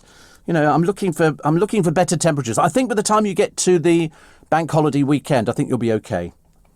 Because if we're going to have a heat wave, I feel like going into that song. We're having a heat wave, tropical heat wave. Dawn Neesom's up, which is always good. I think she's been up for quite some time actually. But she says she's retweeted me, which is lovely. She's a busy girl today, I should imagine. Busy girl. But the weather's so miserable. Mind you, the best thing is, when it's miserable weather, now is the good time when you can do your writing and get all your little bits and pieces done. If it's a nice, bright day and it's lovely outside, as Jonathan Shallett told us, you sort of think, oh, I'll leave it till later. It's like me doing the VAT. You know, leave it. Then when eventually I get round to it, it doesn't actually take all but too long to do it. Which reminds me, I must tell the person who's got to pay it. That'll be useful, won't it? So it's CT scan today and then eye test tomorrow, which actually I don't mind, but just you have to sit there and you have to sort of push this little button and you have to do all these different things. I'm quite good at doing it, but I just find it terribly tedious. I cannot believe we're in the grip of a dentistry crisis. Some patients told to wait until 2024 for appointments. Many dental surgeries are said to have a 4-figure waiting list, with many people being pressured to pay to go private. Isn't it funny? You go in there, they haven't got anything for NHS, but if you pay, they'll see you, straight away. Because they've suddenly realised that's how people make their money. Trying to find NHS dentists is a bit difficult, actually, at the moment. People on low incomes, those in the North East and minority groups, hardest hit. Imelda Redmond, director of Healthwatch England, says those human stories show that oral health is a social justice and equity issue. Reform of dental contracts needs to be a matter of urgency. It's funny, I remember going into years and years ago, it shows how long this has been in operation, and a friend of mine said, if you go in there and ask if they can do so-and-so, they won't have anything for you. But if you say, do you take private patients, you're in immediately. And so I went and said that. And lo and behold, I was in straight away. Debbie says, and don't they think the Loch Ness Monster might be a whale's willy, which was in the papers the other day? Yes, I did read that, actually. The trouble is, there's no such thing as a Loch Ness Monster. This thing has got to be so old, it would barely have the energy to swim. And as we know, when we've seen whales who've managed to swim up the River Thames, they don't get very far, do they? Trying to get them back out to sea is the big problem. In the Loch Ness, which is, to be honest with you, it's quite bad. I think they should pull the plug out and they should drain it, make it so much easier, wouldn't it? And then you can find it. There won't be anything in there. The whole bottom of it is all mud. There's no fish in there, are there? So they assume. So it's obviously vegetarian. And so where's it getting that from? It's got to come up to breathe, unless it's got its own aqualung. So, all in all the experts say there ain't nothing there. But why spoil it? It's a good story. People like it. People like that sort of thing. Apparently, here's Leanne Pinnock, awaiting her first baby. Somebody's taken a picture of her on a beach. She obviously is complaining about it. She's pregnant, of course. She's awaiting her first baby. She says, hormones racing and feet are swollen and counting my blessings every day. She's sort of standing on tippy-toe. It looks slightly peculiar. But she's keeping going.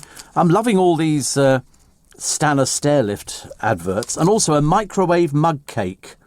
You basically put the ingredients in a mug, stick it in the microwave, and it makes a cake for you, which is good, isn't it? I quite like that. Also, God, everywhere you go, dentists. Here we go. Smile with confidence, this one says. I'm always curious. If you want your lower jaw done, and that'll cost you £10,000. If you have your upper jaw done, that's £11,000. If you have both jaws done, £19,000. That's nearly £20,000 to have your teeth done, so you could smile with confidence, or put your hand over your mouth. £20,000. Mind you, years and years ago, I did a programme with a dentist, a cosmetic dentist on the programme. And, years ago. This is more than 30 years ago. And this particular person came in and we were chatting away, and people could phone up and say, oh, I've been quoted so-and-so. And this lady phoned up and she said, I've been quoted £38,000 to have upper and lower sets done. And so I nearly fell under the table. £38,000, and he said, yeah, that would be about right. If you're having them all screwed in individually, yes, they have actually gone down in price, surprisingly, but it's terribly expensive. Somebody says, last week my front tooth broke, had to go private at a dentist. You haven't said how much it was, though. That's what I'd like to know. It's because I think it's very expensive to go to a dentist. If you can find a dentist, but if you go private, you can find them. They're much easier if you go private, because they want to make some money out of it, and they don't seem to have positions. So why is it they don't have positions for NHS patients, but yet they've got a vacancy for a private patient? So there you go.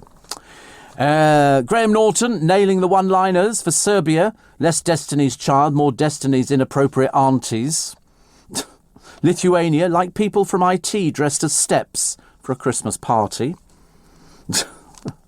Italy, maybe it'll grow on me like mould on a bathroom ceiling.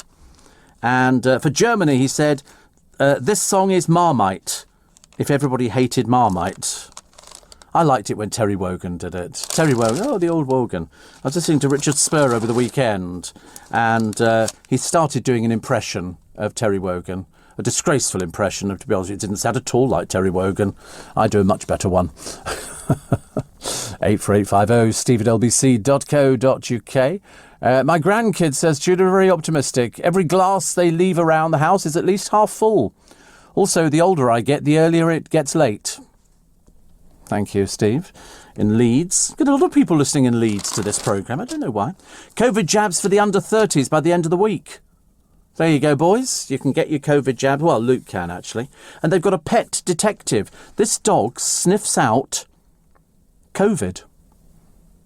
94% accuracy. 94% accuracy. He's a medical detection dog. And researchers found the virus had a distinct odour that allowed medical detection dogs to identify infected people, even those without symptoms. Which is interesting, isn't it? They're better than rapid tests at detecting COVID, because they always ask you when you go into the hospital. I shall go in this morning and I'll have to stand in front of that machine which will take my temperature. But I've already taken my temperature this morning. I was 36.3, which is about as near perfect as you're going to get. But they've said, oh, maybe it might not be that. But I have to stand in front of this. You've got to take your hat off. You've got to do all these things. Iceman says, temporary crown, £285 sterling. How many teeth we got in our mouth? I can't remember. Is it 36? Something like that. £285 sterling for a temporary crown. How much is the real crown? So they put a temporary one in, and then I suppose you have the main one sort of built up or something, and then they sort of put it in. Depends whether it's screwed in or glued in, doesn't it? Either way, it's quite expensive. Quite expensive. I'd love to know what the markup is on stuff like that. I'd be very interested to find out. Very interested. You probably never would you? It's like finding out how much taxi drivers earn. Also, thousands offered refunds after a technical hitch hit Coldplay in a long-awaited live stream show at Glastonbury, which isn't so good. So they were singing in the rain. It was. I mean, to be honest with you, at least they're making the effort, aren't they? They're making the effort down at Glastonbury, and they were streaming it. This year's online show was no exception. So the tickets are released, and I think they've faced many challenges, the Glastonbury fans, over the festival's 50-year history. Torrential rain, mud baths, navigating the ever-growing site, not to mention the digital scrum when the tickets are released.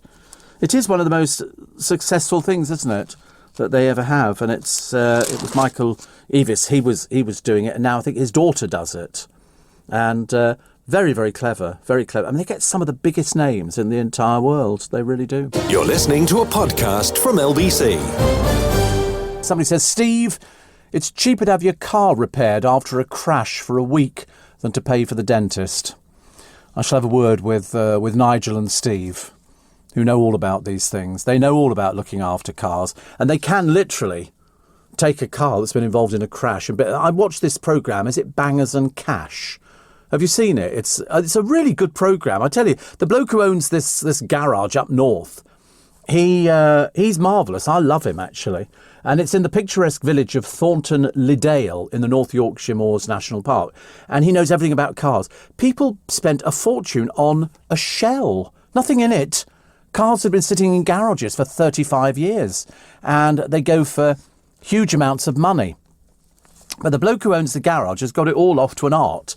And you get people up that neck of the woods, north, who like... It's a hobby to them, putting these cars back together again. And literally, when you see some of them, you think, you're not going to buy that, are you? There was one that they had the other day. It was literally, it had no wheels, no doors, no windows, no nothing. It was just a metal shell, £8,000. £8,000, and then somebody will have to build it up from scratch. But he knows everything about cars. They know about, and they pack these auctions out. They really do. I mean, some of them are just people who've had cars in their garages for years, and then, they've died, and the wife brings him round, and he'll sort of say, well, I think it's probably worth about £6,000 or something like that. It's just that these people are absolute aficionados. One of the most interesting programmes on the telly. And I'm not even bothered about cars. Well, unless Nigel and Steve are looking at it, in which case then I'm very interested in cars. But that's why, talking of dentistry, it's cheaper to have your car repaired than to get your teeth done. Somebody says, Louise says, I went to a private dentist last week, 60 quid for the appointment, then 250 for a filling. Graham in Essendon says, quoted £39,000 for a few implants in London, but the same for 12,000 outside of town, which is Maidenhead. Viv in Walpole says, waiting for bone strengthening treatment in a preparation for 3 implants, £2,000 each, I believe. That's unbelievable, isn't it? Why is it so expensive? Steve, apparently dental treatment abroad is a lot cheaper. Yes, you can go to Russia, you can go to Poland. My hairdresser, Kasia, she goes back to Poland to get stuff done because it's so much cheaper. So you can go over there, but then you come back here, then if all of a sudden it goes wrong, do you then go back to Poland? You can't keep floating backwards and forwards, can you, really? But apparently, if you want the whole mouth done, Steve, India is the place. 2,000 to 4,000 everything. Or you can go to the airport. There's a plane that stands on the tarmac, flies in, does the dentistry, flies out. Brilliant idea. It's so expensive to get anything done. I remember years ago having a sort of a crown done. I paid 60 quid then, which seemed like a lot of money. But 39,000 for a few implants, Graham. That's a mortgage. That is a mortgage. It's so much. But also 60 quid for an appointment, says Louise, and 250 for a filling. I wouldn't mind, but there was only once when I went to the dentist in Staines, and I'm a nervous patient. I think they would describe me as a nervous patient. Mind you, I'm a nervous driver. And they actually put me out before they did the work, but they had to put something in my mouth to keep my mouth open. And there began the trouble, because I'm not very good with things like that. If I have to have x-rays taken, they actually put a card in your mouth next to the infected tooth, whatever it is. They then go out the room, but leave you there, facing the x-ray machine. I take the thing out of my mouth. It's terrible. I'm really bad at stuff like that. But I had it done years ago, but they put this metal thing in your mouth to keep your mouth open. And I found that just as bad. When I had, what did I have done? I can't remember actually. It was something. And they have to literally put dental dam in your mouth. It's like a rubber sheet. Well, just the very thought of that in my mouth. So they had to cut it out. My dentist was very good at the time. He sort of cut it so it just fitted in this little gap where they were doing it to keep it dry, because you can't get any moisture in when they were doing a root canal. Have you had root canal? Oh, blimey, honestly. Why is it we hate the dentist? Why is it we hate snakes and the dentist? Or failing that a car coming up behind you going, woo, woo, woo, woo, woo. And you think, oh, here we go. It's a blooming policeman, isn't it? I'm in trouble now. But temporary crown and permanent gold one fitted set me back 1,100, Steve, at a private dentist. Dentist told me if I was going NHS, it would have been porcelain, not gold. But porcelain would have had visible metal line and not worn with the teeth. I had all my fillings changed. They used to be amalgam fillings, and I had them changed for white, and they bonded them with light. That was many years ago, which I thought was very good. Joy says, Steve, 8,000 for 2 implants. What? £8,000 for 2 implants? Gosh. I need to go and get a loan. Can you imagine? We'd have to dip into savings for that. Not surprised people wanted to have it done on the NHS. You know, that's quite expensive. A friend of ours, says Jackie, had his implants done in Budapest, and they have an office in London, also if needed. Well, that's a good idea. I'm all in favour of that. It's so expensive, isn't it? £8,000 for 2 implants, £4,000 each. So presumably for an implant, they've then got to take the tooth out, then they've got to drill up into the gum, and then they've got to put it in there. I don't know, and stick it up with a bit of Copydex.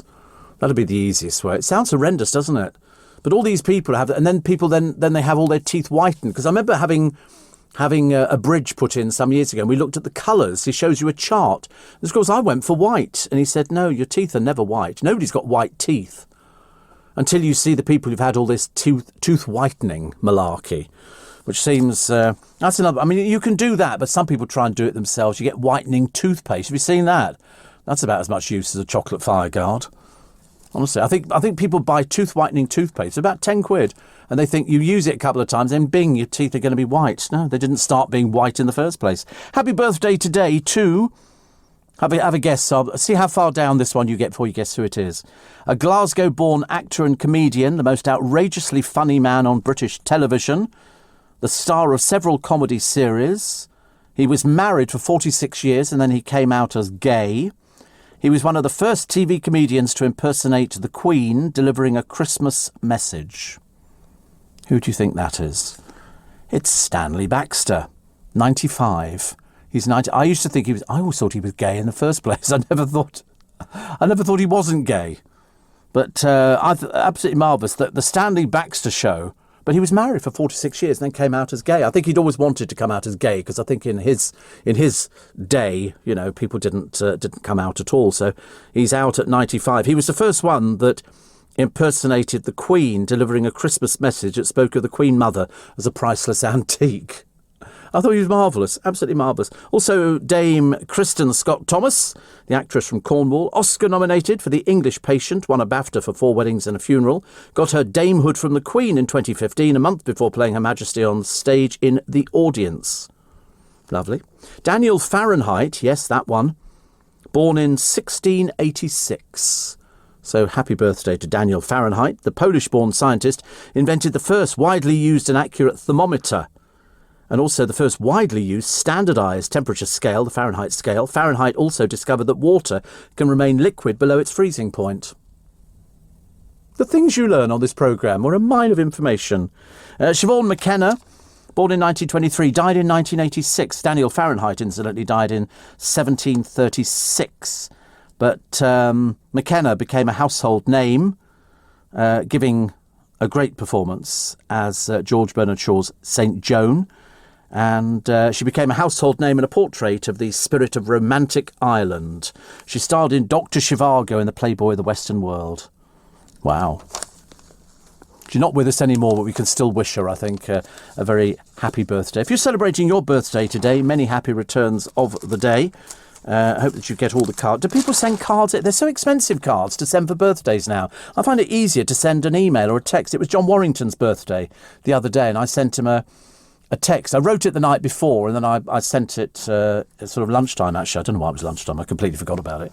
But it was his birthday yesterday. I won't tell you how old he is, but unfortunately I'm older than he is, which isn't so good, is it? Sometimes things that are your type on paper don't always turn out to be for you in real life. That's why T-Levels, which mix classroom and on-the-job learning, can help you decide what to do next while you're doing it. Designed with employers, they can help you get the jump into work, an apprenticeship, or university. With subjects covering software production and design, construction, and health and science, to name a few, search Get the Jump and see what's out there for you. You're listening to a podcast from LBC. Steve, before charging me £150 for a 10-minute checkup of my implant, my dentist had the temerity to grab me, give me a hug, and a kiss goodbye. And in COVID time, says Vic. I'm amazed at the price of these things. This is probably putting a lot of people off. My wife, Steve, had serious tooth decay and receding gums because of not going to the dentist. Had all her teeth out and implants put in. 20 grand. 20 grand. Well worth it. What an amazing smile. I know. I'm crying for you already. I'm crying for you. Debbie says it's my dad's birthday today. Gave him a big hug yesterday.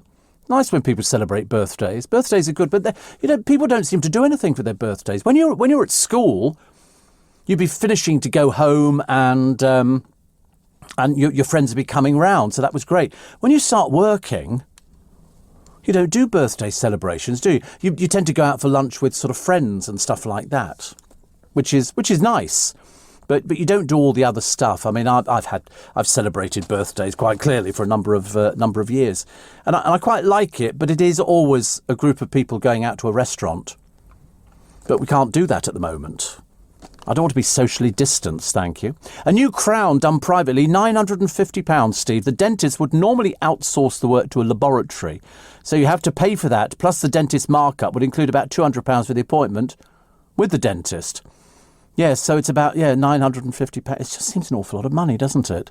And presumably laboratories must be making a small fortune as well. I mean, I understand how it works. I'm not stupid. But it's just, it's if you say to somebody, you can have all your... I'm not surprised they do television programmes on it. Because if you go in there and they go, well, that's going to be about £39,000. And you think, 39,000... Good God. Robin in Battersea says, I had bridge work done back in the 80s. One dentist said the replacement looked like tombstones in the wind. So I had new implants about 6 or 7 years ago. And as I tell people, I've got the equivalent of a new family hatchback. And by the way, I was told by my dentist, you shouldn't fly when you've had implants done, as the pressure isn't good for the bedding of the titanium in the jawbone. Oh, God, there's always something to worry about. Always something to worry about, isn't there? And a lot of you seem to be spending an awful lot of money on your teeth. You know why? Because you see people on the television. I looked at the Housewives of Cheshire the other day, only briefly, and they've all got gleaming pearlies. And I begin to wonder how many of them are sort of genuine or if they've had something painted on. But I remember years ago going to the Ideal Home exhibition at Earl's Court. They had people doing tooth whitening then, where it was and then bonding it on with sort of... and I remember thinking, you don't want to end up looking like Ryland Clark Neal. I mean, that just looks ludicrous. It really does, because nobody has bright white teeth. Imagine if they look like that on the television, what they look like in real life. Oldest gag of the year, Steve. My wife's teeth are like the stars. They come out at night. Thank you. There is a London dental clinic, Lanzarote. Lanzarote. Kevin in Luton says, the sun is shining. What are your hanging basket tips for this week? Too early. Too early. You need to go about another... I mean, I've seen a few hanging baskets that are up for sale. A lot of the garden centres have got them up, and the big DIY superstores. I nearly bought Million Flowers, which they're lovely. They're little tiny flowers, and they go mad. And they had a hanging basket at 16 quid, but I've already ordered my 6 from Chertsey, and I think they're currently sort of hardening off in the greenhouse. Because it's too early. If you put them out too early and start watering, you might lose them. And when you've spent a lot of money on hanging baskets, you don't want to lose them, do you?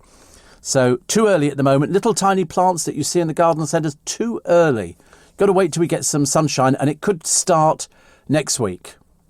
Next week could be the thing. So over the bank holidays, so, my advice would be wait till we get the sunshine and then start filling up the pots with the earth. Fresh earth is always good if you can afford to do it. Get those big bags. They do it quite cheaply on some of the shopping channels. Ideal World do a huge bag for like 20 quid or something, which is, or you can go up to the garden centres. I've got all my bags. I've got 8 bags of earth, big bags. So it's all ready to go. I'm just waiting for the sunshine, and then we'll start putting everything. Lynn said she's going to plant everything out there. What we're going to do is we're going to have sort of upright geraniums, and I've got to put some more in, so I might have to pay a visit to Chertsey, I think, to the garden centre down there. I've not been there for 8 years, actually. I've not been there, but that's where all my hanging baskets come from. And then we can start putting things out. Jackie in Watford says you can save money by having 4 implants and dentures to fit on. I don't think I actually want teeth that come out. I don't know why. I'm always slightly... I've seen people before. They do them on the It'll Be All Right... Not It'll Be All Right on the Night, but any of those sort of programmes where sort of somebody's sitting there talking, all of a sudden their teeth drop out. I don't want anything like that. My dad's 75 today. We had tea and cake yesterday. His granddaughter threw coffee all over him and broke his birthday gnome. Thoroughly fun afternoon. And Susie in Somerset says, I pay my dentist 350 quid a go to be knocked out. Makes for a very fun trip for root canal. I always hate it. If anybody ever says to me, Steve, what's it like root canal? I go, it's okay. Not my sort of thing. Steve, Becky in Haringey says all these people are putting money into their teeth and I had to take out a mortgage to have the gastric bypass done. Either way, you're going to end up spending your money. Yes, absolutely. I agree with you. There's always cost. And sometimes, I mean, to be honest with you, if I look at my little team here, and they are the nearest thing to perfection that we have, if you say to them, if you want all your teeth done, 39,000, and they're going to go, I'll just keep the ones I've got, Steve. 39,000 is nigh on impossible to come up with unless you've just inherited or you've won the lottery, in which case you might want to have it done. But, it's the way the cookie crumb, but it just seems like an awful lot of money, doesn't it? Awful lot of money. Other stories which are running in the papers today. British boys who bit off a £500,000 payday. And it's digital art. Also, attending a film premiere. And this looks like, to me, Mick Jagger and Ronnie Wood's youngest seem to suggest they're all out for the screening of Peter Rabbit 2. I've never seen Peter Rabbit 1. Have you seen Peter? No, I don't think it's for us, is it? I have read the books. I know what goes on because I believe it's Peter Rabbit and Flopsy, Mopsy and Cottontail, isn't it? And Mr. McGregor, who was the gardener. That's all I remember. And something, Peter Rabbit was a very naughty bunny. And that was it. He was like a renegade bunny. Poundland, huge bag of soil for £3, says Jens in Notting Hill.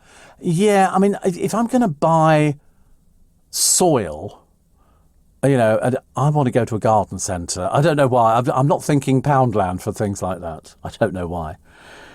Also, police have arrested 14 people after the animal rights activists blocked access to 4 McDonald's distribution centres. What are they complaining about? Are they complaining about the meat? Is that what it is? So what? Fast food. Oh, right, they're complaining about fast food. Oh, I see. The group are demanding McDonald's commit to becoming fully plant-based by 2025. Well, you've just been arrested. Not very clever, is it? Really? 7 men and 1 man with ages ranging from 18 to 51 remained in custody yesterday. And they estimated that the action disrupted an estimated 1,900 lorries. Well, listen, it doesn't make any difference because they'll be out there today. McDonald's serve, I think, 3.5 million customers a day. Anything you do is not going to make any difference. It might be a little bit of a distraction for a couple of nanoseconds, and then it just carries on as normal. It's like the people who sort of superglue themselves to buildings. I don't understand why you want to do that, actually. It disrupts people for a little while, whereas I would leave them there. I've often subscribed to the fact that when you get the Extinction Rebellion people and there were some pensioners who chained that, no, they didn't, they superglued themselves to trains. Well, I would say, OK, we'll take that train out of service, the carriage you're on we'll leave there, and we'll just leave you there all day. At some point, you're going to need to go to the toilet. You know, and I don't know why we bother releasing them. It seems a pointless waste of everybody's time. Leave them if they want to superglue themselves there. That's obviously what they want to do. Shot by a British dad and seen by 880 million people. This viral video made 500,000 yesterday when it sold as a digital artwork. The family tell how a snap decision 14 years ago got their teeth into a fortune. Wow, Harry and baby Charlie in the famous video, and what they look like today.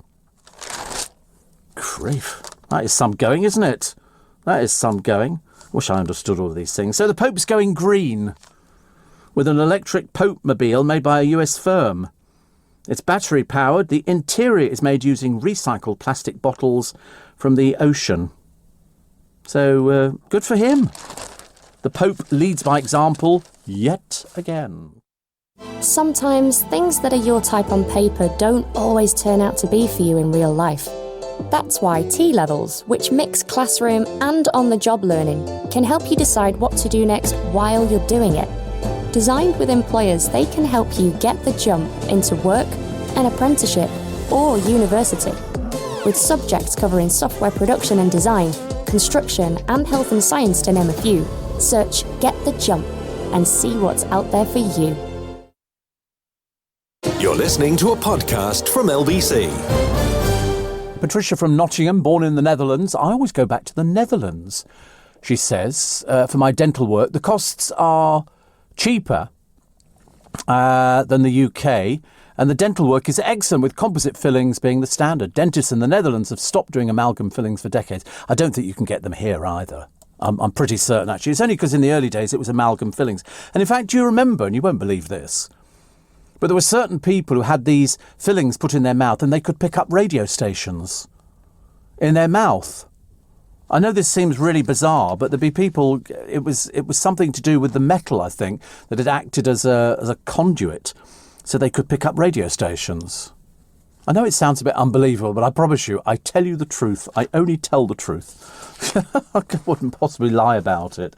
And people were getting all sorts of strange reactions to stuff that was going in their mouth. Steve, I've just been to the dentist. 60 quid for the appointment. Then told I needed a filling. Was told I was brushing my teeth well, but I needed to go to the hygienist. £70. Yes, in fact, I know dentists that will say, we won't treat you unless you've been to the hygienist. So you're right, that's 60, 70 quid straight away. It's a nice little racket they've got going on. But I suppose, you know, if they say, but it's like taking your car to a garage. If I take my car to the garage, I don't know anything about it at all. Well, I understand about sitting there and driving it. But if it wasn't for sort of Nigel and Steve looking after the car, saying it's this and that, and I trust them implicitly. If they say you'll need this or you don't need that or we can get away with this, then I go by their advice. But if I go to the dentist, I don't know. I had a good dentist before, but he retired. Which was such a shame because he was so good. He was so good. He used to sort of accommodate my little whims and fancies. You know, he used to put a thing in there to take imprints and everything else, and it never quite worked all the time, actually. And somebody here says, Steve, morning. I'm on a train this morning, and there are 20 or 30 people not wearing a mask in my carriage. It's shocking. Is this Stuart again? I think this is Stuart, actually. People don't wear masks anymore. I mean. Daft question, have we stopped wearing masks or am I just imagining it? We haven't, have we? I get no end of people. I mean, Stuart says there are 20 or 30 people not wearing a mask in his carriage. You see, there's nothing you can do about it, is there really? But I agree with you. It is so annoying. I mean, dreadful. Absolutely dreadful. But never mind. Never mind. What can you do about it? What can you do? The answer is you sort of hope that, you know, people will... I mean, to be honest with you, I keep saying to people, you know, wear a mask. It's easier. It's easier because, you know, you stand a better chance. All right. So actually, the fellow... I've just thought of something. You don't need to go to the dentist. Wear a mask. Who knows? Who knows? You could just keep them on all the time. You could go to bed wearing a mask. What a brilliant idea. What a brilliant idea. Pete says, I like Stanley Baxter's Christmas shows, which is good. And somebody says, it's all very well going abroad to have implants, but if anything goes wrong, I agree. I agree with you, actually. And somebody says, morning, Steve, this is Billy. I don't see the appeal of getting your teeth done. I think as long as your teeth are in fairly good order, there are better things to spend your money on, like a new car or a fancy holiday. See, is it funny? I'm not bothered about fancy holidays. I'm a non-holiday person. I just really cannot do... I'm just not bothered about holidays. Some people love them. I got a friend, she loves her holidays. She can't wait to go on holiday. This is, she'll plan it out and she's doing this and she's doing that. And me, I couldn't care less. Steve, NHS dentist, says Sunil, 23 quid for an X-ray and a hygienic clean. From hygienic clean. It's like actors. They've all got to have perfect teeth, haven't they? Perfect teeth. Because that's, and if you haven't got perfect teeth, then you've got to go and get your teeth done. And so you get cosmetic dentistry and stuff like that. Daniel in Hendon says, I chipped my front tooth on a fork. 70 quid for a composite filling and 12 months free replacement if it comes out. What service? Yes, well, I suppose after a while, 70 quid seems like an absolute bargain compared to the 39,000 we've heard this morning. Good news is COVID jabs for the under 30s by the end of the week. So come on, all you under 30s. And so that's people in their 20s, which is the boys. The boys can get it. Although, actually, Kieran's already had his. Have you had both? You've only had one. OK, you need the second one. And we need to get Luke sorted out. So you need to get your first injection. You watch. I mean, he'll be the first person on this programme. He'll have had the injection. His arm will go dead. He'll have 2 days off in bed. It'll be an absolute... You can just tell. An absolute nightmare. But more good news. A new study suggests the Pfizer and AstraZeneca vaccines are effective against the Indian variant. Yeah. That's what I had. I had the AstraZeneca, which is good. The jabs combat the new mutant almost as well as the Kent strain, a study by Public Health England found. So that's good. But the idea is that the under 30s, you 20-year-olds, sitting there going, when are we going to get it done? By the end of the week. Freedom Day. Looking good for Freedom Day on June 21. If you haven't been contacted by your doctor's surgery, then give them a ring and say, I would like my COVID jab, please. And they'll then put you onto their list. And then when they start doing it, they will phone. They'll send you a message to your telephone saying you'd like to come in, or click onto this link here and book yourself in. You must do. You must really do that. Chris Tarrant clearing up the riverside. His bid to tackle riverbank rubbish. It's just rubbish, full stop. I saw 2 people the other day. Where were they doing it? They were walking. Oh, they were in Kingston. They're walking along the pavement. They just look like ordinary people to me. And they've got sacks and a hook thing, and they're picking up the rubbish on the pavement. People just throw rubbish. It's terrible. Nick in Birchington says, had my first jab on Saturday and I'm only 27. Very efficient in Kent. Good. Well, I'm in the USA, Steve. I find a dentist that's offering first-time patients a $99 checkup. Usually lasts about 2 hours, x-rays and cleaning. At the end, you have to sit down and hear you need £6,000 worth of treatment. Well, that seems quite cheap. Seems quite cheap.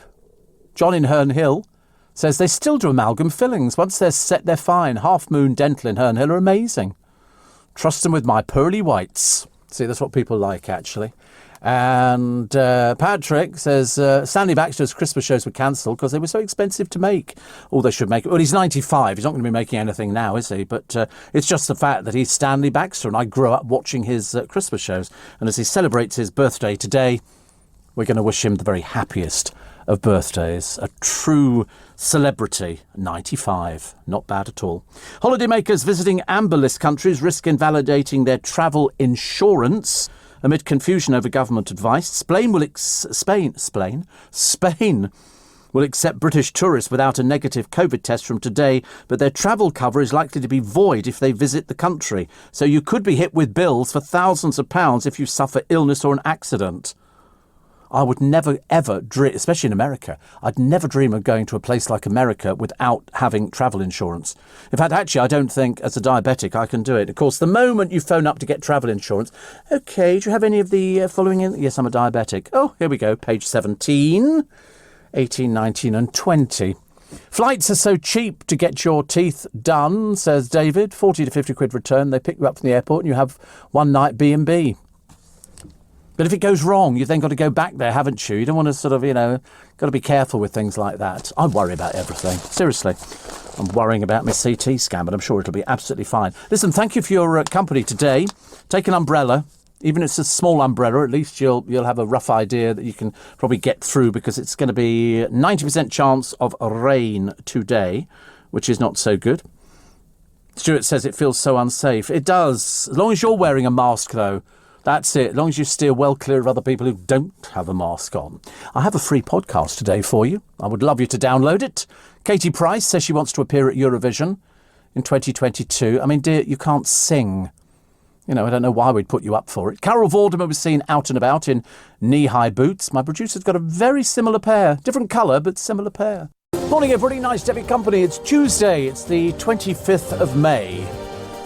He says, trying to get excited about the 25th of May. It's coming up to the end of the month, and the good news is at the end of the month, it is bank holiday time. And what does bank holiday mean? Well, generally speaking, it's bad weather, but this one should be quite good. So it's a case that, I bought shorts the other day. I wouldn't dream of wearing them anywhere. I would wear them at home, and I would probably wear them out doing the plants and stuff like that, but I wouldn't walk down the high street in a pair of shorts. Absolutely not a cat in Hades chance. Dreadful. Would you? Oh no, I can't do things like that. Some people are very brave and they take their shirts off and everything, and you think, no, we're not doing that one either. On the programme today, it's your programme. Well, it's not really, I have to say that, because they always go, oh, it's your BBC. Good, well, let's close it down if it's my BBC. But this is my programme that you contribute greatly, and that's part of the fun. All you have to do is text or email 84850 steve@lbc.co.uk. If you've never heard the programme before, you won't go away from it. It becomes quite addictive, actually. I'll be here all the way through till 7. That proves how addictive it is. Some people think, well, how long do you do it for? And you go, well, we do it for 3 hours every day. Why? Well, because we get paid for doing 3 hours every day, and we love doing it. We do it for your listening pleasure. I like to, mean that most sincerely. Your listening pleasure. So yesterday we had the hospital thing. That was very nice. Over and done with. I told you I'd have to take my clothes off for the CT scan. They give you a little cubicle, which is about the size of I've been in bigger toilets, but it was, and they give you the gown, and then the gown over the top if you're not happy about your back being exposed. Because all the hospital gowns, you put your arms in, and there's nothing at the back. I don't know why there's nothing at the back. She said you can keep your underwear on. Oh, too true. You think I'm taking that off? Heavens above. I've not had a shower in weeks. I'm not taking my underwear off. And so they give you the gown, and then you can swap your socks as well. But I said, I'll keep my own socks on. I don't know why. They're exactly the same. And then after we'd done the first session on the funfair ride, which involves the bed going up and then going through the giant polo, which is very nice, she then said, I'm going to fit a cannula. And if there's one thing I hate in hospitals, it's cannulas. And these are these little, it's not a needle, well, it's like a needle, but it's plastic. And they just literally slide it into a vein. Well, I hate it. I hate it. And so she said, well, where should we do? Oh, God, don't. So we did it in the halfway up my arm, in your elbow. You do it in that little bit there. So they sort of strap you up. Well, I have to look at this, and she goes, just a little scratch. You think you hate me, don't you? You really hate me. And so she did that, and then she they have to put this stuff in. I can't remember what it is, conducive, whatever it is. It sort of helps them see better. And she said, you'll feel this it will sort of wash over your body. Well, it didn't last time, and it didn't this time over, so I must be peculiar. So I didn't get any of that sort of feeling. When I had the stents put in years ago, he said, I'm going to do this thing now. He said, it will feel like somebody's got a hot shower, and they've gone down your body like that. And it was exactly as he said. It went shh like that. And it's like you've been drenched in hot water. It was okay, the feeling. But yesterday I didn't feel anything at all. And so we did that. And then she said, we've done these things. Now, can you just walk up and down the corridor? So for 10 minutes, I walked up and down the corridor while this stuff distributed itself. But I didn't feel anything. And it didn't, whether it's colourful, I don't know, because I didn't look at it. I don't like to watch anything that's in my arm.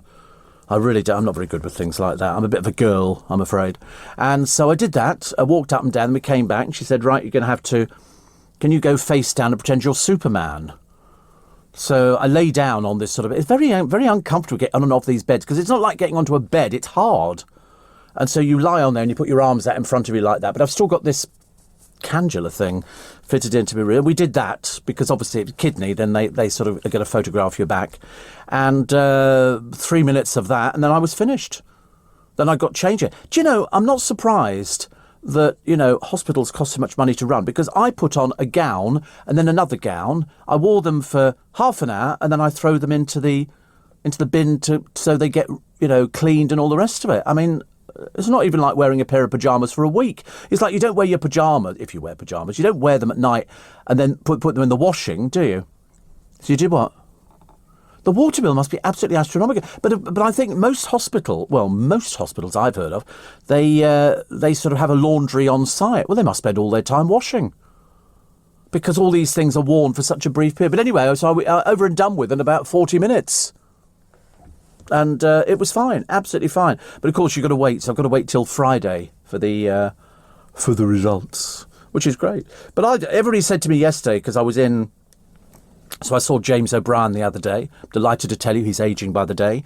And everybody said to me, God, you look really good and all the rest of it. And so I was quite pleased about that. Even my boss said, she's sounding very good. Yeah.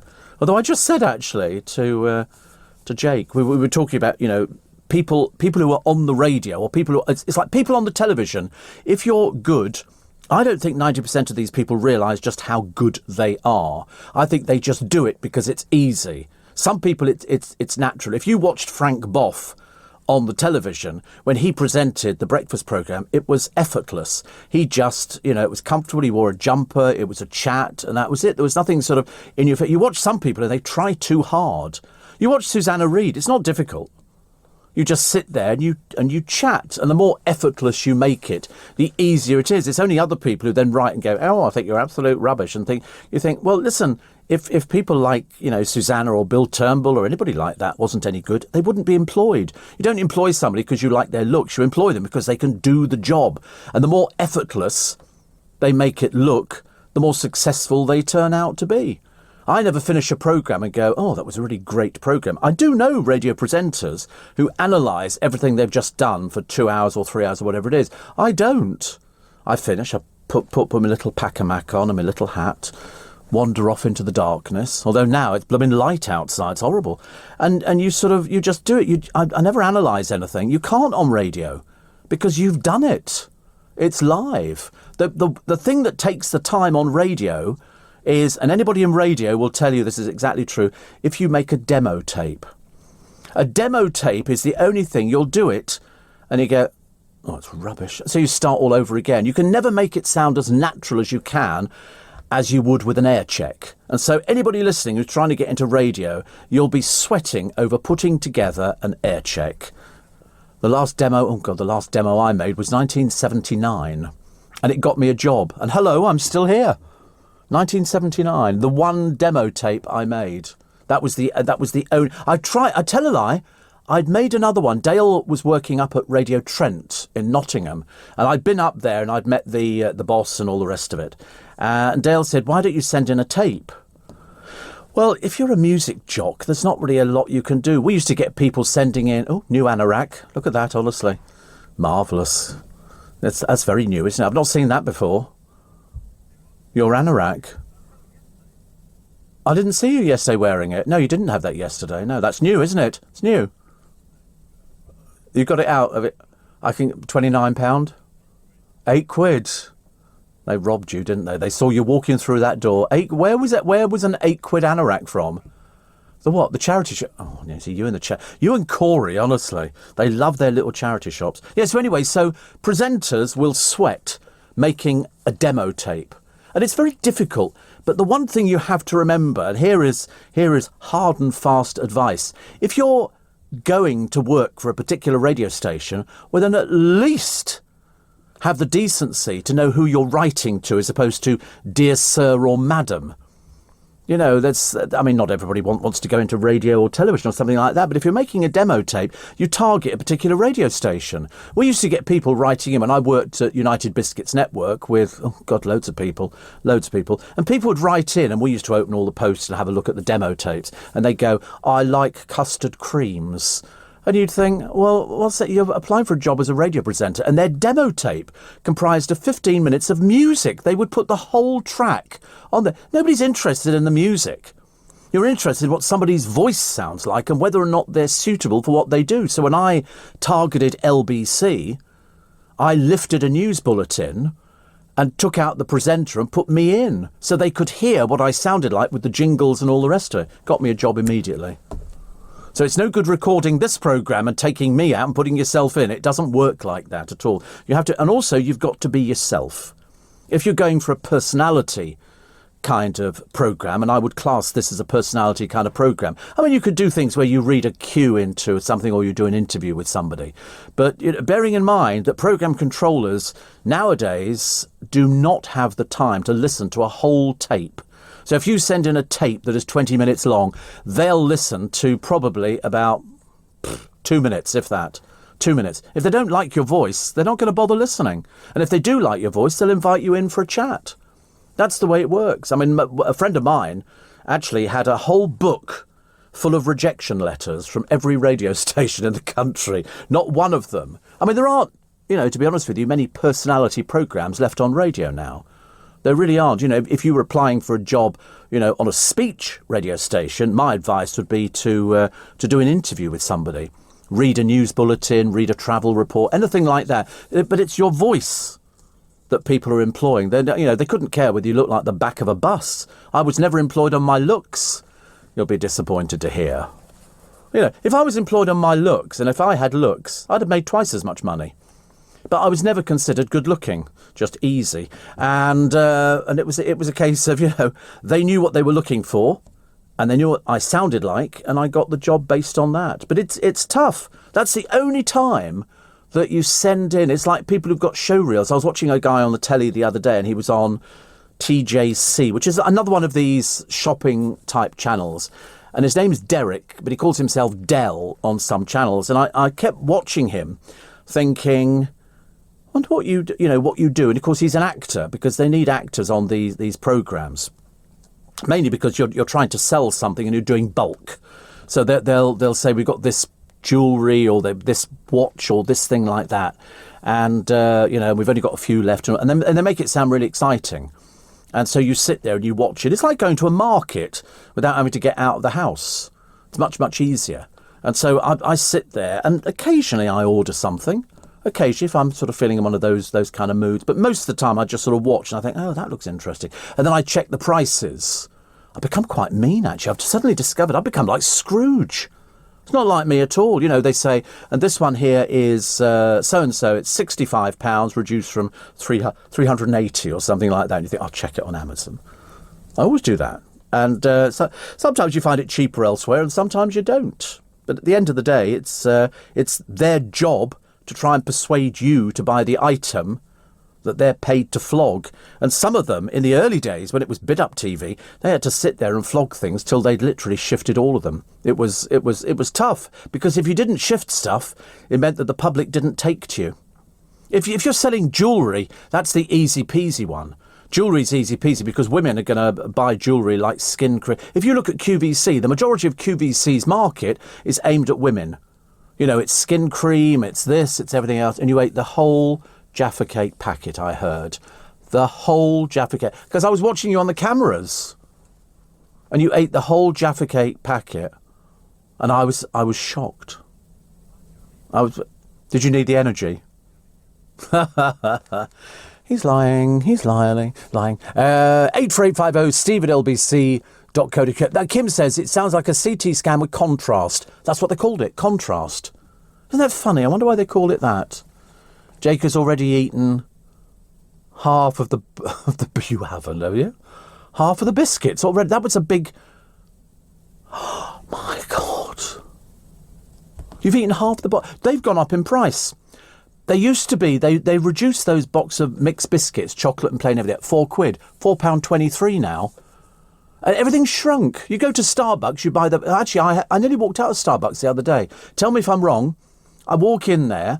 And now they've opened up, you can sit at certain tables and everything else. Well, I just generally want to go and sit outside. And she said something, but her English was appalling. So I'm struggling with trying to work out what she's saying. And basically, they wanted my phone number. So for what reason? I had no idea. And so I'm standing there and she said, in or out? And I want to take it outside. And then that didn't go. So anyway, in the end, she gave me a china mug. And she'd asked for my phone number. She said, can I have your name and phone number? Well, you know I call myself Dave when I go in there. And so I said, why do I need to give you my phone number? I thought, I don't want to, I'm giving it to a perfect stranger. Why would you do that? I don't even let the boys in the studio have my phone number. Jonathan Shallett's got it, but that's different. And a few other people. But, and so she said, can I have your phone number? We need it for, and she started talking about something. And so I lied. I said, I don't have a phone. And so she went, oh, that's okay. Oh, that was easy. But I shan't go there again. I just have to go to, I don't want to start handing out phone numbers to people. That's like, people stop you on the street. Hello, do you want to save gay whales? Not really, no. And they go, oh, sorry, we're not asking for money.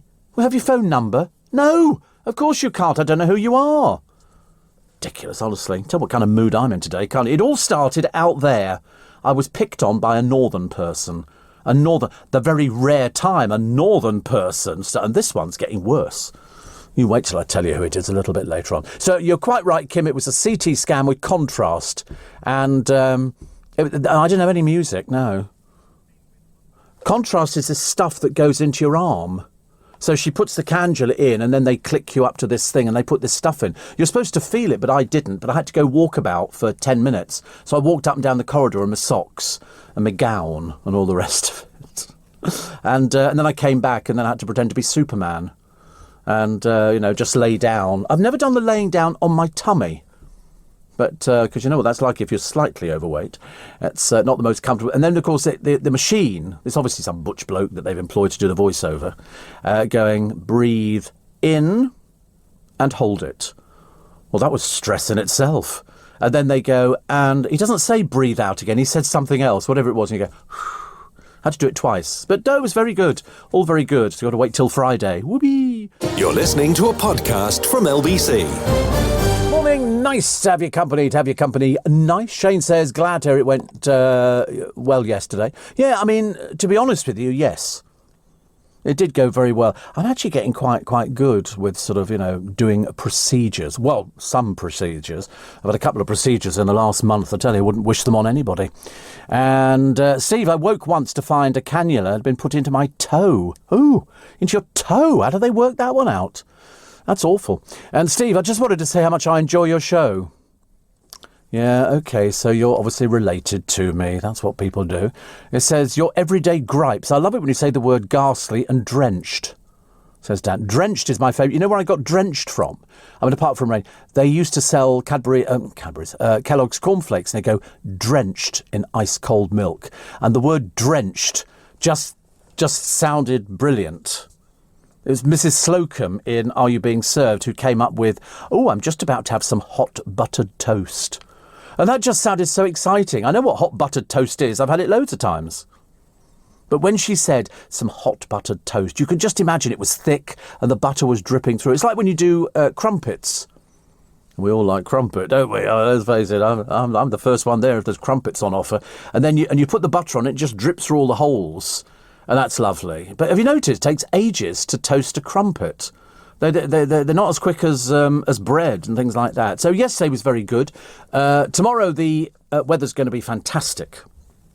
So, and there'll be many of you who are taking a bit of rest from work and having an enjoyable bank holiday, which is lovely. So I hope that you enjoy your bank holiday weekend. Some people are going away. Some people are going away. Some people aren't going away. But there's an awful lot of people who are going, we just need to do something, just so you can sort of go there and do all sorts of things. I had a driver today. I've had before, actually. And it was very, very good. Very, very good. Very nice man. Very, very nice man. Mind you, he thought I was a very, very nice man too. So it was the sort of Steve and Driver Adoration Society this morning, which was quite nice. Steve, I'm glad everything went well. Thank you very much. Yes, I mean, today I'm back in again. I've got to go and get the eyes done today, which is okay. And they sent me a text yesterday saying, you will wear a mask. They won't let you go into the hospital without a mask on, and they will be checking you at the door. They've got a little thermometer. I checked my temperature yesterday on my thermometer, and I'd gone down to whatever it was. It was a bit too low. And so I then checked it an hour later, and I was back up to normal again, because generally speaking, I'm quite lucky, actually, with my temperature. 36.3 I was yesterday during the programme, even though freezing to death in the studio. Prince Harry, I'm sorry to deal with Prince Harry again, but he's been a bit economical. He says the reason he takes his son out on the bicycle is because it never happened to him. He's lying. His father did take him out on the bicycle, and you know how we know this? There are photographs. You cannot tell lies to people. It's just, it's not good enough because then he's milking it for the publicity, which he quite clearly adores. Having told us he doesn't like that kind of thing, they wanted a private life. What a load of codswallop, honestly. Happiness. What do you think happiness is? I mean, I've got a rough idea, but happiness is producing the Steve Allen Show would be top of the list. No, it's a piece of cake with home-cooked food and your favourite TV show. Or in the case of Luke, it's a few pints of lager. That's what happiness would be. In fact, a few pints of lager and some chips or something like that. With mayonnaise. Yeah, it would have to be good. Would that be garlic mayonnaise? Oh, you like garlic mayonnaise.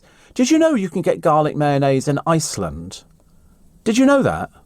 Shall I get you some today? I'll go and get you some. Yeah, they do a garlic mayonnaise. And I remember thinking, how odd? Because I'm not a big garlic fan. I've had it before. I mean, it's not like... But there you go, garlic mayo, £1 in Iceland. It's very reasonable, isn't it? And they do all sorts of ones. They do brown sauce, chili. They do loads of them. Mint sauce, everything. Do you want me to get you a selection of different sauces? They do. Tikka mayo. What's that? Tikka? Oh, tikka masala, but garlic and herb. Yeah, they've got a few in there. I'll get you a selection today. I'll get them when I get back home again. I'll be so excited. Because I bought some sandwich spread for Joe. Because he's never had sandwich spread before. So I trekked all the way to Tesco. I'm that good. I sort of risked, everything. And picked up the sandwich spread. I bought myself a jar as well. I've eaten it all. I put it on rolls. No, it's sandwich spread. No, it's sandwich spread. It's. Wait a minute. Don't go anywhere, ladies and gentlemen. Let me just pick my bag up. Oh, and I don't. No, it's not like cheese and onion. No, here it is. It's that sandwich spread, the tangy, crunchy spread, and it's got spirit vinegar, sugar, cabbage, gherkins, carrots, all sort of chopped. It's delicious. You put it on bread. It's like a sandwich spread. It's a sandwich spread. No, you don't need to put it. Well, you could just have it by itself. It's very. Honestly, do you go shopping? We've been into a shop recently and see what they've got on offer. Triple cooked chips are very nice. Triple cooked chips are very good. Yeah, I mean, it's like you're making a sandwich. You just sort of get 2 bits of bread, butter, and you put the sandwich spread. Oh, I tell you, it's very addictive. I bought some little bridge rolls. And I just popped it in there. It was delicious. I had cream cheese this morning, squirty cheese. Because I did my injection and then I did a bit of squirty cheese. I thought, no, that's good. I'm following all the advice. They said to me yesterday, drink lots of water. I get so bored with water. Seriously, but I'm doing my best. What else have we got? Poundland are going to sell fresh food and booze. A glass of milk a day could stop heart attacks. The Eurovision winner, I said yesterday, people said, oh, he was doing drugs because he had his... And he said he wasn't, and it was proven he wasn't. I'd be suing the people who said he's doing drugs. Don't mess around. Also appearing on Celebrity Gogglebox, Lorraine Kelly with her daughter. She's doing it for the crisps, apparently. I like the family who always have cakes on the table and those huge dogs which drip everywhere. The rubbish weather is Greenland's fault. And the BBC have launched a probe onto the Diana interview. I mean, it's a lovely idea, but they're about 25 years too late. Leanne Pinnock's ring has been nicked from the house, and the UK Airlines saying don't fly over Belarus. We've got a poem of the day. Jamie Redknapp out with his girlfriend. He looks as bored as anything, seriously. He's got his hands in his pockets. You know, she's sort of hanging onto his arm. She's I forget how old she is. She's a lot younger than he is. He's sort of fairly ancient. But she's already got 4 children. He's got 2, and now she's pregnant. That's 7 children. Christmas is going to be very, very expensive. All of that. Steve, when I got my CT scan a couple of years ago up in Glasgow, it was a lovely wee nurse with a Highland accent telling me to take a deep breath and then breathe away. Dead soothing. You're right, it might actually be breathe away. I'm not sure, Kim. I'm not sure. Aioli is a garlic mayo. There you go. He's very excited. Alison says, it's CT with contrast as they use the dye to look at the scan. Yeah, I mean, I didn't look at it going in. I just had the cannula in there. In fact, actually, when I went to go, I said, can I go and get changed? She said, yes. I said, would you like the cannula back? And so she said, yeah. She said, are you on blood thinners? And I said, no. So she's put this, it's quite a nice plaster on there. She said, but if it bleeds, let me know. I said, no, but I'm fairly good, actually. I don't think there's any blood in my body at all. Probably neat Prosecco, you know, at a guess. Anyway, nice to have your company this morning. It's Tuesday. We're going to race through this. Oh, there we go. I can't believe we've eaten all those biscuits. No. That's nearly the entire box. Jake, honestly, this is a big box. I thought he was going to share it with you. Has he not shared it? He didn't share the Jaffa. Yeah, but there's a difference between the box of Jaffa cakes and a box of those Marks and Spencer's biscuits. Thank God we never got the Cadbury's cream eggs out. You can imagine how bad that would have been. So what do you want to do when you're older, they ask. Not that question again. If one thing's for sure, it's okay not to be sure. Because there's education and training in areas you may not have even thought of. From artificial intelligence, to genetics, to aerospace engineering. Get the jump on the skills employers are looking for with a T-level, apprenticeship, or higher technical qualification. Search Get the Jump and see what's out there for you. You're listening to a podcast from LBC. Morning, Steve. I've not had sandwich spread for decades. Tesco. I bought 2 jars of it. It doesn't go anywhere. It really doesn't. Another one which says, I might see if I can buy it, says Shane in Sydney. I don't know. I mean, the funny thing is, some things you can buy all around the world and other things you can't get anywhere, can you? But Simon says sandwich spread, beautiful. It is lovely, but I mean, you have to explain to them that you put butter on the bread. It's like you're making a sandwich, or little rolls are quite nice. I had chicken tikka masala for tea yesterday. That was a bit of a treat. You know why? I can have Indian food, but I can't really have the sauce. The sauce is the thing that's full of sugar. But I'll get you your things today. Steve, Cadbury's chocolate finger biscuit, says Catherine, £1. About a third of the pack is air. And you probably remember the cucumber spread version. I do. Listen, hello, I'm old enough. Have you tried the brown low GI rolls from Lidl? They're recommended for diabetics and they're delicious, says Joy. Sandwich spread, though, is not for me. You see, you either like it or you don't like it. You either like it or you don't like it. And it turns out that I like it. But I don't want it all the time. I'm quite good. As a diabetic, somebody says, oh, you shouldn't have this or you shouldn't have that. And I go, but actually, I'm having it in moderation. You know, some people are naturally thin. I'm not, there's a low GI. Right, see, I don't know, they just wouldn't appeal to me, actually. If I'm going to have a roll, I'll just have a white, crusty roll, about 35p in Waitrose. I don't really do brown bread or anything like that. What about apple and blackberry trellis? See, they sound quite nice. With squirty cream. I bought a thing of squirty and a Danish pastry, a Gouda cheese roll. How lovely, that sounds quite nice as well. Oh, sod it. Let's go shopping. Let's go and get some food from the supermarket. It's the danger, isn't it? You walk in there and they've got rolls and they've got cakes and they've got donuts and they've got all these sort of things which you're not supposed to have, but we eat it because it's comfort food. And that's why it's nice. Noreen, lovely Noreen, says, hope all went well at the hospital. We were thinking of you. Can you wish our Michelle a very happy birthday? Hope she has a great day. A little Italy gang member. When she says it like that, it makes it sound like we all go out there doing terrible things. Are you in a gang? Certainly am. On this programme, it's the Groovy Gang. It's the Groovy Gang. But nice to hear from you, Noreen, as always. As always. And if you've never written into a programme before, now would be the opportunity. It's not a phone-in programme. You can speak to Nick Ferrari from 7, and you could speak to Darren before me for 3 hours and everybody else. But I can't do phone-ins. I can't do them. I mean, I find that, there you go, I finally admitted there is something I can't do. I can really. Because at one point, LBC had a sort of an incarnation as a speech radio station with just 4-hour phone-in programmes. 4 hours. So you can imagine you finished one programme of 4 hours, and then it went to another programme of 4 hours. We'd had guests and things like that. I can't remember exactly what it was, but I remember saying to my boss at the time, I said, what happens if I don't get any calls? He said, you talk. So consequently, I learnt to talk because I'm not a great phone-in presenter. There are phone-in presenters who it's easy peasy for them. I can't do it. I could, mind you, they can't do what I do. I just sit down and talk for 3 hours and hopefully try and make it as entertaining as possible. But if somebody said to me, all right, you can't talk about anything, you've just got to take phone calls, I would flounder. You know, I would not be very good at things like that, which is okay. You know, I've done it, but it's not my comfort. Have you got a favourite LBC presenter to listen to?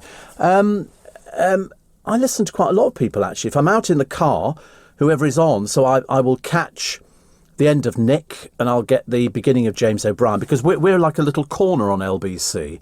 It's Steve Allen, Nick Ferrari, James O'Brien. You see, you've noticed I align myself with all these other people. I don't care. Seriously, they'd be furious. And then you get sort of the afternoon section with Sheila Fogarty and Eddie Mayer and Ian Dale and everybody else. And I think I can't do what they do. I really can't. I have tried doing it before, but I don't find it easy. It doesn't flow as much for me. And also, it held things up on the programme.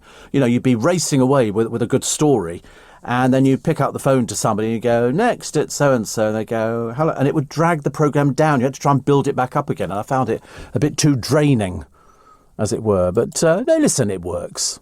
Steve, mad as a hatter, not mad as a broomstick. No, it's mad as a broomstick. Mad as a fruitcake.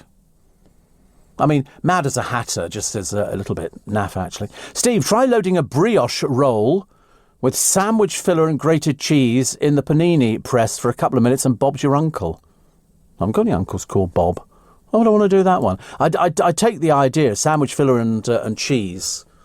And I keep meaning to buy a little toasted sandwich maker, a little Breville, which cuts the bread as well. You can put you can put little bits of baked potato with some herbs and spices in. That's quite nice. And, or failing that, do the same as everybody else. Cheese and pickle. And then you just sort of do it. And it's a bit messy, but, you know, I do it. Lorraine says, let's hope they find out what's wrong and put it right once and for all. Dragged on, hasn't it? Dragged on. Since December for me. Since December. Steve, a little of what you fancy.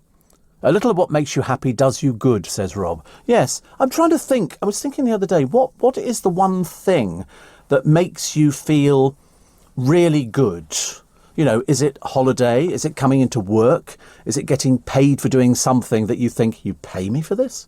You know, is it that? Is it going out for a nice meal? Is it, you know, getting yourself completely drunk and off your trolley? So the only thing you can find is the kebab shop, because you've got a rough idea it's at the end of your road and you're not too sure about that one. And you lean up against the mirror inside. Why they put a mirror in kebab shops, I've got no idea.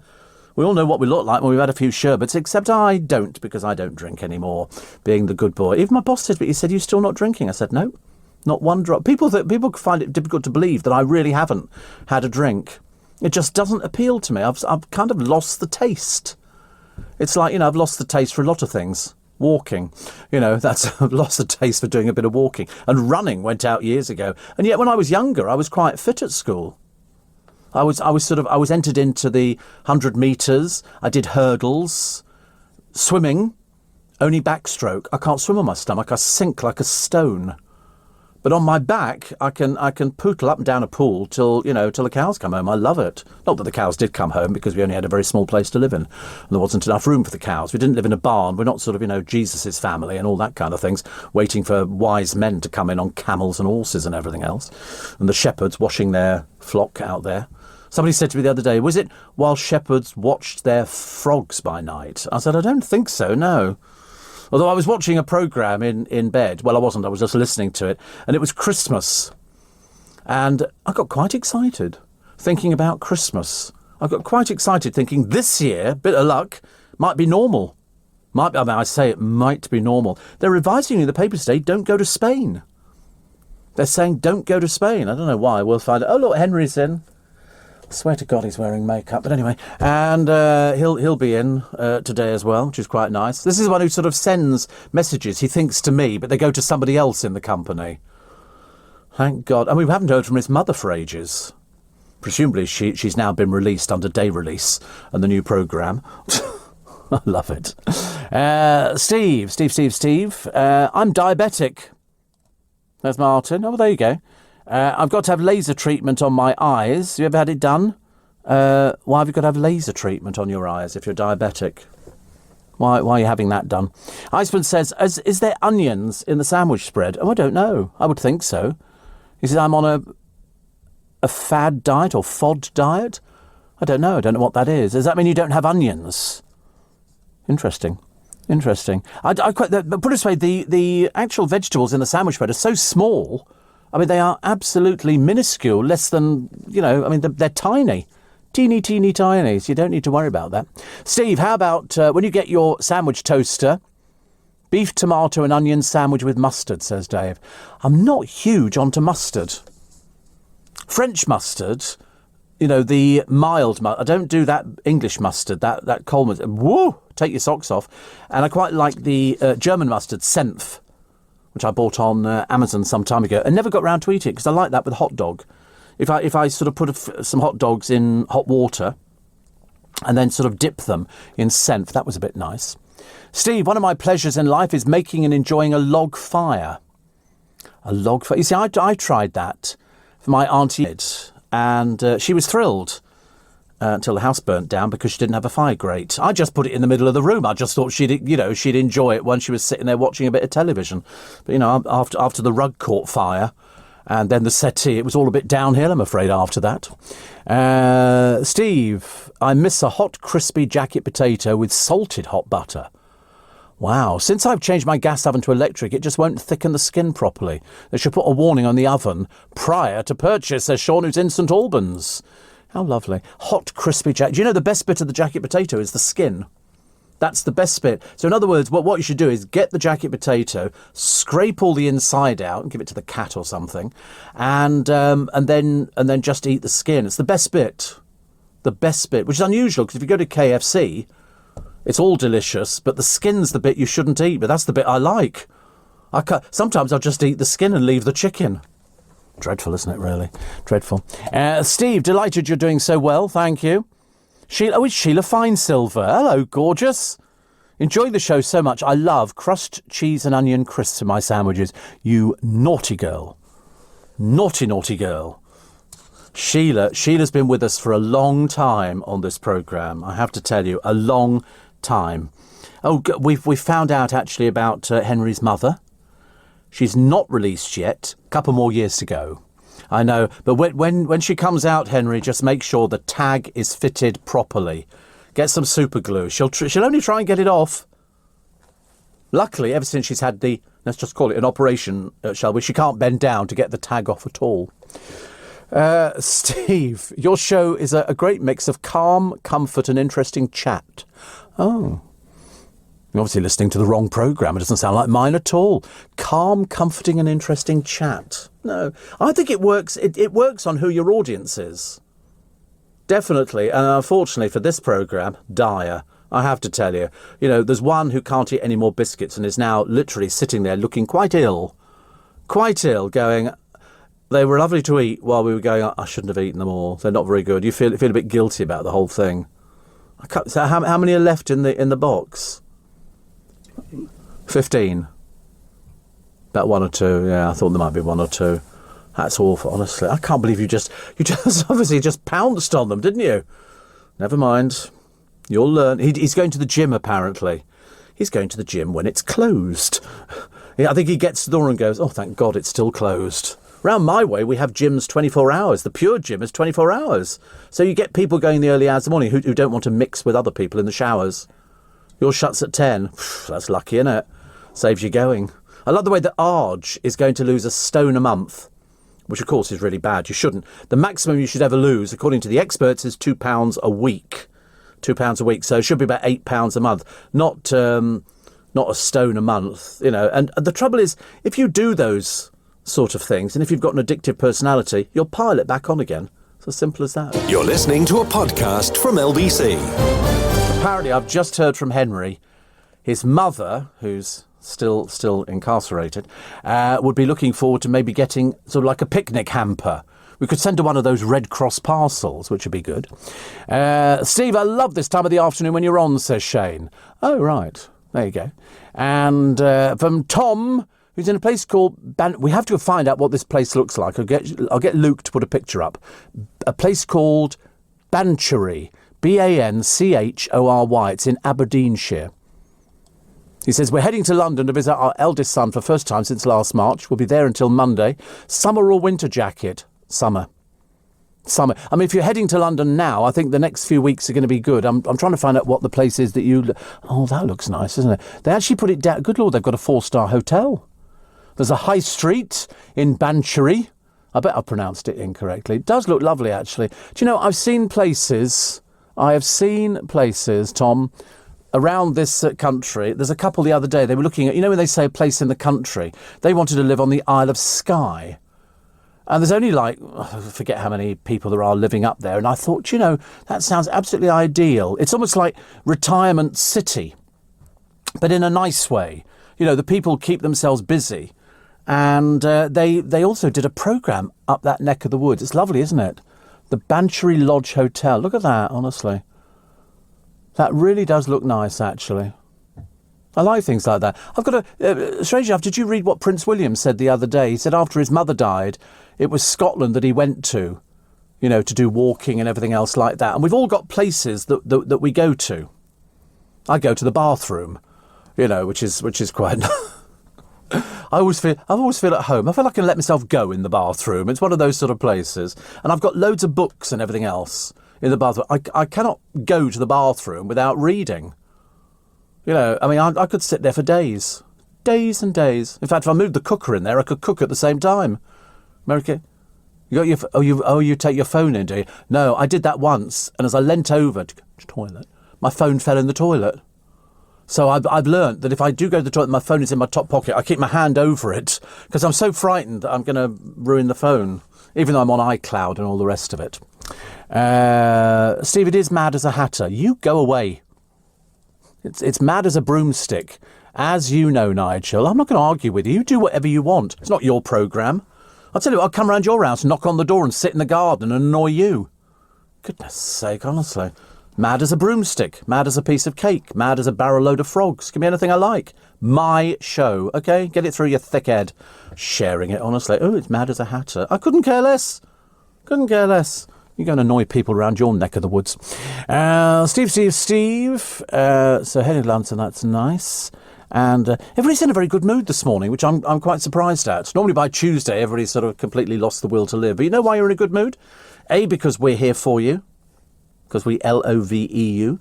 And B, it's the bank holiday weekend. And to be honest with you, there will be fun fairs on.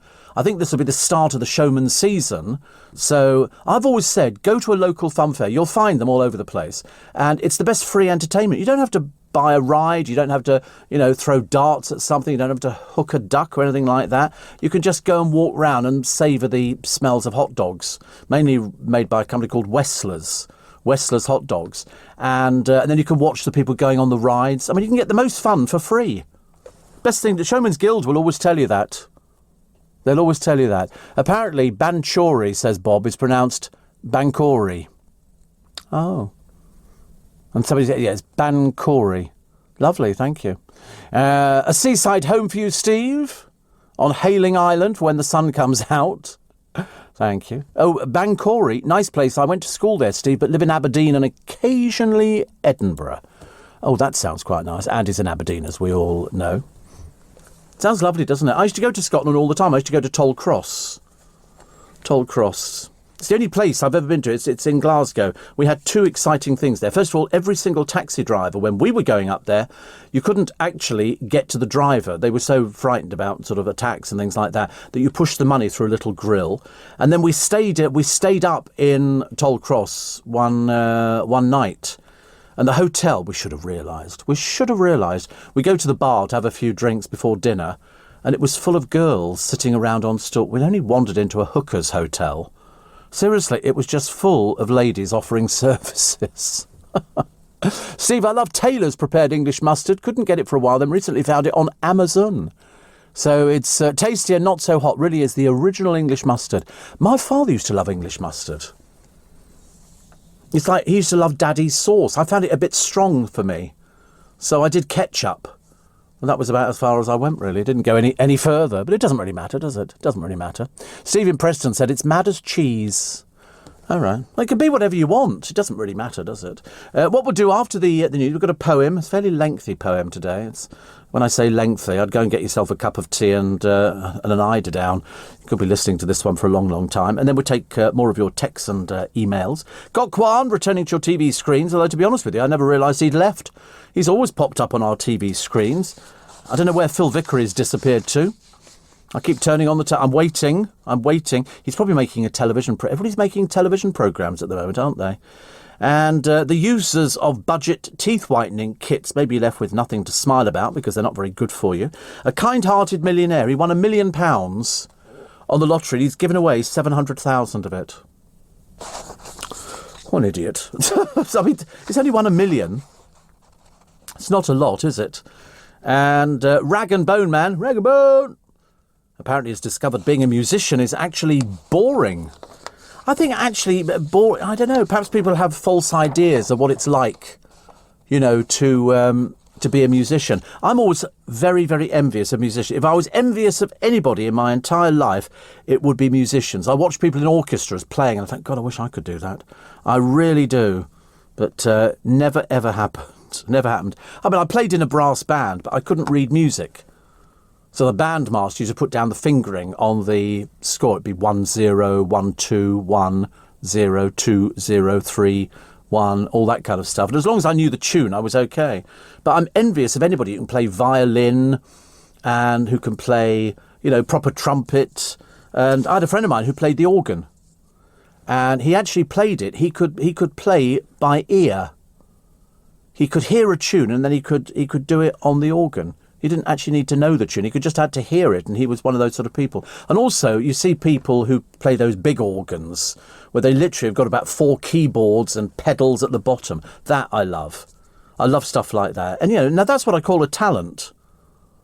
You know, I mean, what I do is not necessarily a talent. It's a case of I've got verbal problems. You know, I just sort of sit down and talk for a few hours, and they say, oh, how long do you talk for? And you go 3 hours. Used to be 2 hours, then they sort of increased it, so I'd sort of up the ante, which is okay. Will Queen ever tour again? Not the Queen, Queen. You know, who wants to live forever? And obviously not Freddie Mercury. I loved Freddie Mercury. I only ever saw him once. I saw him once in a club. I was with Dale, and he was in there, and I'd been past his house loads of times. But they've said that they might not tour again.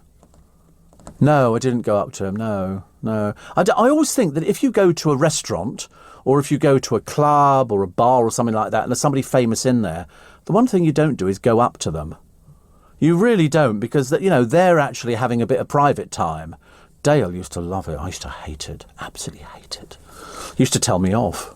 I used to get told off. So I remember we were sitting in a restaurant once and somebody at the next table got up and came and sat next to him and started talking. And he's chatty away to Dale about this and that and all the rest of it. And so I couldn't hold it back. I said, excuse me, I'm another human being in the world. I thought, how rude just to go up to somebody's table and sit down. I mean, most of the restaurants are very good, places like Joe Allen's. They don't let they will send somebody over to, you know, take somebody away from your table. I can remember actually, well, anyway, no, I can't tell you the story. But no, it's because people are having a private time. You don't expect to go up there. The funniest was a bloke he's in Emmerdale, I'm pretty certain at the moment, or is he Corrie? He's either Corrie or Emmerdale, and he lived round our neck of the woods, and some friends of mine had a bar in Twickenham, and he turned up with two of his mates, and they were drunk. And he came in, nobody knew who he was. I knew who he was, but, because I'm in the business, but they didn't. And his mates came up to the bar and they said, "Oh, so-and-so's over there." And I said, "Yeah." They said, "Can we get free drinks?" And so I said, "What for?" And they said, "Well, because he'll be bringing customers into the bar." I said, "I shouldn't think so. Nobody knows who he is." Well, that went down like a lead balloon. The next thing is he's slumped on the floor. He's passed out through all the alcohol. So just as well we never gave him any booze. Not to be encouraging that kind of thing. Thank you very much indeed. Anyway, Tuesday, 25th of May. It's lovely to have your company at Steve Allen's Early Breakfast on LBC. More of your texts and emails and the poem after the news at 5, which is next. You're listening to a podcast from LBC. Morning, nice to have your company. It's Steve Allen's Early Breakfast. This is LBC, and for those people who are clock watching, mind you, it's so lovely not to clock watch, isn't it? I bought a new alarm clock the other day, and it gives you an extra 5 minutes. After the alarm goes off, you touch the top of it, and it gives you an extra 5 minutes. And I thought and then I thought, this is false economy. At some point, you're going to have to get out of bed. 5 minutes is rubbish. Terrible. Was the £1 million gold raid at the castle an inside job? The owners of the castle were not there. They seemed to know how to bypass things. Inside job. It's as simple as that. The castle had only just opened to the public. Literally only just opened on the Monday. And they lost those, what was the name of the Queen? Mary Queen of Scots. And those rosary beads she took to her execution. I was saying to Jake earlier on, the one who's eating all the biscuits, I was saying to him, that is just fantastic, isn't it? That's like finding, Noah's Ark or the Crown of Thorns or something. It's something that is so unbelievable from the 1500s. She walked to her execution at the age of 44 back in the 1530s, holding those rosary beads and clutching her prayer book. She must have been terrified. She must have been frightened out of her life that, they sort of open the door. She comes in. She's got her ladies in waiting with her. She's wearing an outfit she picked for her own execution. And then she gets there and there's a lot of people standing around. They then read whatever it is that they read. She apparently has her little say to nobody in particular. And then she has to kneel down and go through this, without anything. I think when they do things like this, I've always thought about execute. It doesn't kind of solve anything at all. Even having the death penalty in countries doesn't stop the fact that there are loads and loads of people who are waiting on death row in America.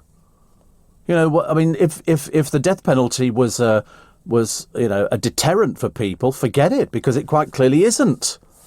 Quite clearly isn't. And in her case, life was not going particularly well. 44. And she had to go there, and she's holding these rosary beads. Now, I don't know if she gave them to a lady in waiting once they got to the scaffold, or whether she hung on to them. When you think about it, quite horrendous. Quite horrendous. So the £1 million gold raid, the police are now thinking it's an inside job, which means somebody gave them information, because they found a burnt out car, didn't they, a bit further down the road. What was the other one? The happiness thing. Happiness is always a good one, isn't it? You'll find local BBC stations doing this one today. What makes you happy? Call me now, the Reverend Peter Chilworth, and we can talk about things that make you happy. Loads of sex, Vicar. Loads of sex makes me happy. Yes, well, OK, I think we'll move on to something else. So here's Mrs. Timble. Hello, Mrs. Timble. Making cakes, lovely. That's the standard of BBC local radio nowadays. I love it. Air hostess Amy Hart claims nurses trolled her over her looks. I thought she'd finished, actually. I had no idea she was still around. This is the one who goes on to Love Island. She's been trained up as an air hostess, but she wants to be famous, as they all do, I'm afraid. And so she goes on, and then she starts going out with one of was it AJ's sister or AJ, one of the two anyway. He then sort of goes out with her on Love Island for a little bit, and then he finishes with her. She immediately has a complete breakdown. Obviously, she's never been dumped before. I can't imagine why. Now she's complaining. In fact, her entire life appears to be complaining. Then she didn't like her teeth. Looked perfectly OK to me. So she spends, apparently, £100,000 having her teeth done. Honestly. Why can't these people be happy? But she's obviously not very happy at all. Poem by Jim Fish. Why are you smiling? Is Jim Fish a made-up name? Is it not really his own proper name? Now, I'm hoping I'm going to do this one justice, because it's blooming pages long, I tell you. I shall have grown a beard by the time we get to the end of this poem for today. It's called Hard Times. When hard times come, they sit a spell, like kinfolk come to stay, a packing troubles, pets and kids that always get in your way. It's drought and flood and drought, there ain't much in between. You work like hell to make 'em good, but they still sort of lean. The ranch went under late last year, the drought got mighty tough. The boss held out a long, long time, but finally said, enough. So here I am dispatching cops and watching felons sleep. Injunction at the county jail, a job I'll probably keep. The wife, she works at Leisure Lodge where older people stay, and making beds and mopping floors to earn some extra pay. Though extra pay's the term I used, it goes to paying rent. And after all the bills are paid, we wonder where it went. We hocked my saddle, guns and chaps, and then our wedding rings. Then when we couldn't pay the loan, they sold the dad-blamed things.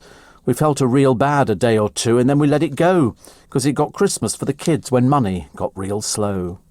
When hard times come, they sit a spell, don't matter who you are.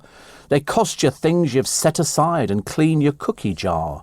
You'll lose some sleep and worry some, won't pay to moan and groan, but hang on to your happiness, they'll finally leave you alone. Beautifully read, I thought. No extra charge for the reading of this on the poem. If you're not very good at reading out aloud, don't bother. It's an acquired art. Very good. That was called Hard Times. There you go. Where'd you find that one, Poppet? Where was that one? The internet. Was it gleaned from a... Let's see if we can confuse the poor presenter over this one. It's always one of those things that they do. I'm just waiting for another one that Corey used to pick the poems where sort of it was the captain standing on the burning deck who always got murdered at the end of it. He was obsessed with murder. Dreadful. Steve, Monday's soundbite had me wondering why you'd be painting wild dogs. Mondays. Oh, that's right. Oh, we were talking... That was that Attenborough programme. It was very interesting. It was very interesting, but it was... wild dogs. They're called painted wild dogs, and that's why Eddie Mayer picked it, I suppose. There's one thing I'm not over keen on, and that's painted wild dogs. See? That was it. Because they're called painted wild dogs, because they look, to be honest with you, they look a bit like mongrels. But they're quite vicious. You know, a pack mentality is quite dangerous, and other groups of painted dogs. I never know how he picks these things, seriously. So, Ahmed, there you go. So, I don't paint wild dogs. It was actually, wild dogs. Steve, it's called a snooze button, says Jackie. Is it really? Oh, right. And Mark says, do you get excited when the voiceover says your name with the music? Not after 42 years. No, not really, no. I did know somebody, actually, who... it wasn't actually a presenter. They were a producer, but they did voiceovers for their programs, and every time the voiceover they would turn the volume up, whereas me, I would do the opposite and turn it down. So no, I don't get excited when the voiceover says my name. It's been saying it for 42 years. Steve Allen. I've just come to you just come to expect it, don't you? I mean, it must be the longest. I mean, I've never heard of even a West End show that's run as long as me. I mean, the Mousetrap's gone some, but I don't think it's gone as much as me. How many times it says my name? I don't know. Lots. Oh, thousands of times. I don't know. Have I ever been known as Stephen Allen on the radio? No, never. Always Steve. The only person who ever called me Stephen, I've got a couple of friends who call me Stephen, and my mother called me Stephen. I don't know why, perhaps because I was christened Stephen, so there's no point in calling somebody Steve. But no, don't get excited. Jenny from Northern Ireland says, Steve Martin is deciding on Scott's porridge oats or scrambled eggs for breakfast. What do you think? I think you should get rid of him, Jenny. He's obviously as boring as hell. Goodness sake, if you can't decide porridge oats or scrambled eggs for breakfast, you're in big trouble. Mad as a 2-bob watch, thank you. Yes. Mad as a Hatter. Listen, I'm not interested in this Mad as a Hatter malarkey, OK? It's my programme. It'll be whatever it wants to be. Okay? And it's mad as a broomstick. Okay? Mad as a toothbrush, mad as a fruitcake. You know, it can be mad as whatever I want to be. I couldn't care less what you want it to be. In my world, it's completely different. How many people? We're doing very well on the COVID numbers. Very well. Very well. I think about 8 a day or something like that, which is let's make sure it stays like that, shall we? An elderly couple boasted about the pâté they had for tea, only to discover they'd just eaten cat food. I mean, I'm led to believe you can eat cat food and dog food. I wouldn't fancy it myself.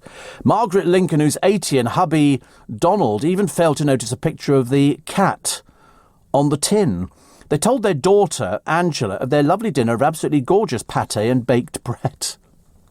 Can you imagine? Angela, who's done the couple shopping for them since the family moved to France from Sheffield, realised they'd eaten Aggie's dinner, who's the pet cat. It was tuna-flavoured food from the supermarket. It's labelled Mousse Gourmand, gourmet mousse. Angela said, I nearly wet myself with laughter. I can imagine. You've just eaten. It's like eating something, then somebody going, you've just eaten rat. You know, but to eat this thing. I mean, luckily it was okay. It tasted perfectly good. Okay, little gag there. So you don't get this on other radio stations. There's a reason. Also, Leanne's agony after Jem swiped in bedroom. Well, hopefully you've been, as I say, you're insured, and so you'll be okay. And telehistorians Kate Williams and Dan Snow yesterday appealed for crooks to return these treasures nicked from Arundel Castle. Dan Snow says the idea of these objects carefully shepherded through war, plague and fire being lost now is too much to bear. I absolutely agree. I mean, so many items have been melted down. You don't need to melt these things down. They're not worth anything. Give them back. Because they will find you and you'll go to prison for a long time. Don't think you won't be found. If the police are thinking already it's an inside job, they must be pretty certain. You know, and you will pay for it. Joseph says, off on a murder mystery treasure trail across Dartmoor with Mum today. It's not one of these get halfway across and just leave her, is it? In the middle of Dartmoor. First trip since lockdown began. Well, at least it's exercise, so that's good. Never turn your back on a dingo, says Shane, with these wild dogs. No, I'm told they're quite... Mind you, tigers and lions, exactly the same thing. Never turn your back on a lion. They come up from you from behind. So make sure you're the one with the back against the wall. Another whinge from Harry, I'm afraid. It's never-ending, isn't it? From a man who absolutely hates the press and talking about it and the press intrusion. He's loving every second of it. Don't worry, he'll get bored eventually. He'll get bored. Steve, I like watermelon. Oh, right. That's quite good. Have it with salt. On watermelon? No, I tell you, the best thing to do with watermelon, you cut a little hole in it, okay, and you pour in vodka. That works very, very well. And then you just sort of keep pouring vodka in until it's like doing a Christmas cake. Make your Christmas cake in November. Then at the end of every week, pour booze into it, brandy. You know, very nice indeed. And it seems to work a treat. The India bug for COVID is now the most dominant. Dash to speed up double doses. I checked with my driver this morning. He'd had his injections, which is good.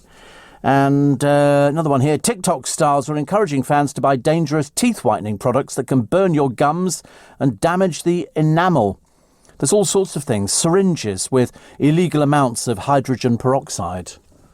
Seriously, never do home... You'd have to be the stupidest person under the sun, wouldn't you, to do home teeth whitening. You go to somebody who's an expert.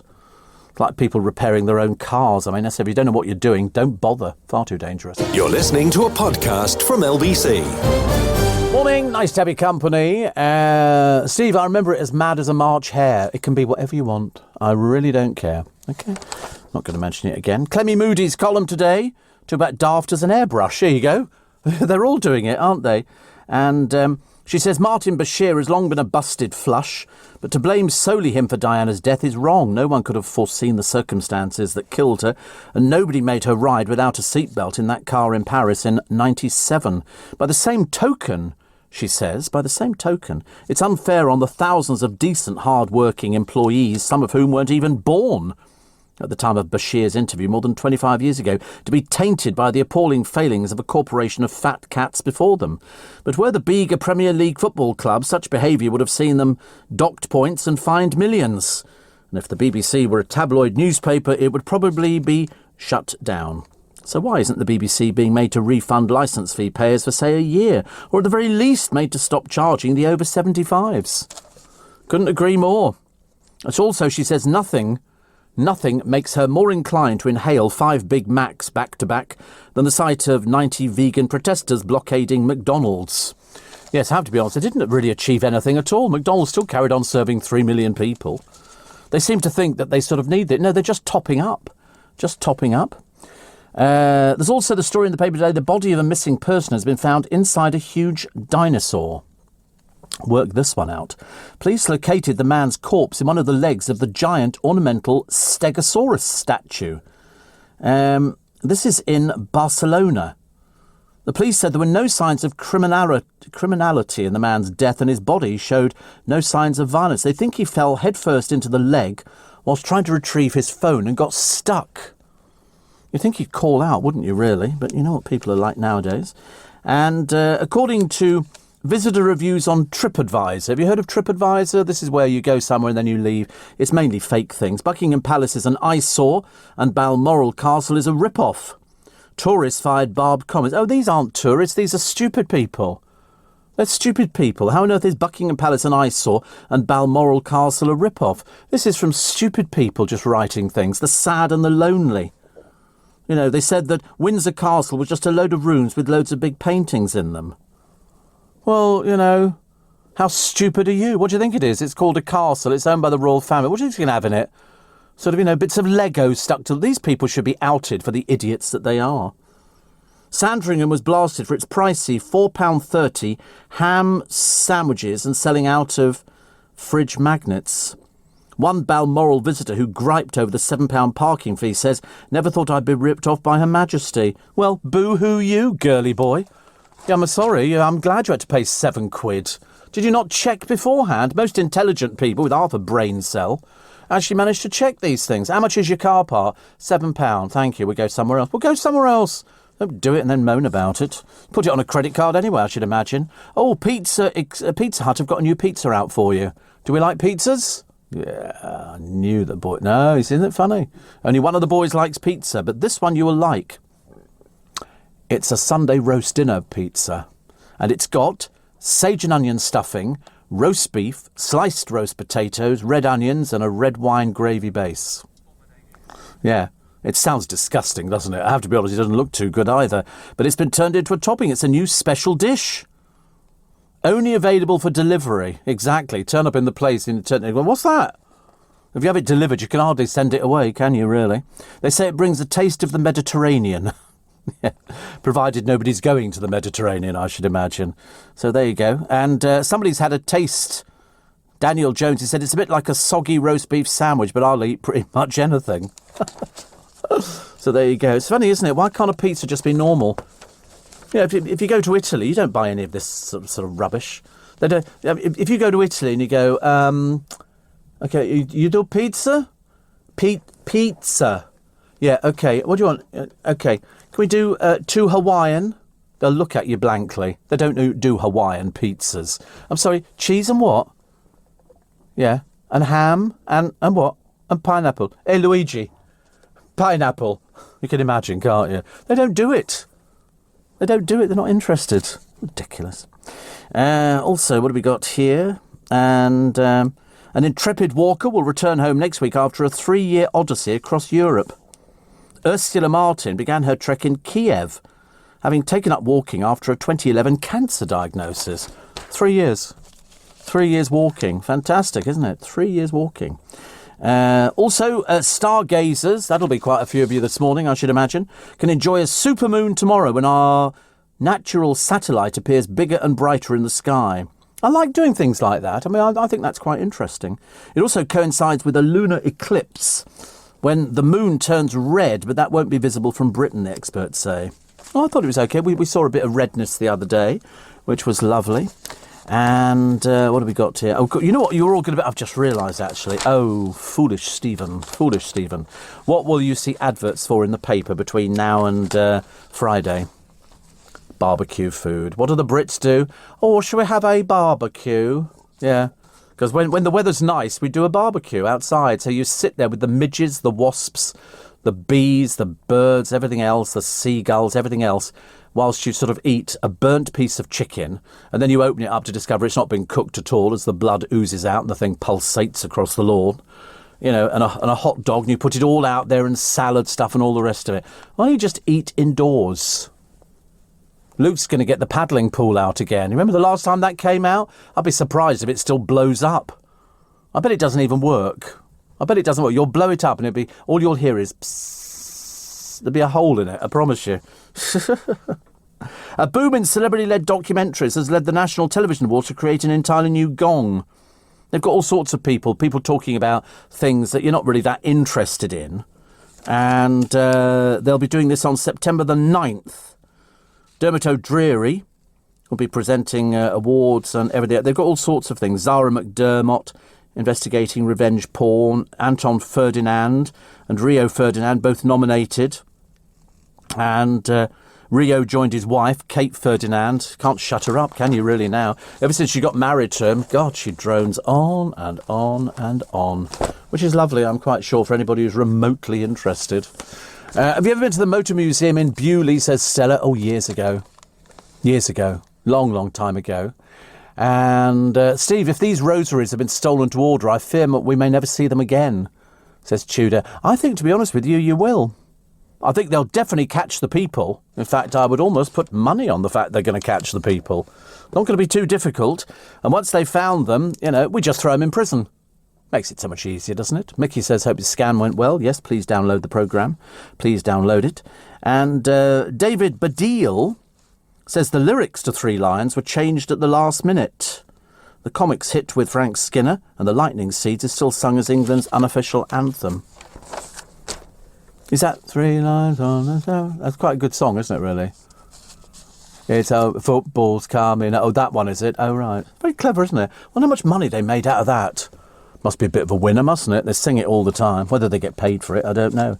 Brits land in Spain as the country opens its door to the UK, despite Amber List country warnings. And they've got lots of flights. A lot of journalists went from Stansted to Alicante. Rag and Bone Man. He's just a bloke with a beard and a little hat on. It's not his real name, actually. Bless his heart. He's called something else. I can't remember what it is, actually. But he said being a musician is actually boring.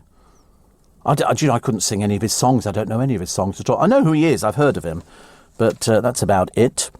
And galaxies like our Milky Way are commonplace throughout the universe. Wow.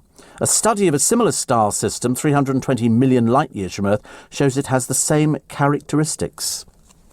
Same characteristic. I'd love to keep going. You know, when you go up in a spacecraft or something like that, as opposed to going to the moon or Mercury or wherever you go to nowadays, Mars or something, just keep going, see how far you can go, because you've got to encounter the Starship Enterprise. It's up there. It's on a 5-year mission. Been up there for ages and ages and ages. The rubbish weather, by the way, just in case you're wondering where it came from, Greenland. So the poor people of Greenland, the Met Office has shed light on the unusually wintry conditions. It's a jet stream. It's a land of, what do they eat as soup? Seal. Seal soup in Greenland. They do so. Seal soup. I know. Almost 90% are Inuit. The official language is Greenlandic. That's their official language. You wouldn't have got that one right, but if it comes up in something, you'll now know. And English words, kayaking and igloo, come from Greenlandic words. The national dish is a meat soup containing seal, whale, reindeer or seabird cooked with onions. Sounds disgusting.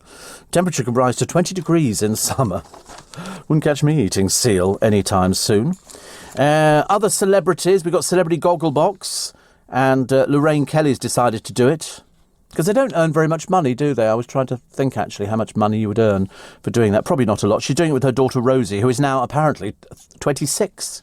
Other celebrities joining the show, Claire Balding and her wife, Alice, Clara Ampho and brother Andy, whoever he is.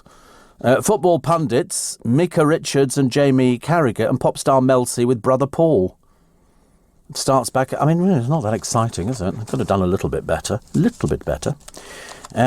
Also, Max Mosley, famously filmed romping with 5 prostitutes in a sadomasochistic orgy, has died at the age of 81. That makes all the papers for today.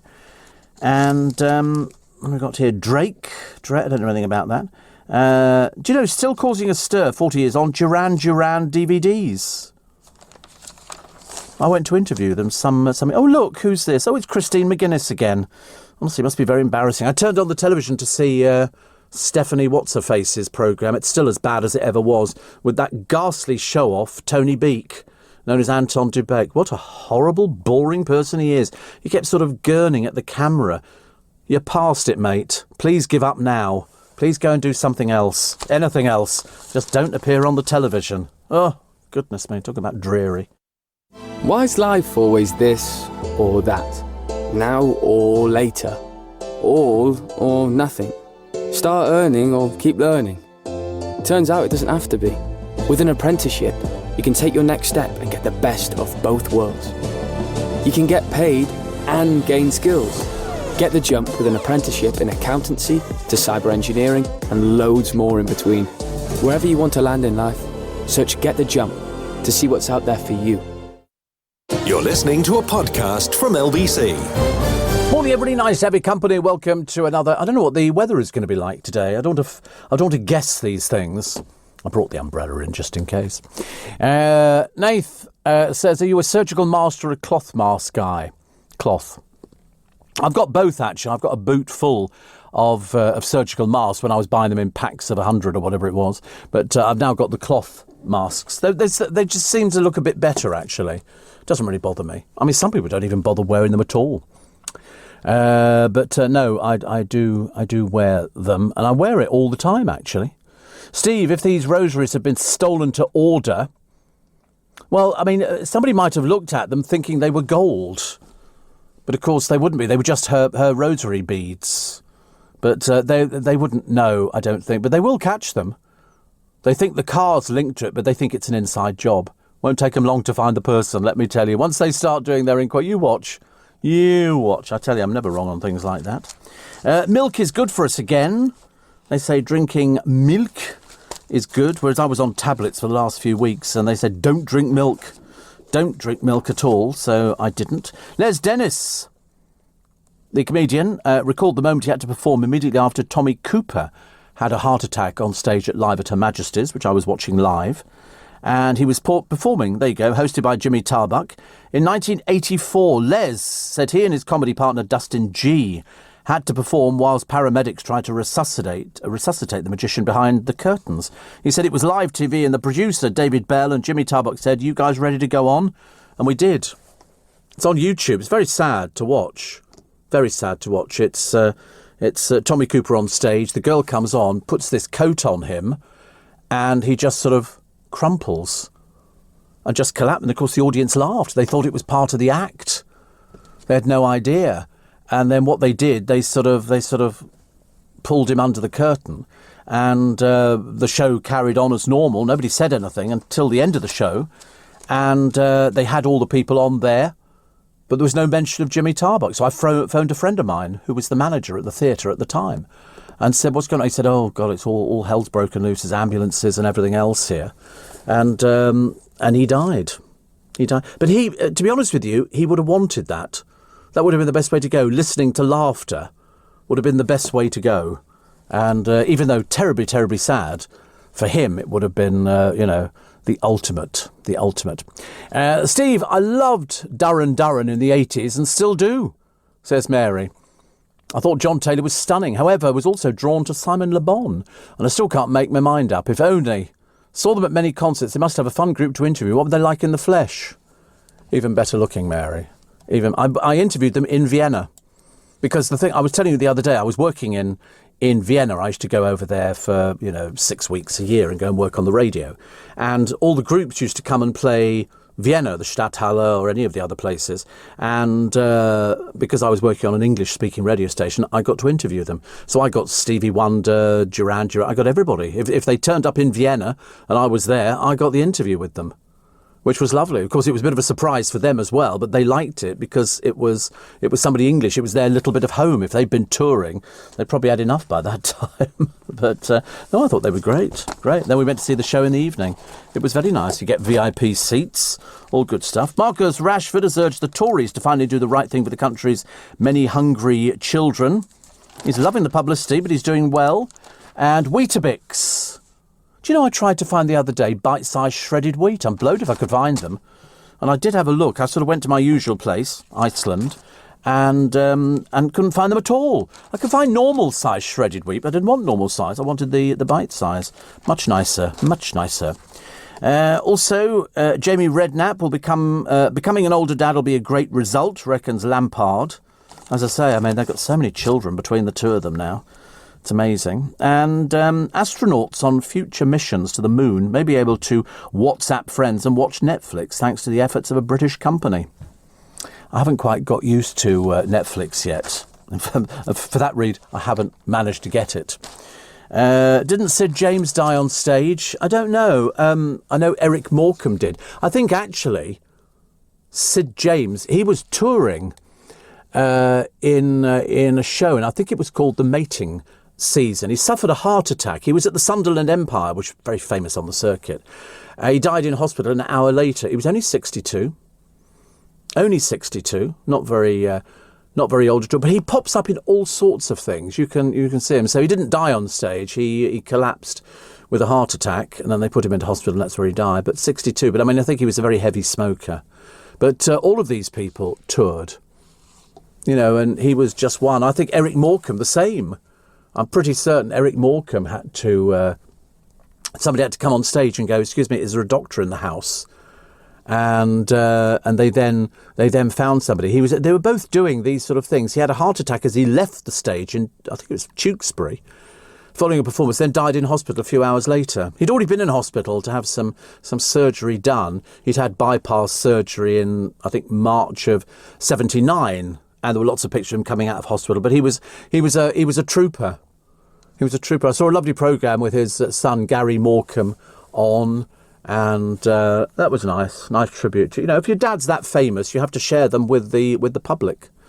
Talking of Vienna, says Brett, the video for the song was filmed in Covent Garden. Well, I'm not surprised. Even though Vienna's just a short hop and a leap over to the other side of the way. It's really not that far away at all. A couple of hours on an aeroplane, isn't it, really? Sporty Spice Mel C has signed up to appear in the new Gogglebox with Brother Paul. So we don't really know who Brother Paul is. And another one here. They will appear alongside regular telly favourites. Chris Eubank, Eamon Holmes. Oh, Eamon Holmes again.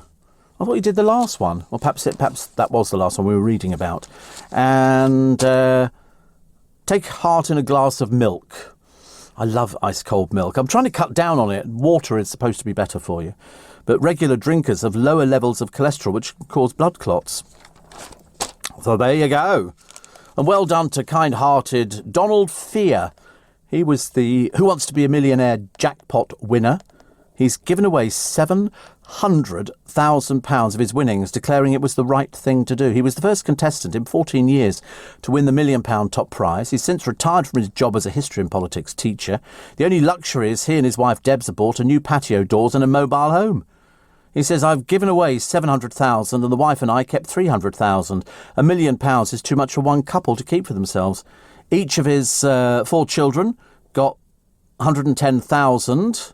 Oh, that's quite a nice idea. Presumably they came out of the other money and they were left with the 300,000, which is, you know, I mean, I suppose if you invest 300,000, you should be able to manage. You know, you're not exactly a young person, but at least he made the effort. I mean, I have heard of people. There was another couple who gave away millions.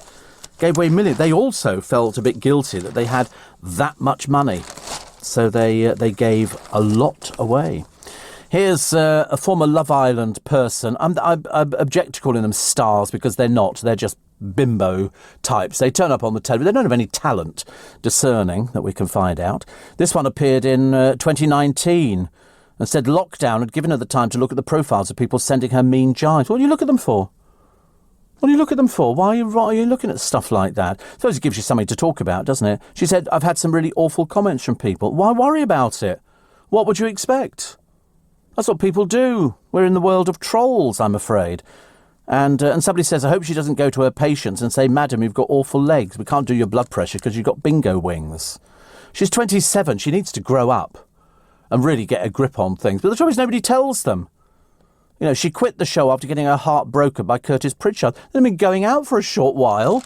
It was like she went out with him and then he finished with her and went out with somebody else on the programme who was a bit more fun. She then immediately goes into, ooh, and I'm thinking, oh, for goodness sake, honestly, get over yourself. It's a TV programme. You know, that's it. But then when she got her teeth done and all the rest of it, it's just moan, moan, moan. Happy birthday to an icon of children's television. An absolute icon, the legendary Biddy Baxter is 88 today. I met Biddy Baxter once. I've got a letter from Biddy Baxter at home because I asked to interview somebody, Peter Duncan, I think I asked to interview, and she said, you need to talk to Simon Groom. He's a bit more experienced on the programme. She was the one who introduced location films, pets, charity appeals and a badge scheme, and received a gold one herself after her 1988 departure. Valerie Singleton said she treated the presenters like children, while John Noakes said she regarded him as some country yokel from Yorkshire. She's the former Listen With Mother producer. She's written 38 books and won 2 BAFTAs. I thought she was fantastic. I thought she was old school BBC, and she ran that programme like a rod of iron. I don't think the presenters earned a small fortune, but we all remember, don't we, John Noakes breaking down on a television chat show. He was interviewed by, might have been Wogan, I think, and they asked him about one of the dogs on the programme because the presenters would take the dogs home and they become part of their family, whereas the tortoises and the cats were kind of left. Somebody else looked after those, but the dogs went, and I think it was Shep. And so he said, oh, what if Shep? And he burst into tears because he died, and they were really close. And I love John Noakes. I think he and his wife sailed around all over the place. They had a boat. But it was when he climbed up the side of Nelson's Column on a ladder with no safety wires. You'd never be allowed to do it in a million years now. If LBC's boss, Tom, said to me, he said, oh, Steve, would you like to climb to the top of this? No, thank you. I couldn't do it. Couldn't do it. I'm absolutely terrible at all. Steve, Sid James's ghost is supposed to haunt the dressing room in the theatre he died. He didn't die in the theatre. He died in hospital. He had a heart attack. Loads of artists won't go in there. Yeah, I mean, I've heard of that before. Bernard Bresslaw collapsed backstage of a heart attack at Regent's Park Open Air Theatre in '93, says Mark in Castleford. I always wanted to talk to Bernie Bresslaw, very tall man. He sort of played the sort of somewhat simple, gentle giant. And he was going to play, I think it was it Grumio or something? I think he was going to play Grumio in The Taming of the Shrew, and he collapsed in his dressing room. I love the open air theatre. That was the first place I discovered I was diabetic. That was the first place I discovered. Middle of winter, well, I say middle of winter, it was a cold evening, and I sat there sweating buckets. The sweat was pouring. I've never heard anything like it. I don't know what on earth was the matter with me. And you sit outside, and it's really lovely.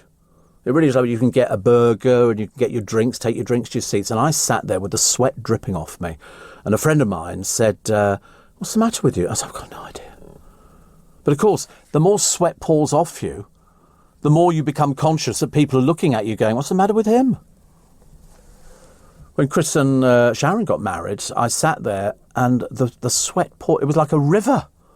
It was terrible, but it's a great place to go. Great place to go, the Regent's Park Open Air Theatre. If you get the opportunity, go. Steve, the CT scanner saved my life when I went to hospital with toothache. Was asked to get onto the scanner by a surgeon who was watching. After A&E diagnosed me with a mild heart attack. Turned out it was an aortic dissection. I could have died within a day if not spotted by the scan. Oh, well, I'm still moving around. I'm still moving around and doing it quite well, I think. You're listening to a podcast from LBC. Morning, everybody. Nice to have your company. It's LBC. It's Steve Allen's Early Breakfast. 10 to 6 is the time. 10 to 6. Richard Beckinsale, says Catherine. Yes, I was sad about that. Richard Beckinsale was in Porridge, and he was also in Rising Damp. He was in loads and loads of things, and he died very young. I think he was sort of late 30s or middle 30s.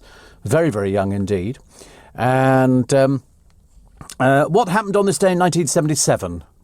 Never guess in a million years. The first Star Wars film was released in 1977. Long time ago. Also, other people born on this day, Hal David, the Oscar-winning American lyricist. He was part of the great songwriting duos.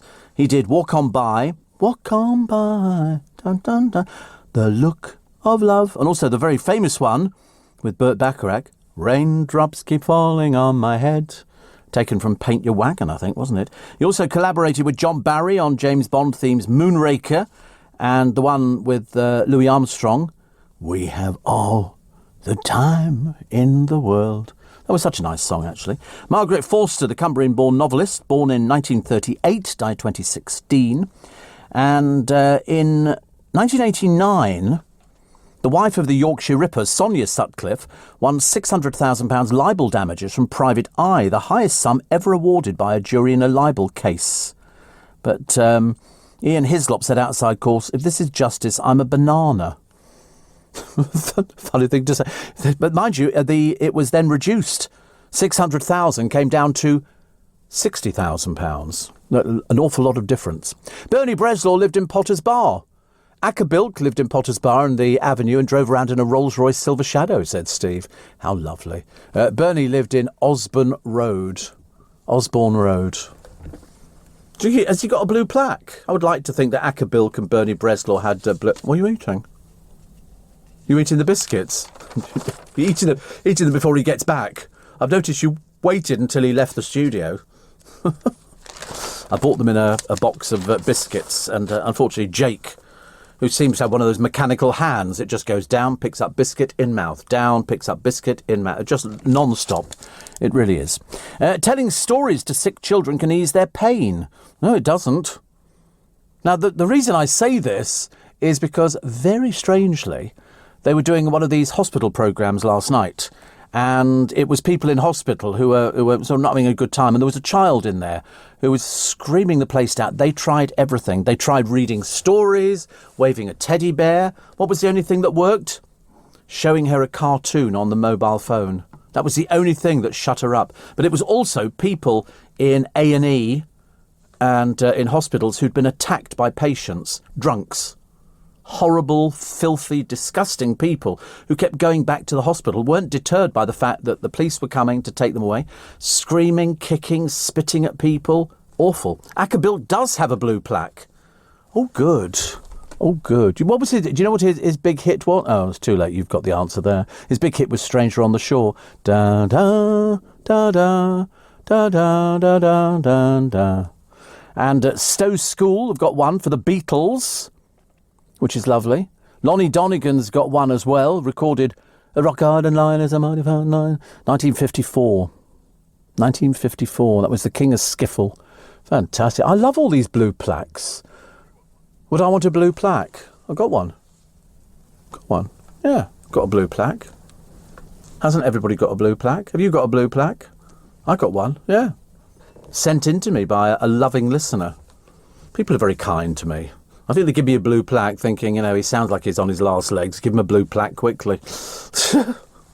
Why not? Do you know, imagine cruising. They've got all sorts of cruises coming up, and you can book now. Some for next year, some for the year after that. There's all sorts of places you can go to, and I don't know, if I was going back on a cruise again, I definitely don't want one with children on. I've decided that was the nightmare. No, let's go with all adults. People of your own age who don't mind you falling asleep mid-sentence. That's fine. Are you all right? Yeah. Radio. I work on the radio. Oh, blimey. Could be here for days, couldn't we? Wait a minute. Have you got your teeth in? It's all right. We'll go down for tea, shall we now? I could do that. Everybody in bed by 8 o'clock. Suit me fine. Who wants to stay up all night? Oh, we're going to go dancing.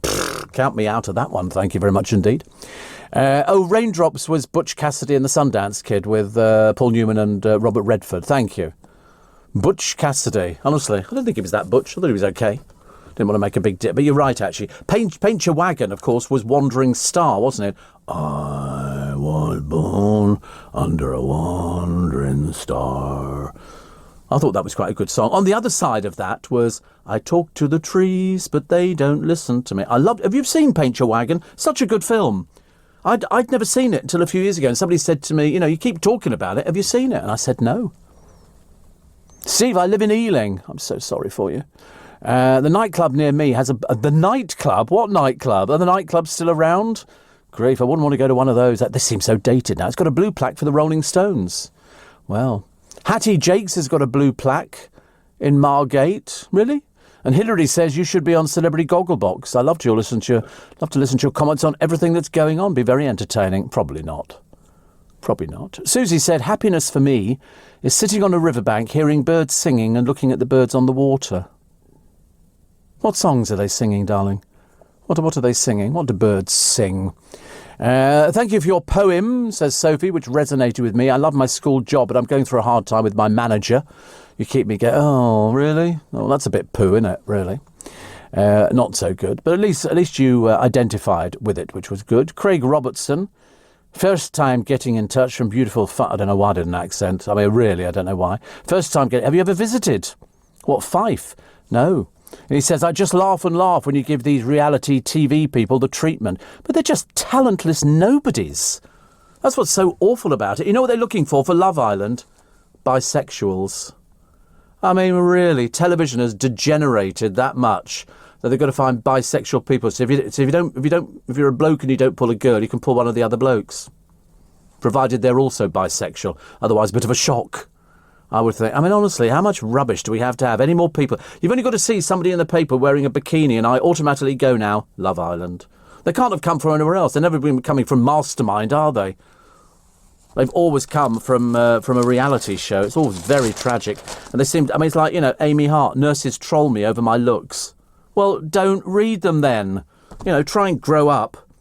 She's a former air hostess. To be honest with you, it was a waste of time training you. I'd have charged you. Definitely. Jason's in Minehead. Love your show. My mother had a friend that could also play the clarinet. She was very close friends with Burt Bacharach, and he would often go to a house for a jamming session. Really? Lord above. That was a bit odd. Brilliant renditioning of Wandering Star. Can we have the second line, also known as the repeat? Mules are made for toning, mules are made to back. I've never seen a sight that didn't look better looking back. And then it goes, I was born. And it's absolutely tipping down with rain. Tipping down with it. I'd have gone inside. Yeah, if you're going to sing a song, sing inside. I mean, that orchestra must have been drenched outside. But it's a really good film, actually. I've seen a number of really good... And they're mainly old. Oh, they're looking for what to put on the fourth plinth in Trafalgar Square. There's a riveting selection of things. A jewellery tree dripping with naan bread. I know, this is on the fourth plinth. A spaceship ready for liftoff. These are 6 political things. Also, the casts and faces of 850 trans people, most of whom are sex workers. The jewellery tree recreates the household object on a monumental scale with Lord Nelson's medals, a fife and drum and a naan bread. There's a rocket and all sorts of other things. Why can't we just have a statue of somebody? Why can't we have a statue of somebody or just something that's interesting? I'm not interested in, seeing the sort of things that they've got here. We've had a giant blue cockerel, haven't we? And a figure of the artist Alison Lapper, who was born with no arms and shortened legs. Why can't we just have sort of something, a picture of somebody who's done something good? That'd be a nice thing, wouldn't it? Do you not think so? From naan bread to rockets, the battle for the fourth plinth. Let's have something fairly simple, somebody who's done something nice.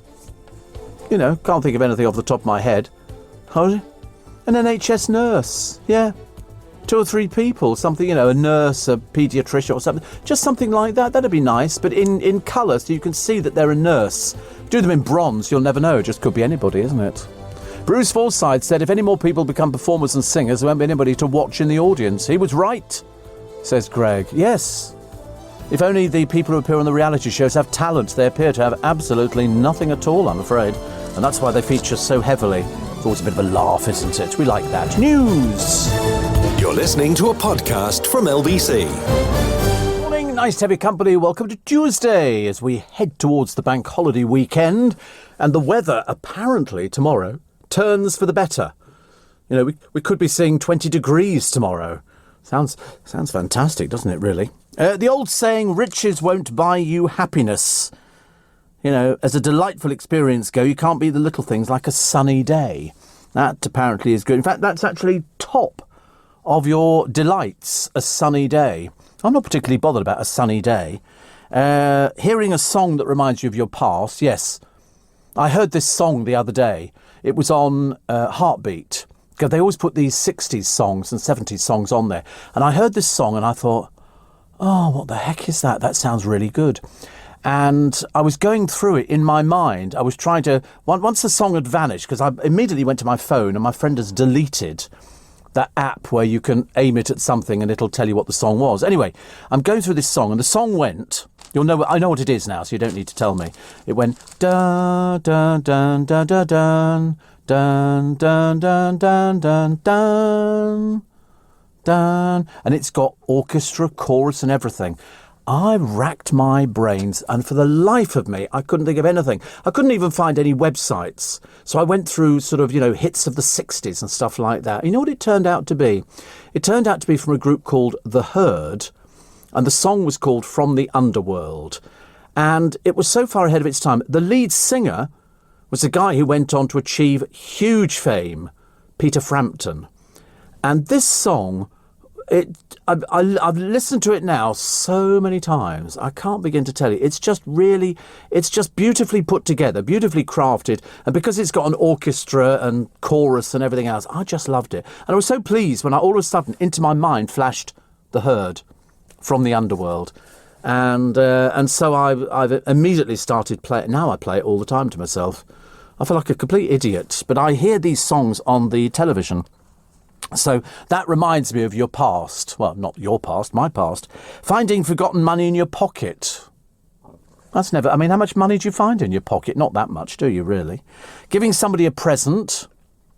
My ex-producer, Corey, gave me a whole bag of presents. I don't know why. Perhaps I owe him money or something. Seriously, I got loads of lovely presents. Seeing an old friend. I did see a friend a while ago. It was it wasn't an old friend when I knew this person.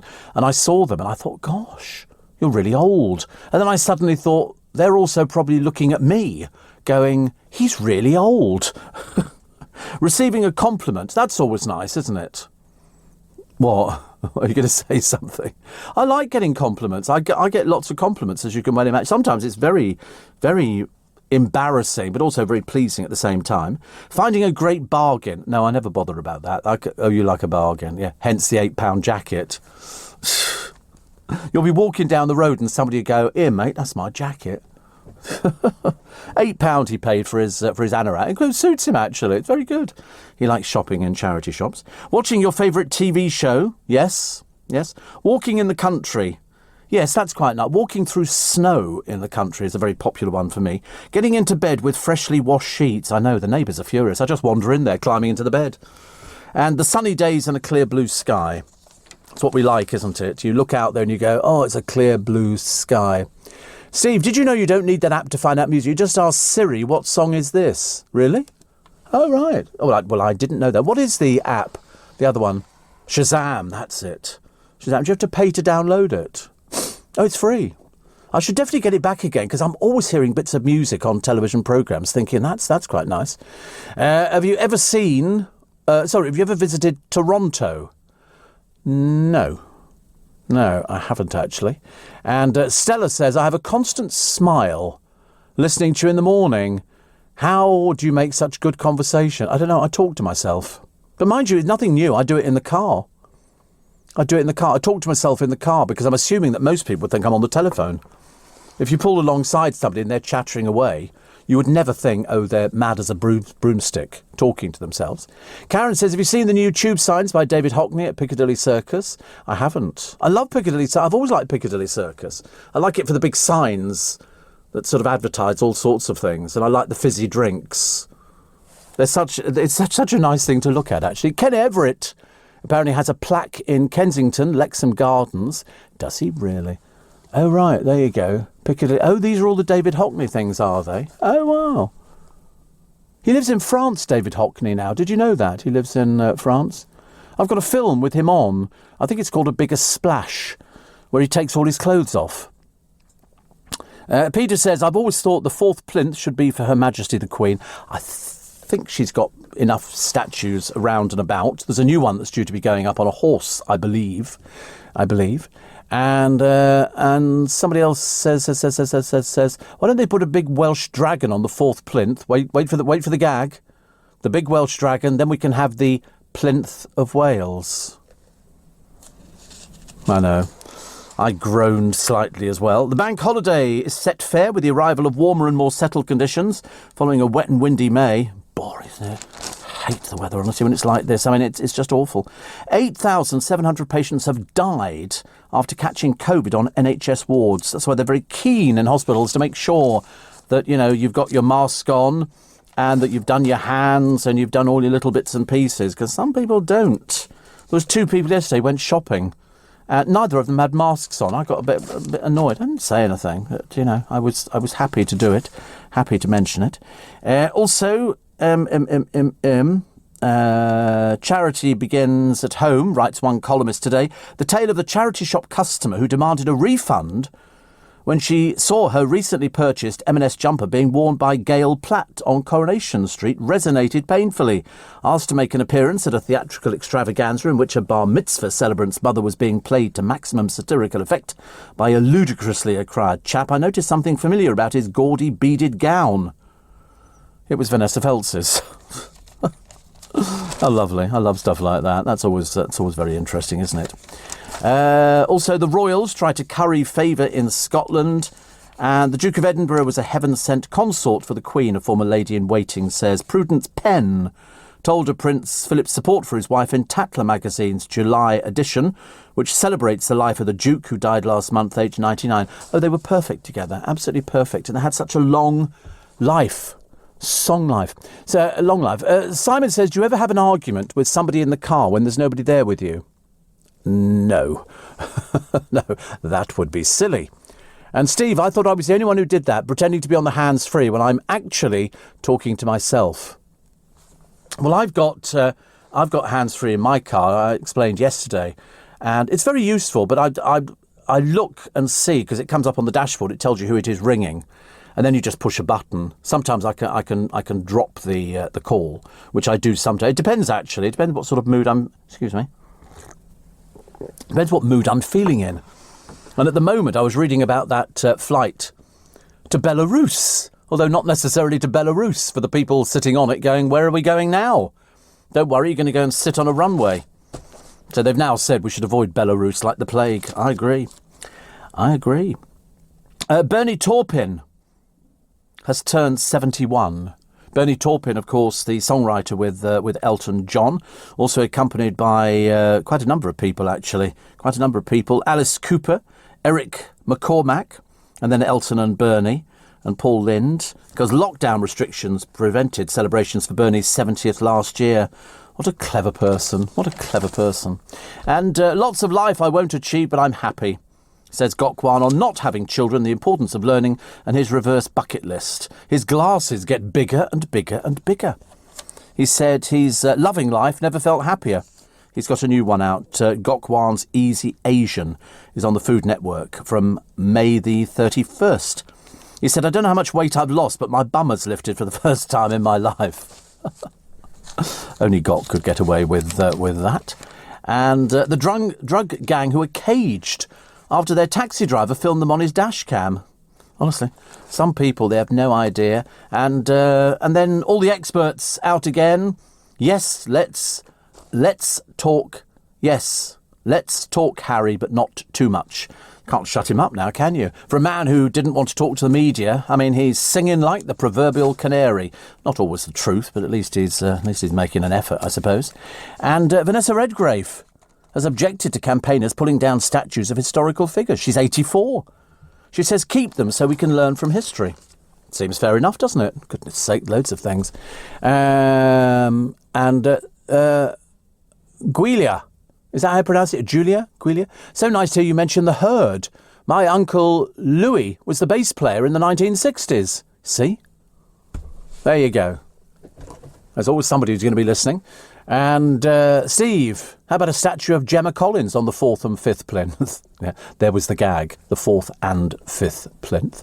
Thank you. You and Tony Beak have something in common. A face and hair for radio. Good job we're not all killjoys. Oh, it's good old Tony Beak, honestly, so irritating on the television. And somebody else talking about the hands-free. The hands-free in the cars. It doesn't sound the same as if somebody's holding the phone up to their ears. But if you're driving, of course, it's totally illegal. But I still see people doing it. They don't seem to have learnt at all, which is, excuse me, a little bit of a shame. Because I didn't used to use the hands-free. I do now. Because it's so easy to operate. I always, have to turn the volume up a little bit. And then I sort of manage it quite nicely. Nicely. Also, Spain's tourist chief, this is in all the papers today, predicts the UK will ease the rules for travel. Thousands fly out in defiance of government advice. So the Britons flocking back to Spain. Why do we go there? It's cheap. Do the Spanish like us? I've no idea. No idea. I'm assuming they must like us. They seem to welcome us there. Thousands of people have sort of flown in to partake of the beaches. People only go there for the sunshine, don't they? It was like Gran Canaria. Gran Canaria was always known as being good for sunshine, as John Warrington will tell you. And then I went there one year, and the weather was so atrocious. I picked up a cold and everything else. It rained. It was ghastly. I vowed never to go back. So I didn't. You're listening to a podcast from LBC. Morning, everybody. Shane in Sydney says, The Herd. I forgot that song. Go and listen to it after my programme. It's very good. The Herd from the Underworld, and it's lovely, actually. Thomas Hardy, the author, has got a blue plaque in Trinity Road, Tooting. And Chris in Brentwood says to qualify for a genuine English heritage blue plaque, because there are various blue plaques, the person had to have been dead for at least 25 years to have had a particularly notable career, and the building has to have a tangible link, like a home address, rather than just somewhere they visited. There's a video on how they make the English heritage blue plaques on YouTube. Yes, down the road from me in Teddington, Noel Coward has got a blue plaque. Noel Coward. Mad dogs and Englishmen go out in the midday sun. Also, I quite fancy the idea, but I haven't been dead for 25 years just yet. How old was Barry Sheen when he died? Barry Sheen was a motorcyclist. He was very popular with the ladies. Very popular with the ladies. He was very good looking. And when he died... when he died, actually, he was 2003, wasn't it, I think? And he'd have been 52. But if you see any pictures of him, going back into 75, he was good looking. But of course, I'm terrified of motorbikes. Not terrified of motorbikes per se. I just couldn't go on one. I have been on them before, and it's not very good. He had he died of cancer of the esophagus and stomach. He refused conventional treatments, including chemo.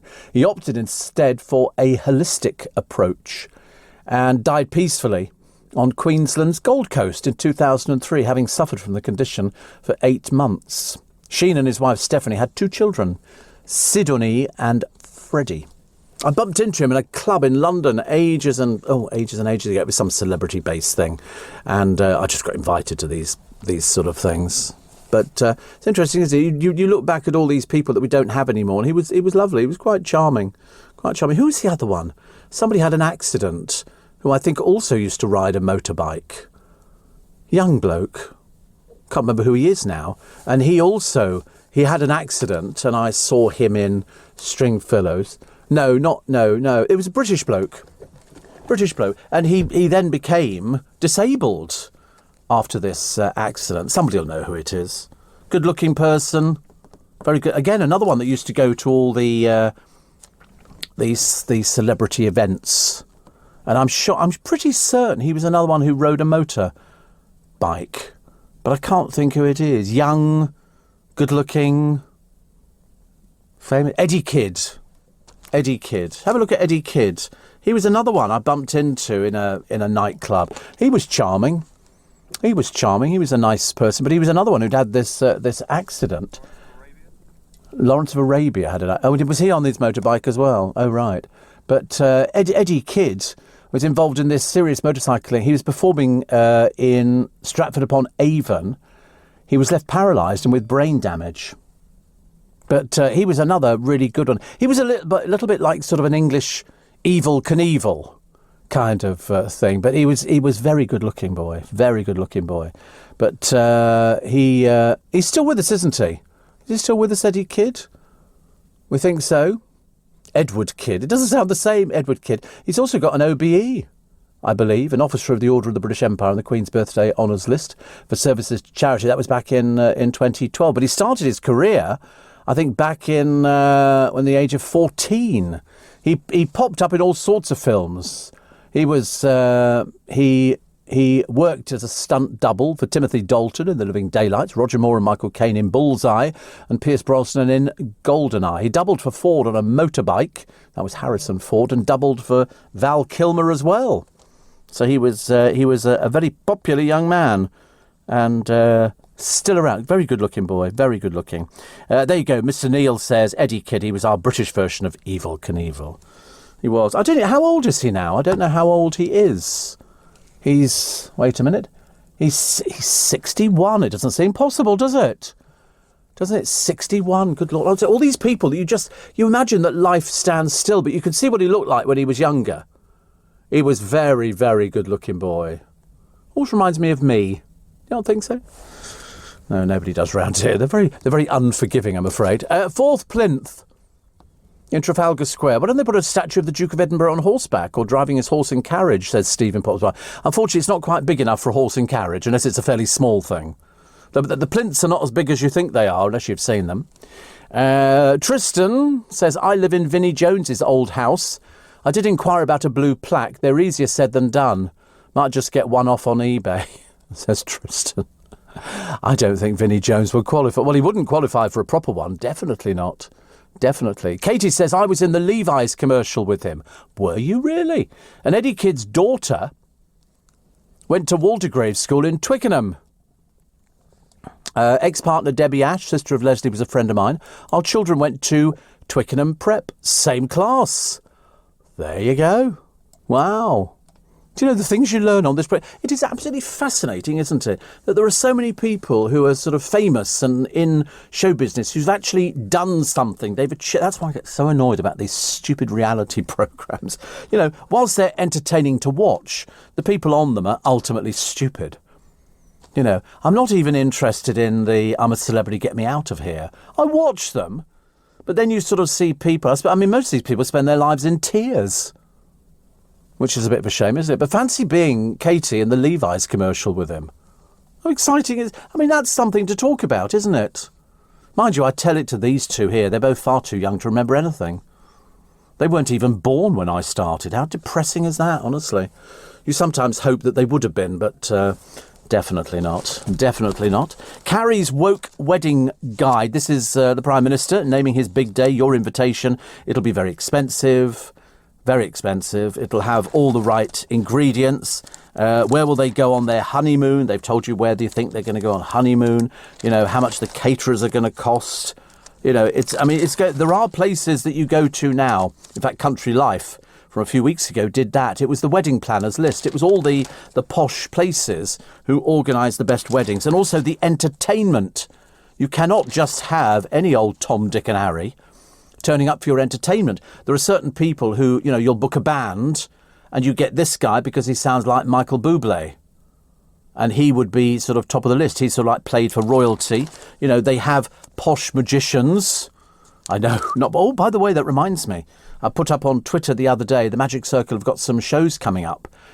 Some close-up shows. Can't do theatre shows, but close-up shows. If you like watching magic right under your nose, they've got socially distancing. They've got shows. Go to the Magic Circle website. You can have a look on there. Who will actually take the pictures of the happy couple? There's the right people for everything. You know, where will they honeymoon? Mustique could be out after a bit of a row last year. But they could have here Costa Rica or the Maldives. £4,500 a week. Seems far too cheap. Should be a night, shouldn't it, really? Also... who will have the best wedding cake, which would be the residence you would use for it, and who's going to pick up the bill? which I suppose is the one thing that is of more interest to people nowadays for Boris. You know, will there be wallpaper? Will there be wallpaper? Who knows? Steve and Moses had a motorbike. Ready for the gag? His triumph could be heard throughout the land. Thank you. I don't know where these people get these gags from, but they're always gratefully received. Jackie in Crawley says, my school arranged a coach trip to see Crackerjack and the Herd with a music act. Good Lord. Well, Peter Frampton was a very good-looking boy. He had a big hit album. It sold millions, kind of launched him. He lives down in Chelsea, as far as I remember. And Steve, statue of Steve. He'd be constantly complaining about the pigeons. Oh, yes, I'd have those put down immediately. Definitely. At the moment, pigeons are everywhere because they're breeding, which is not so good. Mike says, currently down in Cornwall near Truro. Yesterday it was windy as heck. Are we going to fare any better today? Not really. Really, not really. Donovan, who had lots and lots of... I interviewed Donovan. I thought he was fascinating. He's got a blue plaque in Hatfield, and he's very much alive, says Liz. Yes, it depends who it's come from. It depends, there are different plaques from different companies. Not all English heritage. There's lots of other things. There's the Comic Society, have got blue plaques, musical societies, they've all got things like that. Why is life always this or that? Now or later? All or nothing? Start earning or keep learning? Turns out it doesn't have to be. With an apprenticeship, you can take your next step and get the best of both worlds. You can get paid and gain skills. Get the jump with an apprenticeship in accountancy to cyber engineering and loads more in between. Wherever you want to land in life, search Get the Jump to see what's out there for you. You're listening to a podcast from LBC. Morning, Steve, a statue of your good self. Yes, you see, I wouldn't be in favour of things like that. I saw Mott the Hoople at Hammersmith and Queen with a warm-up band. We thought they were fab, says Karen. Yes, Mott the Hoople, all the way to Memphis. Wasn't that? Dun, dun, dun, that had a nice piano bit in it. Michelle in Sidcup, very happy birthday from little Julie. Donovan's main hit was Mellow Yellow. He had a number of hits, said. God said unto Moses, come forth. And he came fifth and lost his beer money for the week. Thank you. We got all the gags this morning. Honestly, it's not even the bank holiday weekend. Ridiculous, isn't it? Steve, I'm not a fan of reality shows, says Kim. So boring. Give me a good movie or a documentary any old day. It's becoming harder to avoid them. I know they just keep, they just keep putting this rubbish out. You know why? They're cheap. You don't need to pay them very much money. And they'll all turn up there and they'll sort of play their part. And then they'll sell stories afterwards about how, it was all very stressful and nobody told them about it. And that's what goes on. Ridiculous. So, I'm also not a fan of them, but I find it quite interesting. Also, I'm getting all the jokes now. I like the idea of a coach trip to see Crackerjack, and the Herd were on there. I mean, it was quite, it was a good. When you hear the song, you'll realise, goodness me, on Crackerjack, that was amazing, absolutely amazing. If you can tell me Donovan's biggest hit, I think it was "They Call Me Mellow Yellow." Sherlock Holmes has a blue plaque, says Dave, in Friston. I don't even know where Friston is. I mean, Frinton. We were talking about Frinton the other day. Trying to find something in the newspapers today. They can't make up their minds whether they're criticising everybody for going to Spain or they're getting excited about Bill Returnbull. See the little play on words there? Bill Returnbull, who came back on the television with Susanna, and people were saying, oh, that's quite nice. Also, get set for the blockbuster summer. Your cinema guide. Do you know, I've not been to a cinema for ages. The last time I went, I think, was to one in Leicester Square, the Odeon, where I went to see a film that was so full of blood and guts, I had to go to sleep. I spend most of my time falling asleep in cinemas. I used to get sent to see the preview films. If I had somebody coming in from one of the films, I would go to them, and I had all sorts of strange people there. I think at one time I was with Lorraine Kelly in a cinema, and you sort of sit there in these small little 20, 30-seater cinemas, and the sound is fantastic. I had to go on a Sunday once. I was the only one there. They opened up specifically for me to get the interview, and they used to have to check your phones in to make sure that you weren't going to film, believe it or not, the film that you were seeing and then put it out on YouTube, which, of course, I mean, I would never do in a million years. Mag says, how about a statue of Barbara? Yes, that'd be quite nice. I quite approve of that one. People who've done something for the country, people who sort of represent something. But at this precise moment, I think it's got to be NHS nurses. Couldn't they just have 2 nurses or something like that, holding a syringe? Maybe not so. But I think definitely a couple of nurses. That'd be quite a nice one. A lot of people jetting off. The coronavirus travel rules put to the test. Malta says it's achieved COVID-19 herd immunity. They've given 70% of all adults at least 1 dose of a vaccine, which is good. Very good indeed. We like that. And football star Marcus Rashford says the decision about whether to do more to feed Britain's hungry children should be a very easy one. It is. It's finding the money for all these things. You can't just produce money. It just doesn't grow on trees, as they say. And Steve, what was the film you recommended watching? Sounded like a Western. Paint Your Wagon. Paint Your Wagon. It's not really a Western, but it's definitely worth watching. Definitely. Addiction to sunbeds ends for one woman who visited tanning salons 3 or 4 times a week. She's warned against using sunbeds after needing surgery for skin cancer. She was addicted growing up on the Merseyside. In 2019, diagnosed with melanoma, had surgery to remove part of her breast and back. She now lives in Hong Kong, an ambassador for Melanoma UK. Didn't know there was such a thing. But she's right, but it's this obsession that we have about wanting to change colour. If you look at yourself, we're sort of pale, insipid, semi-milk bottle. And if you go on holiday, you come back and you've got this sort of lovely brown colour and you look gorgeous and you feel great. You look in the mirror and you go, pretty hot, Get a few highlights popped in your hair, and you just look good. Somebody says, oh, is that it? You can't wait to undo your shirt. You just show people on the bus. What do you think about this? Way, look at that. Oh, lovely colour. Because people like it. And then people started using fake tan. And you knew it was fake tan because you could smell them before they'd even got on the bus. There was a smell that went with fake tan. Then they brought out fake tan without the smell, which was quite good. I've tried it all. I've tried the sunbeds. I've tried the stand-up sunbeds, the lie-down sunbeds, the tropical beach sunbeds. I've tried the wipe-on, with a tan towel. I've tried the old lot.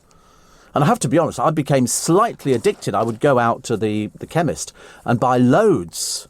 Which reminds me, I've got to go and pick up my prescription today. I would buy loads of these things. Tan towels. They did big tan towels. You could wipe them all over your body. And then remember to wash your hands. That was the big problem, wasn't it? Remember to wash your hands. Somebody said, Steve, Peter Frampton is reforming the band, but this time they'll be called the Herd Immunity. Thank you. It's such a good song. It really is. When you hear it, you'll go, oh, Steve, I remember that from my youth. We all have songs that we remember. I see that Poundland has joined the Battle of the Baskets with its first shop selling fresh food and booze. They'll stock fruit and veg, bakery goods and a frozen range. They'll have a corner shop format targeted at rival convenience stores. The first 2 Poundland locals apparently opened yesterday in Kendry and Hornsey in Yorkshire. More will follow. Wow. Honestly, all these poor little shops everywhere, they don't get a chance, do they?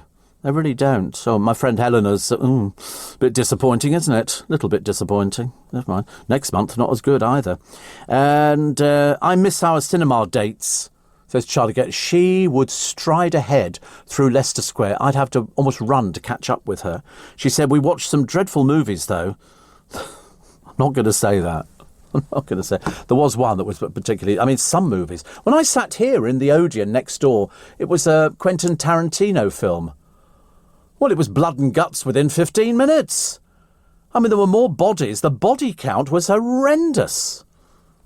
But in a lot of cinemas now, especially around here, they put a cinema in one of them. And a friend of mine went, they had people along the aisles checking. They had a special machine to see if you were filming the screen.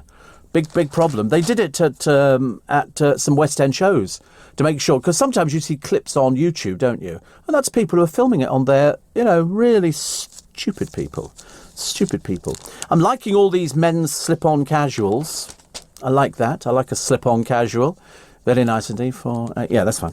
So I was thinking out aloud then, actually. Do you know how many people buy newspapers? And there's one here. This is the... What is this? This is the Daily Mirror. It's got pages and pages of crosswords. I've never done a crossword in my life. Never. But there's a lovely picture of Cliff Richard. Lovely picture of Cliff Richard.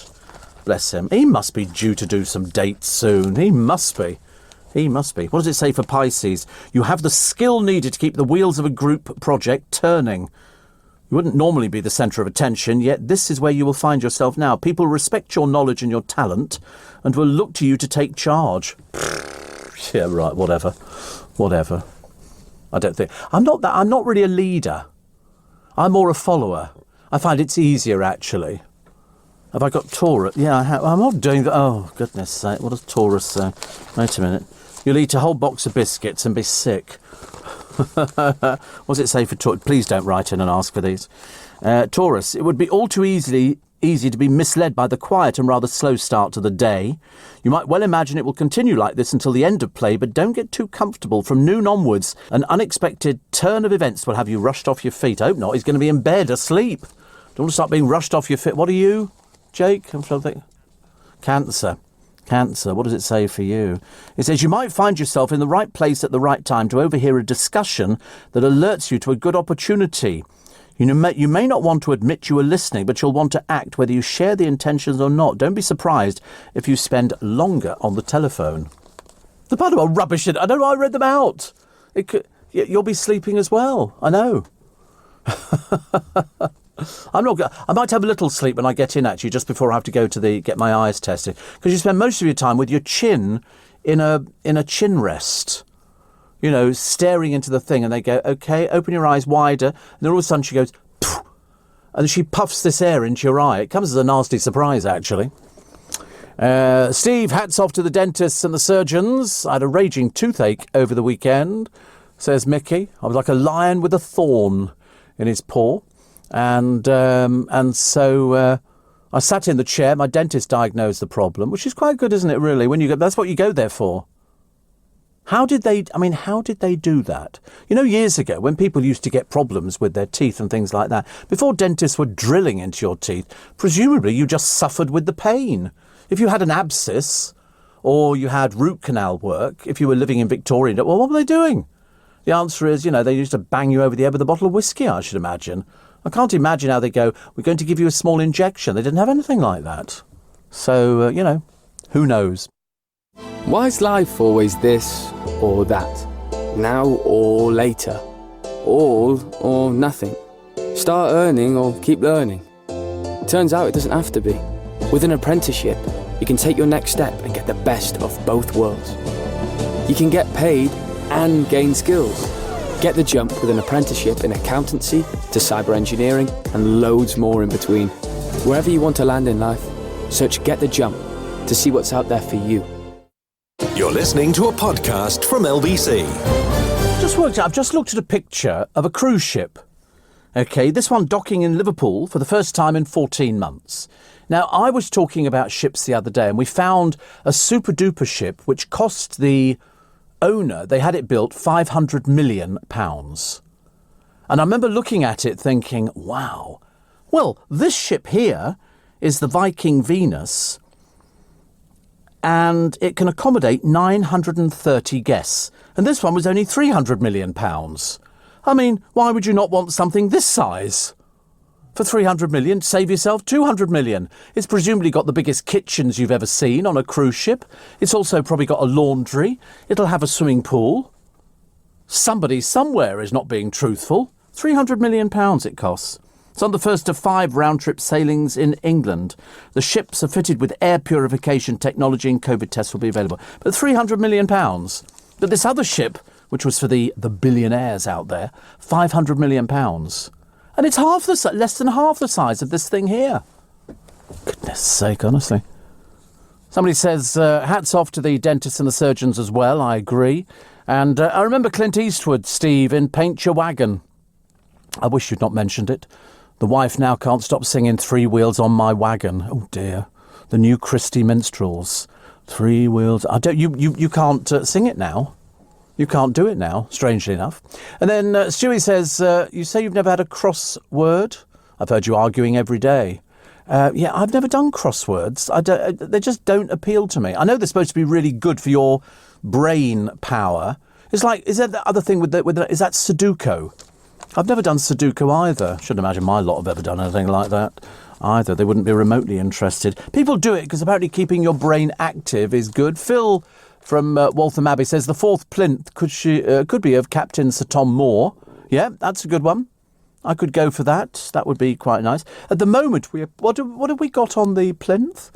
Is it an ice cream sundae or something, which has got flies on it or something like that, which is quite nice. It's quite nice, but I mean, I'm really not bothered, actually.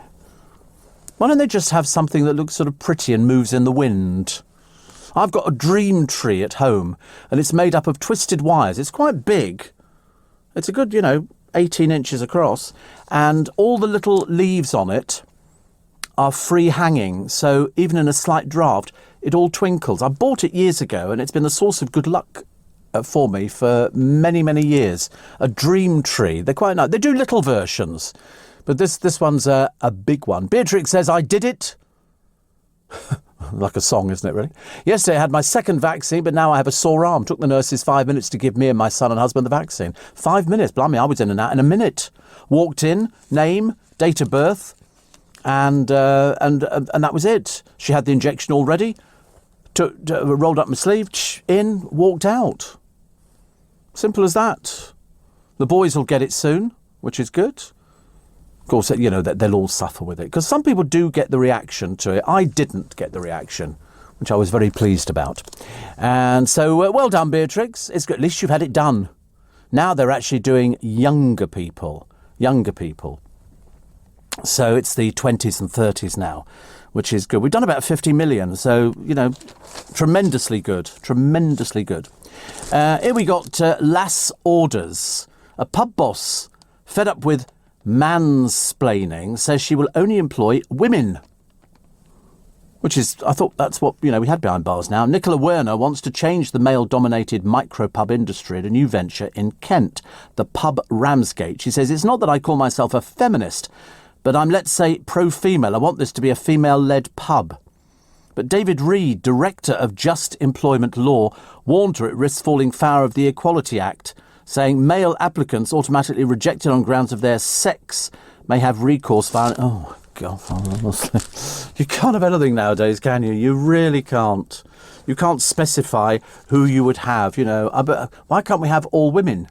Because that excludes men, and somebody would complain. There wasn't the one some years ago, I seem to remember somebody went for a job as a hairdresser. And they were given the job, and all was going quite well until the first day where they phoned up to say they were pregnant, so they wouldn't be coming in. And so the owner of the salon said, OK, fine, and then employed somebody else. The person who was pregnant took them to a tribunal, saying I was given the job, then she took it away from me because I was pregnant, and she got compensation for it. And the woman who owned the salon said, I don't have very much money. It's quite an expensive thing to do this. And the other woman said, well, I was discriminated against. Just as well we don't discriminate against the boys in the studio for eating all the biscuits. I mean, if we did, we'd have to have anti-chocolate classes or something like that. They've actually managed, between the two of them, in less than 3 hours, to finish a whole box of biscuits. I mean, seriously. And 2 packs of Jaffa Cakes. I don't know what we're going to do tomorrow.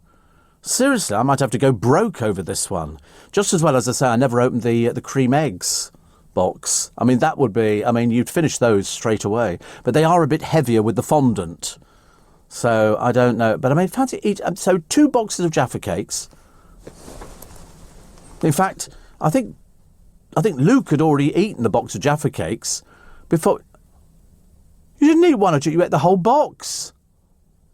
Oh, have you ever heard anything like it? And then managed to... he's almost like one of those sort of dogs, looking very eager as the biscuits were sort of gradually going down. And a box of mix, I think they were dark chocolate and milk chocolate and something else, I can't remember what it said on the box. But whatever it is, they've gone. OK, it's as simple as that. So tomorrow...